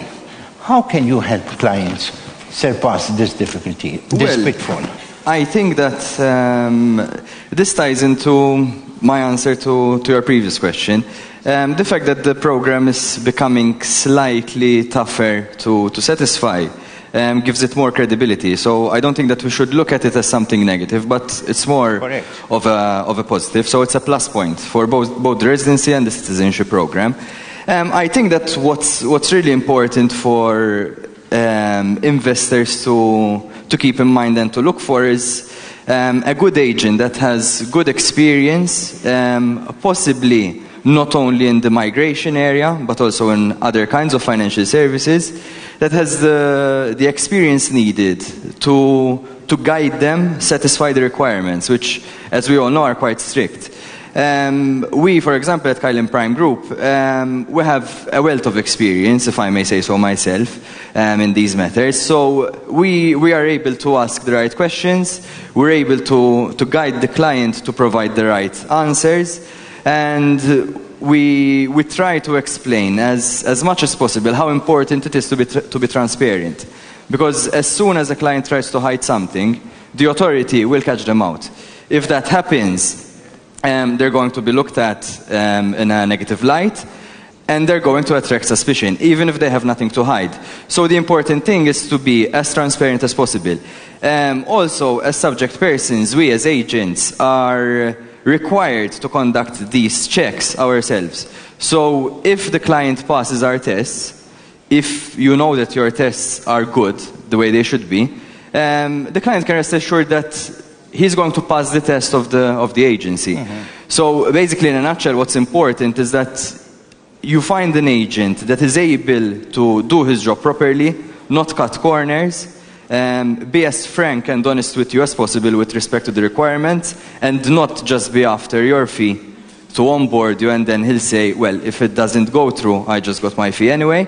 And an agent that is able to help you meet the requirement. And it is quite easy to find, I would say, in Malta, because all of the operators in the industry have years of experience in other industries. So although the citizenship by investment and residency by investment industry in Malta is quite young, well, it's young in itself as an industry, you can rely on the experience that people would have in other areas. So I don't think that it's a drawback at all. Actually, it's one of the plus points. Personally, if I see a client that would come, for example, for corporate services to us with a passport of a country that gives out passports quite easily, I obviously need to make sure that I do my checks extra well, because I know that maybe if he got that passport easily, he might have had something to hide that he wasn't caught out. If someone comes with a Maltese passport and you know that he wasn't born in Malta, so he acquired it through investment, your mind is sort of at rest, because you know that if he managed to get that, at least up until the time that he got the passport, he was clean, because otherwise he wouldn't have managed to get it. So our investors here in the hall, can we expect some questions from them to see how we can help them in their choice of countries? Obviously, we cannot blow our own trumpet, and say Malta is the best, because it's obviously it's not to be expected. However, we also do know that during the 2007-2008 world crisis, where a number of European and American countries have went under the recession, okay, and had to cut pensions, austerity, wages had been reduced. Malta did not go through that misery, and has plowed very nicely through the recession. And we are proud to say that Finch, which is the credit agency, given us an A+. So would you like to invest your money and your property in a country where your banks a few years ago were not there anymore? No. You would like to go in a country where the banks are there, and they will be there for next year and the year after. So can I provoke some questions from the floor? Please do put your, because we only had 10 minutes, including question time. Do I see any hands coming up? So we still have time for one, maybe two questions regarding the Malta program. Do we have questions? They tell me no champagne for the Malta group if no questions are put to us. Great. tonight. Okay, so Okay, I would like to thank you for all participants from Malta panel, and please welcome this applause. Thank you. Now we'll have a short break for coffee for 15 minutes, and we will come back with the last but not least panel regarding the potential of Caribbean countries. Thank you. See you in 15 minutes.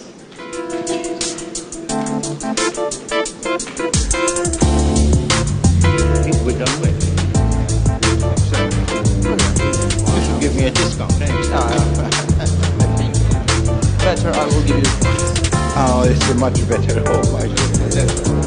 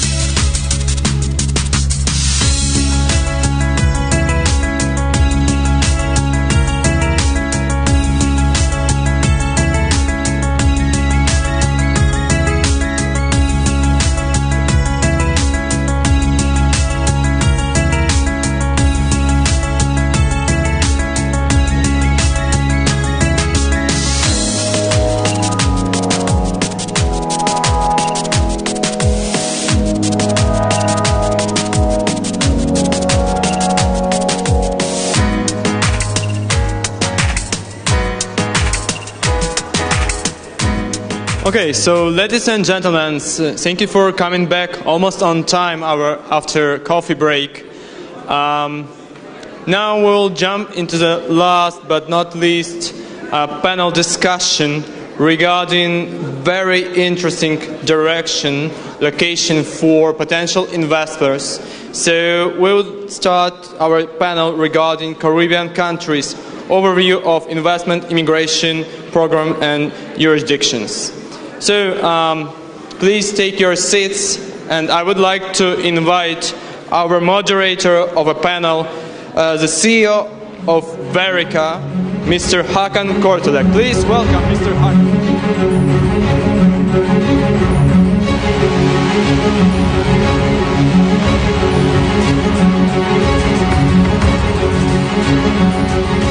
I'd like to thank the Academy.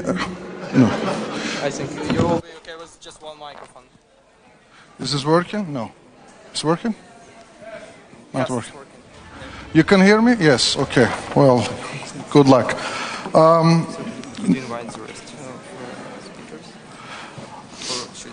No, it's your job. Okay, so so now I would like to invite also the rest of the panelists who will be discussing the potential of Caribbean countries. So please welcome Sherilyn Hughes Thomas, Investment Officer, Antigua and Barbuda Citizenship by Investment Unit. Please welcome.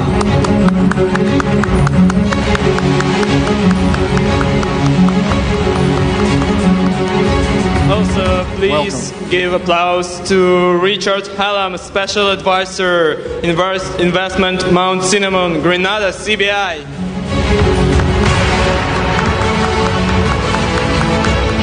Our next panelist, Dominic Wallach from Henley & Partners. Please welcome. And the last but not least, Mr. Pavel Reshetnikov from Immigrant Invest. Please welcome, Mr. Pavel.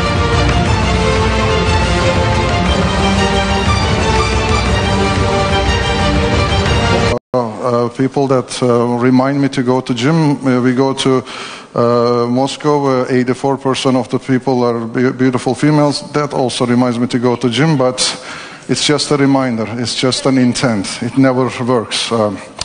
Anyway, what we'll do is, there's a camera. So when he's taking pictures, you pretend as if I'm asking you very intriguing questions. Okay, and the audience, when you take, they will pretend as if the answers are amazing. Okay, so once we establish that, we can go through. Maybe what we'll do is we'll ask each of our panelists to tell about themselves, what they do, and some of them have been here before, but looking at the audience, some of you may have some short-term memory, or you were actually too busy with your phone, a lot of selfies, but those ladies left already. Maybe they're still somewhere taking pictures. So let's start from either left to right or right to left. It's not a political discussion, so let's start maybe with Pavel. Can you tell us what you do, what brings you here, meaning of life? Yeah, thank you. So good afternoon to everybody. I already introduced myself, but I will do it once again. I'm Business Development Director of Immigrant Invest Company. This is a legal consultancy firm established in 2006, headquartered in Vienna, Austria, with 6 offices around the world. We have over 50 employees, which includes Russian-speaking, Chinese-speaking staff as well. And actually what we are doing, we are providing solutions and global mobility opportunities to our clients within the residency and citizenship by investment. Okay, who's next? Hi, good afternoon. My name is Richard Hallam. I'm coming from Grenada. I'm a dual citizen of Grenada in the United Kingdom. I'm here today representing Grenadian Inward Investment, which includes citizenship by investment, and more specifically, one of the approved developments in Grenada, the Mount Cinnamon Hotel. Personally, I've had a 30-year professional experience in the hotel real estate development industry. I was involved in the initial establishment of the CBI program and have been working with agents and developers in the unit since then. Great, and Charlene, but I think I will need to point out that they have a picture of Charmaine there. So tell us about it, why and how. Charlene, not Charmaine, but I bring you warm greetings from Charmaine, who is our Chief Executive Officer, and she is regrettably unable to be here today. I'm representing the Antigua and Barbuda Citizenship by Investment Unit, which is unique among I'm unique among my colleagues because I'm actually a representative from a government agency, and we're the agency that's responsible for the management of our Citizenship by Investment program. For those of you who might have been here earlier today, you would have heard me say that our program has been in operation for just over 5 years, and we offer second citizenship to individuals. So far, we've done so to individuals from more than 70 countries, and we've received in excess of 1,800 applications. So it's a program that offers 4 unique and distinct investment options, and we'll have a chance to talk about that a little bit more today. And we're happy to be here as general sponsors of this particular initiative. Okay, who's next? Good afternoon, ladies and gentlemen. As mentioned earlier today, my name is Dominic Volek. I'm the managing partner of Henley & Partners in Singapore and the head of the Southeast Asia region, where Henley & Partners specializes in advising high net worth individuals and their families with residence and citizenship planning, particularly in the Caribbean, where we've got offices in all 5 of the countries in the Caribbean. Malta, Cyprus are the main ones from the citizenship perspective, and then of course on the residence side, main ones we're looking at are sort of Portugal, the UK, Thailand, and then closer to home for me, Australia, New Zealand and Malaysia. So looking forward to this panel. All right, we're glad to have you here. I've been asked to basically summarize and give a little bit about these programs in Caribbean. So when we look back, early days goes all the way to 1984. There was a program that was the oldest program. Although Canadian program claims to be oldest, St. Kitts was the oldest, but till 2004 nothing was happening. Pretty much a few cases in Dominica, a few cases in St. Kitts, and eventually 2004 we started to see the people hearing about St. Kitts. I mean, if you polled the audience in 2004 asking where the St. Kitts is, nobody knew, but if you are here and you don't know about St. Kitts and the other countries, maybe you should have done a little bit more studying before you come in here. But what happened? St. Kitts did a really successful launch of their sugar industry diversification fund. It started to spread the word to Russia, Middle East, China. Then the neighboring country, Antigua, interested in the similar success story, but making it better because they believed it's a bigger and better country. So the program went into next level with Antigua. There was a Grenada program in and out. These days, recently, they also redone the program and done a very good job. We'll hear more about it from Richard too. And then St. Lucia also joined in as the lowest cost compared to Dominica, but then hurricane came and changed the whole reality of Caribbean. The prices are, when I started early days, 2007, 8, 9, they were about 300,000 for real estate, and then it went to 400. All the investors at that time saying, wow, it's great, every year I get 25% forced increase. But then the competition started. Internal competition in Caribbean is fierce. What separates these countries from one another? Anybody has an idea what's the biggest it separates these countries? It's water, because they're all islands. So apart from that, of course, they have a different program. Some of them have residency requirements. Some of them have a real estate element heavily. Some of them has a donation pushing heavily.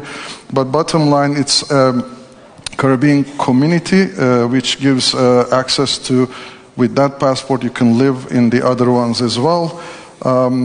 It became a more user-friendly over the years because people started to understand what was this about. It's about gaining access and freedom through donating or investing in another country.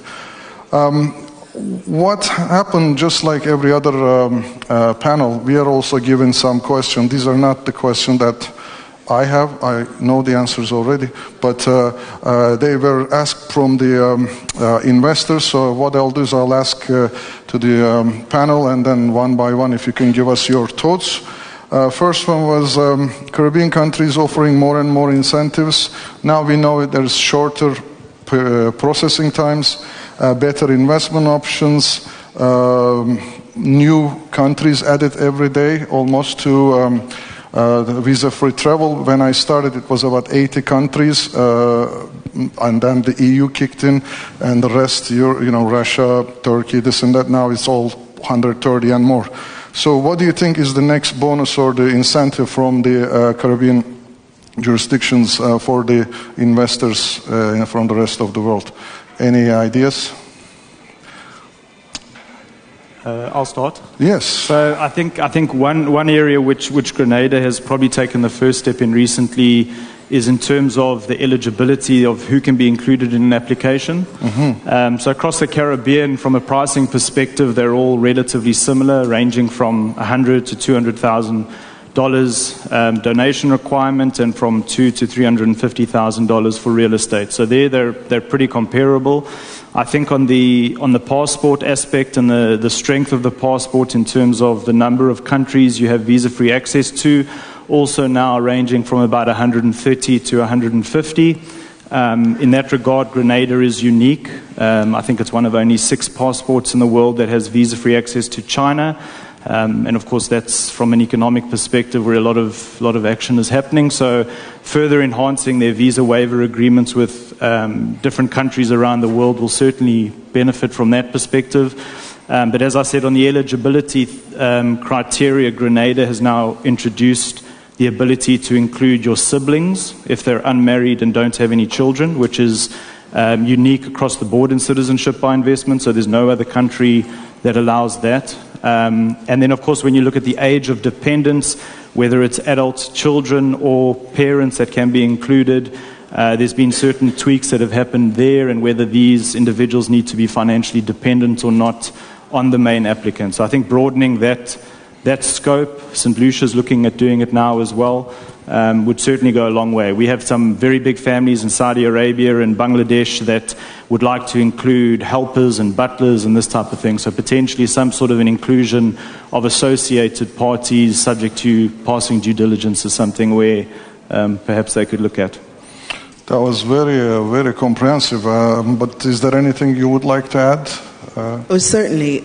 In the case of Antigua and Barbuda, we continue to review our program. We do that on an ongoing basis, and on the basis of those reviews, we have tweaked our program, improved our program considerably. One of the references just now was to the matter of inclusion, and what we have done with respect to our dependency ages is we've adjusted those ages. So originally, for example, dependent parents needed to be 65 years or older. That has been reduced to 58. And we've also relaxed some of the terms and conditions with respect to whether or not that individual must be resident with the main applicant. So there's increasing flexibility there. I spoke earlier as well about the addition of the 4th option. We found through our research and through our engagement with potential investors that sometimes individuals who want to use the donation component want to know that it goes to something specific. And so we now have that 4th component, which allows them to make that contribution to the University of the West Indies Fund.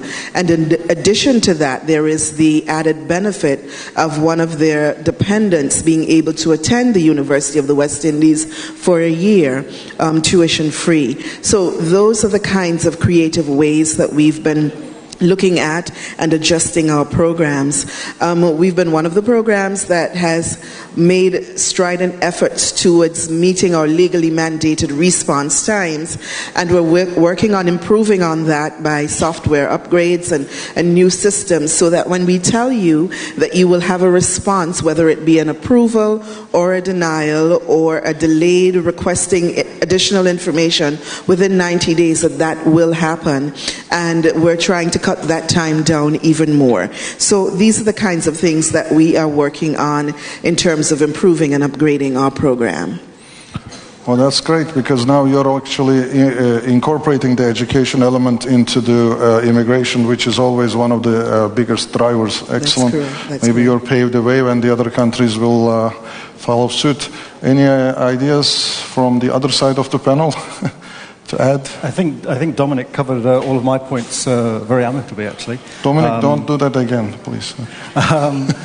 Grenada is currently, or has just recently appointed a new CEO and is currently in the process of appointing a new chair. And both those bodies are listening. They're listening to developers, they're listening to the agents, and they're listening to the clients. So they're listening in order to get feedback, in order to further enhance and make the program not only more accessible, but more inclusive, as Dominic mentioned, with regards to allowing siblings of main unmarried siblings of main applicant and spouse, removing the dependency requirement for parents and for children, and also allowing the resale of your investment to a secondary investor, which was always understood but was never actually written into law. So as a primary investor, you can now sell your investment to a secondary investor, so you have a nice little exit strategy. So I think generally for Grenada, and I'm sure for all of the programs, it's a case of listening to the agents that are actively out there, listening to the clients that are obviously looking to procure the citizenships, and listening to the developers who at the end of the day are hopefully pulling this all together and making it happen. Perfect, because as our Cyprus panel indicated many times, the exit strategy on these investments are very important as well. So that's great that Grenada is also adapting this. Anything there, Pavel, to add? It's difficult to add something, but usually I will tell from the practice. Yeah? So our clients expect increase in visa-free travel countries from all the Caribbean countries which are offering the programs. And actually, it's very well welcome the decrease of the amount of the donation in the National Wealth Fund, so which is actually done, for example, by Antigua. So this is, I would say, 2 additional points which I can add to them. Okay, well, maybe I'll start with you in this next question, which ties into what you just mentioned. Donation amounts are being lowered, and the gap between the real estate and the donation is always fluctuating. And right now, investor has a choice. One is donation, and the other one is real estate investment. What do you think of the advantages and the disadvantages of that? I would say usually our clients, they choose the option of donation because for them it's easier to plan everything, it's easier to plan the budget. With the real estate it's more difficult because you have to spend more time and resources on that, so also in the future you need to do something with this property. So when you are not frequently present in the country, it's very difficult, especially for the investors from Russia, for example. So I would say the major part of our clients choose the donation. Okay, so Pavel says donation, and let's see what Richard says, pros and cons in both. I think it depends on the client. I mean, at the end of the day, obviously the donation, it's not really any quicker in terms of processing. It's down to the liquidity of the client. Are they willing to give up $100,000, $200,000? Or would they rather invest that and hope to get some level of return and some exit strategy at the end of the 3, 4, 5 year holding period? I think when you the difference between the donation amounts and the investment amounts, specifically in Grenada, you've got to say to yourself, if I'm donating this money, then that money's gone, I've lost it. It's finished. If I'm going to invest that money, I think what you need to do is you need to look at what the passport technically cost you through the donation, and then you need to look at the delta between that and the investment. So in Grenada, it's $100,000 or $150,000. If you're making an investment at the $350,000 level, and if you personally feel that you're not going to at least see $150,000 of that back, so less than half of the investment value, then go go with the donation. But if you are dealing with a reputable developer, if you're dealing with a developer that has a track record of successful development, I mean, specifically in the case of the property that I'm representing here, Mount Cinnamon, if it's an operational property that is already posting a profit that you can go and stay in, it's on TripAdvisor, then, you know, the chances of you realizing returns and a successful exit are obviously a lot higher, and then I would say obviously you should probably park your money in the investment. But it really is down to the investors at the end of the day as to what they're prepared to do and how they feel about investing versus giving the money away. I think it's donation is risk-free because you risk everything and it's gone, and the other one has some risk. And some people like the idea of going in earlier when it is just a picture with a lot of nice pictures and beaches and everything else, so you think you're getting a better deal. Some people also think it's better because they actually end up having somewhere to go and turn the keys or rent and get some money back.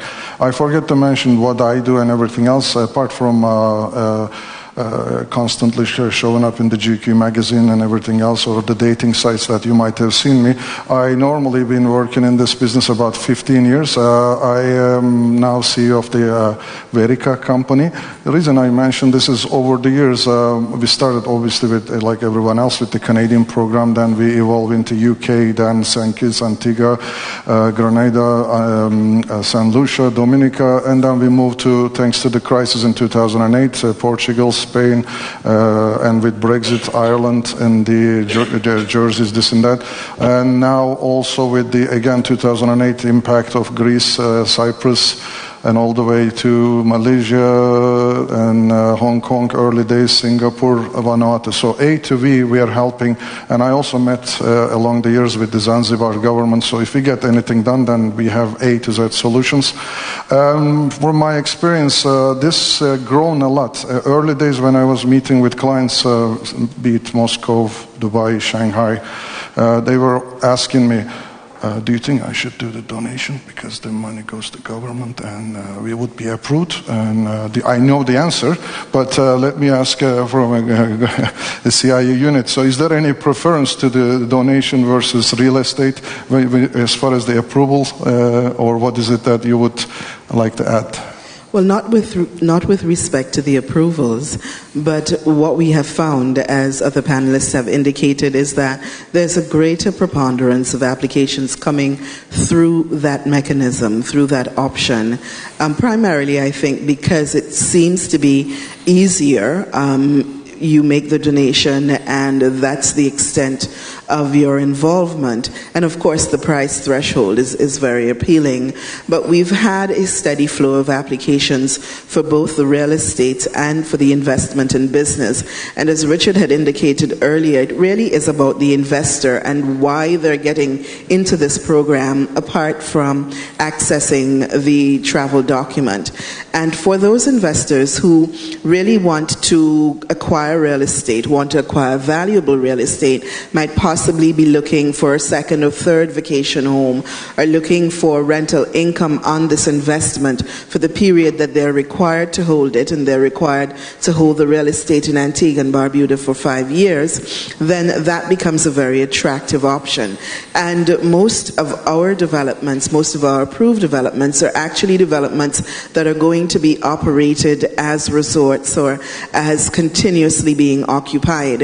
And so built into many of the arrangements, the sale agreements and the maintenance arrangements, is the payment of some form of dividend or profit sharing, which is very appealing to investors who are looking for that kind of setup for their actual investment. So the attractiveness or the advantages or disadvantages really start from what you expect to get from this particular investment, and for those who wish to get an actual return and not simply donate funds and never see anything again from it, both those other options are very attractive to them.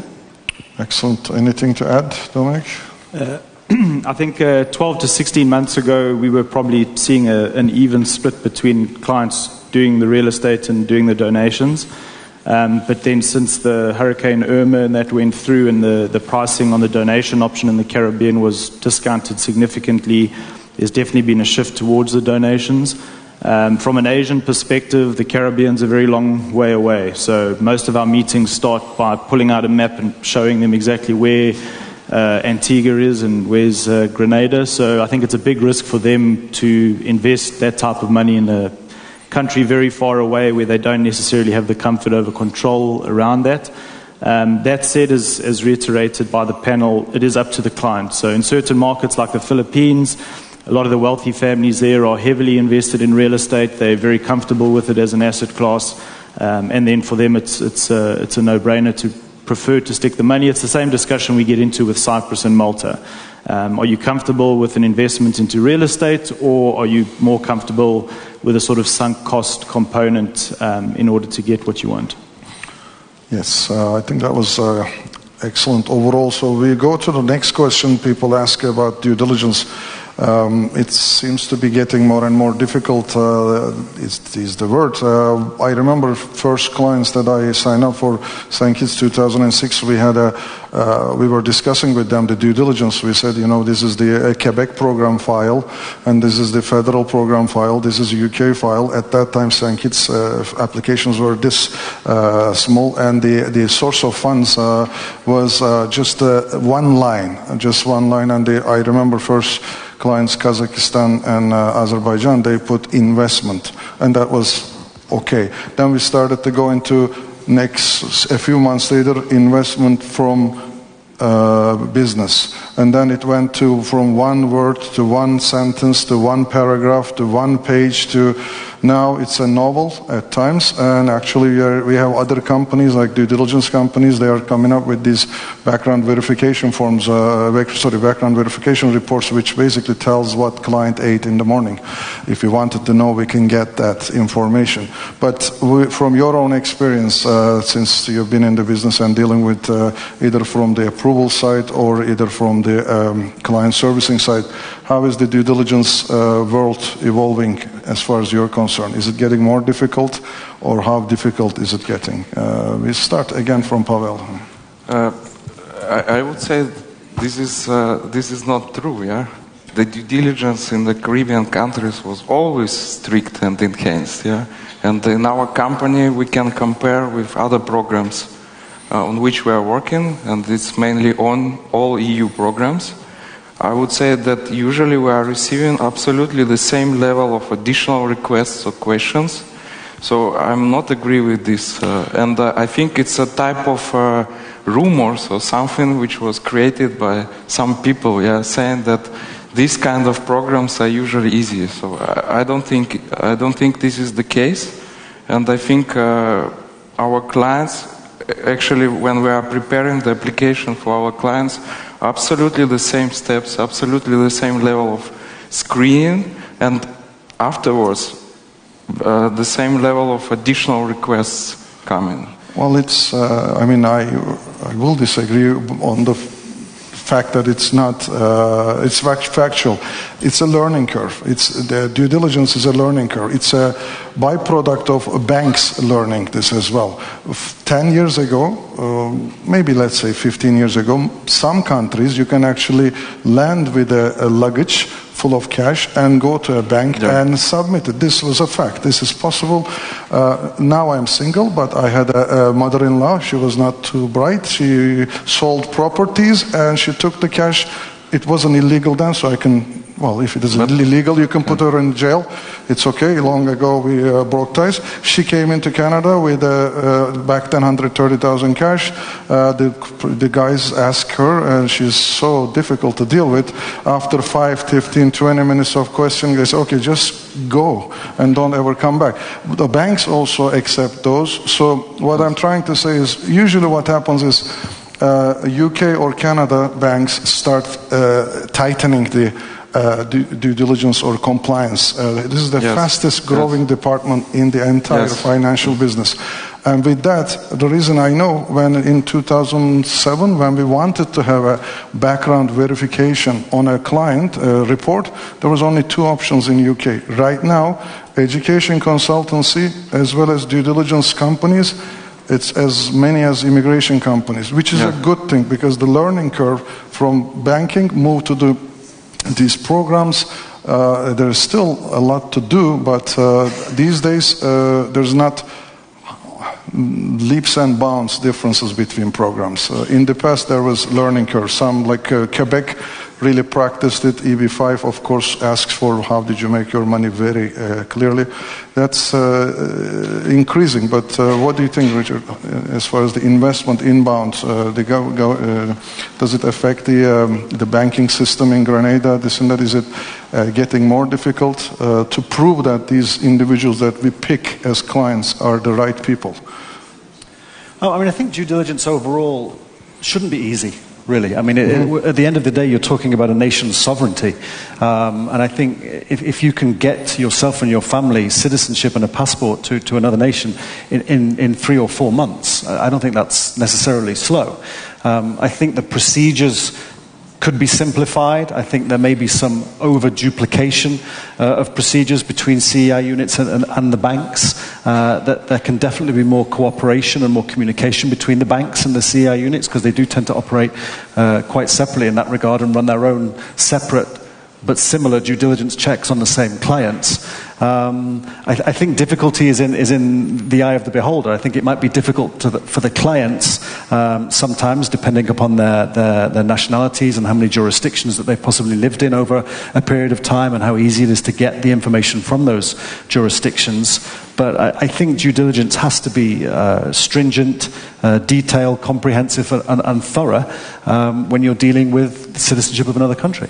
Mm-hmm. And I also want to add, the Caribbean has been increasing so nicely and rapidly on this. I've been working with the UK investor program when it was 1 million, now it's 2 million.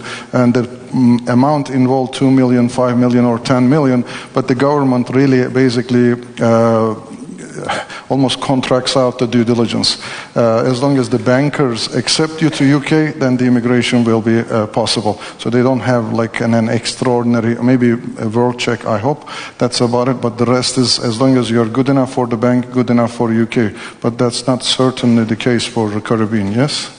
No, it's not the case. We take the conduct of this business and the management of this industry very, very seriously. And it's not onerous, but as was indicated before, it needs to be vigorous. We're talking about the conferring of citizenship upon someone with whom we have would not have established a relationship prior. And so what we do is serious investigation and ensure that that individual and all their dependents do come up to scratch with respect to our conferring citizenship upon them. Remembering that when we open our borders, we are by default also making access to other borders. And so we need to ensure that those individuals who pass the due diligence do so because we have vetted and checked everything that needs to be checked. There has been some increasing difficulty with respect to the banks, as has been referenced, and we all understand the context in which those challenges have been. In Antigua and Barbuda, we have been working with our commercial banks to sensitize them as to the level of information that we already hold, the quality of the due diligence results that we have, and to make them a little less challenged by the information and by the movement of funds that they're required to handle. And what we found is that there has been, particularly with our domestic banks, a greater degree of comfort with managing those funds. The challenges, though, come from the international banks, primarily Canadian banks, which have taken a zero tolerance policy. And that feeds back to the client. So it's not necessarily the process itself becoming any more difficult or any more onerous without reason, but the movement of the funds in the context of how our financial systems now operate seems to create a little bit more time in the processing. Okay, Dominic, sorry to wake you up, but do you have anything to add? I think from my perspective, to refer to due diligence as whether it's difficult or easy is probably not the right word to use. Difficulty implies that it's something to be, can you overcome it? I think it certainly has become enhanced, which is a great thing for the industry. The ability for St. Kitts to do due diligence when it started in 1984 is very different to what they can do now. So access to these various intelligence agencies and law enforcement reports is obviously very useful. I agree with Richard that there is duplication there, and things can certainly be streamlined to a certain extent. I had one American client who, from submission to approval, took 8 months. And in that same program, I had a Bangladeshi client that took 56 calendar days. So I think on a consistency perspective, and that links back to your first question around how do the Caribbean programs, what can they do to become the gold standard or whatever they like to call themselves, is efficiency. So from the client's perspective, if you say it's going to be 90 days or 120 days, then it really should be that process. So if I may, very quick comment, yeah. Also, this is a general trend, yeah, and for example, we do not forget about the sanctions which are imposed by US, by UN and the EU recently in 2014, and I think it's a general trend that all the financial institutions and all the players who are in this field have to enhance the due diligence, and now you have to check also against the sanctions, yeah, so this is also very complicated part of the due diligence process. Also, there is, I think, because sometimes it's presented as a unit, Caribbean options, although, as I said, there are several differences between these countries.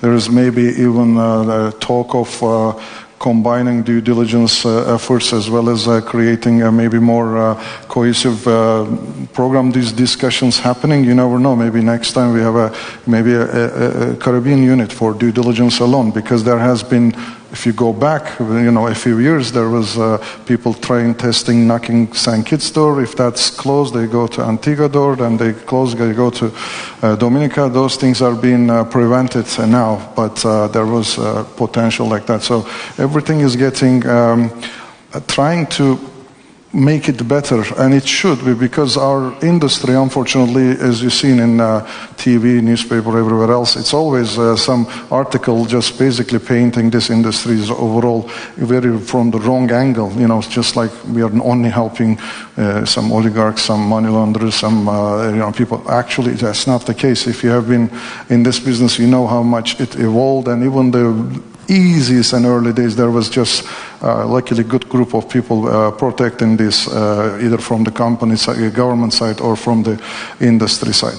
But I'm going to shift gears because the time is getting a few more minutes we have, and one of the questions was, and this is very common in China, especially as you know about the EB5 program, because it's I think it's a century and a half by the time people can go to the US with their application. Maybe they apply for their grandchildren instead of themselves, the way it's going.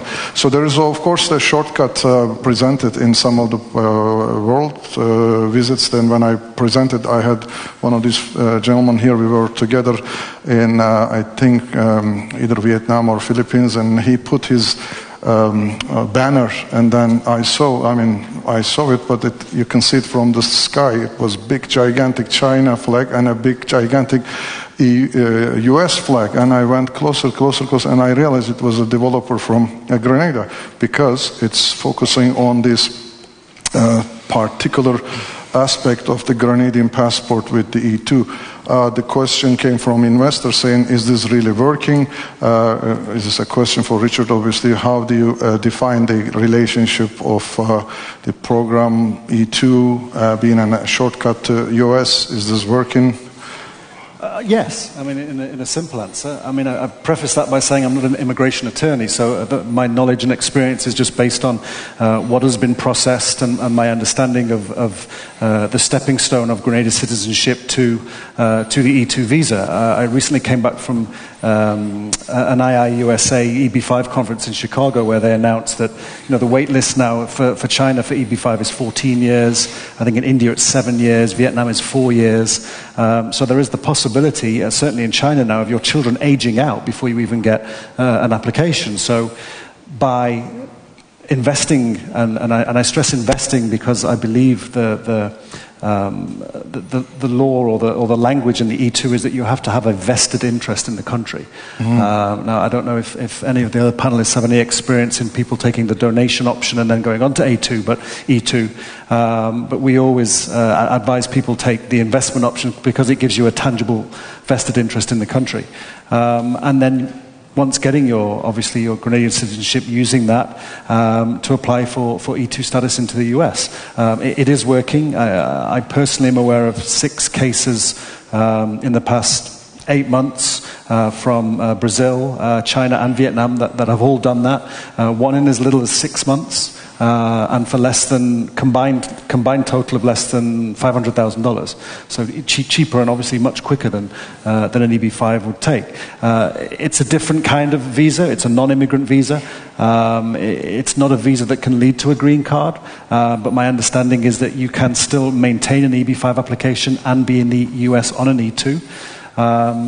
It's something that is renewable every 2 years, as long as you operate and own a viable business that employs just 2 people. And the investment amount, although there is no quoted investment amount, they say a substantial investment, and we're aware of clients that have invested as little as $100,000 in a business such as maybe a franchise, a Starbucks, a Dunkin' Donuts, a gas station, something like that. So yes, it is working. There are rumors out there that it's not easy to process through the various embassies because it's not something that's done through the US CIS level. It's done at the embassy level. So you would apply through your local embassy. But in our experience, in my experience, it's working. Okay, great. As long as it's not the Saudi embassy in Turkey, it's safe to go, no problems. Okay. Basically, I also agree with the E2 because I met with various people who actually in the process, and some lawyers or immigration advisors in the US, they confirmed that they've done it. I was in Dubai just the day before yesterday. There was a big panel on E2 as well, and everybody's gung-ho about it, and I think it addresses a need because again, China is the real engine behind this, and if US is always attraction, Canada is as well, but with the short Quebec quota and a non-existing federal program, and the US being such a weight, as usual, China will find an alternative, and that seems to be the case these days. What we'll do is we'll basically finish it off with last question, actually more of a comment on my side. The Antigua CIU is actually doing fantastic, and it's credit to the ladies that run the department. I think they are the only, they are very different than the others because the others wouldn't look good in skirt, I hope, and they don't try it as well. But bottom line is that has been a lot of changes in each CIUs, but the Antigua has been increasing the popularity. Numbers show that, and of course this is always part of the program's features, but always a bigger component is actually processing and the times and how it is handled. So how do you see the next things for the Antigua CIU, and maybe we'll after that we'll ask if there's any questions. So think of questions if you have any. I don't know where gala is. I don't know what's for dinner. Everything else we can discuss. Yes. Well, yes, the program has increased its attractiveness, and just to very quickly talk about some of the things that we have done. We've made adjustments, of course, to our thresholds. We have made adjustments with respect to our processing fees, so we've been very, very responsive. Our government is keen on establishing partnerships with developers, so that even though we have a lot of traction on the development fund, we also have significant amount of activity happening in real estate, and this is due in large part to the special concessions and incentives that our government offers to developers who are bringing on stream new products. Tourism is our primary industry, and so we are keen on expanding the offerings there. And what we do in Antigua and Barbuda is that we don't overpromise, but we certainly do deliver. And so while we may not necessarily have numbers as other territories, we will meet our deadlines and we will fulfill our obligations to you. I'm not sure if the reference to the 56 days is a reference to Antigua, but we've done files in as little as 45 days, not because we're cutting corners, but because we're highly efficient. And we all know that when women run things, they just get exponentially better. So we've been doing pretty well, and we're very happy with the success that we've had. Excellent. I saw a sign. Usually they have 5 minutes, 2 minutes. This one clearly said, please finish. I think I got the message. But for those of you who have questions, most of us will be tired from gala, so we'll be showing up sometime 10, 11 in the tomorrow event, and maybe by the time 11 or 12 o'clock we'll be able to answer some questions if you have. So we're gonna, do we have anything else that we need to, burning comments? No? Okay, well, we're finishing off. I'll do my usual selfie with the audience, if you don't mind. Smile. Thank you. Thanks. Anything else? Do you want to say something? Okay, I just want to say thank you. Oh, you're welcome. For this thank wonderful panel. Thank you. And also, I would like to say thank you for all of you who's still with us for passion, and for keeping the forces for the last today event that will be held on at a hotel Majestic Barrier on our luxury gala party that will be approximately in 1.5 hours. And thank you for everything that you are doing, and see you there. Thank you again. Thank you. And please return headphones back. Thank you.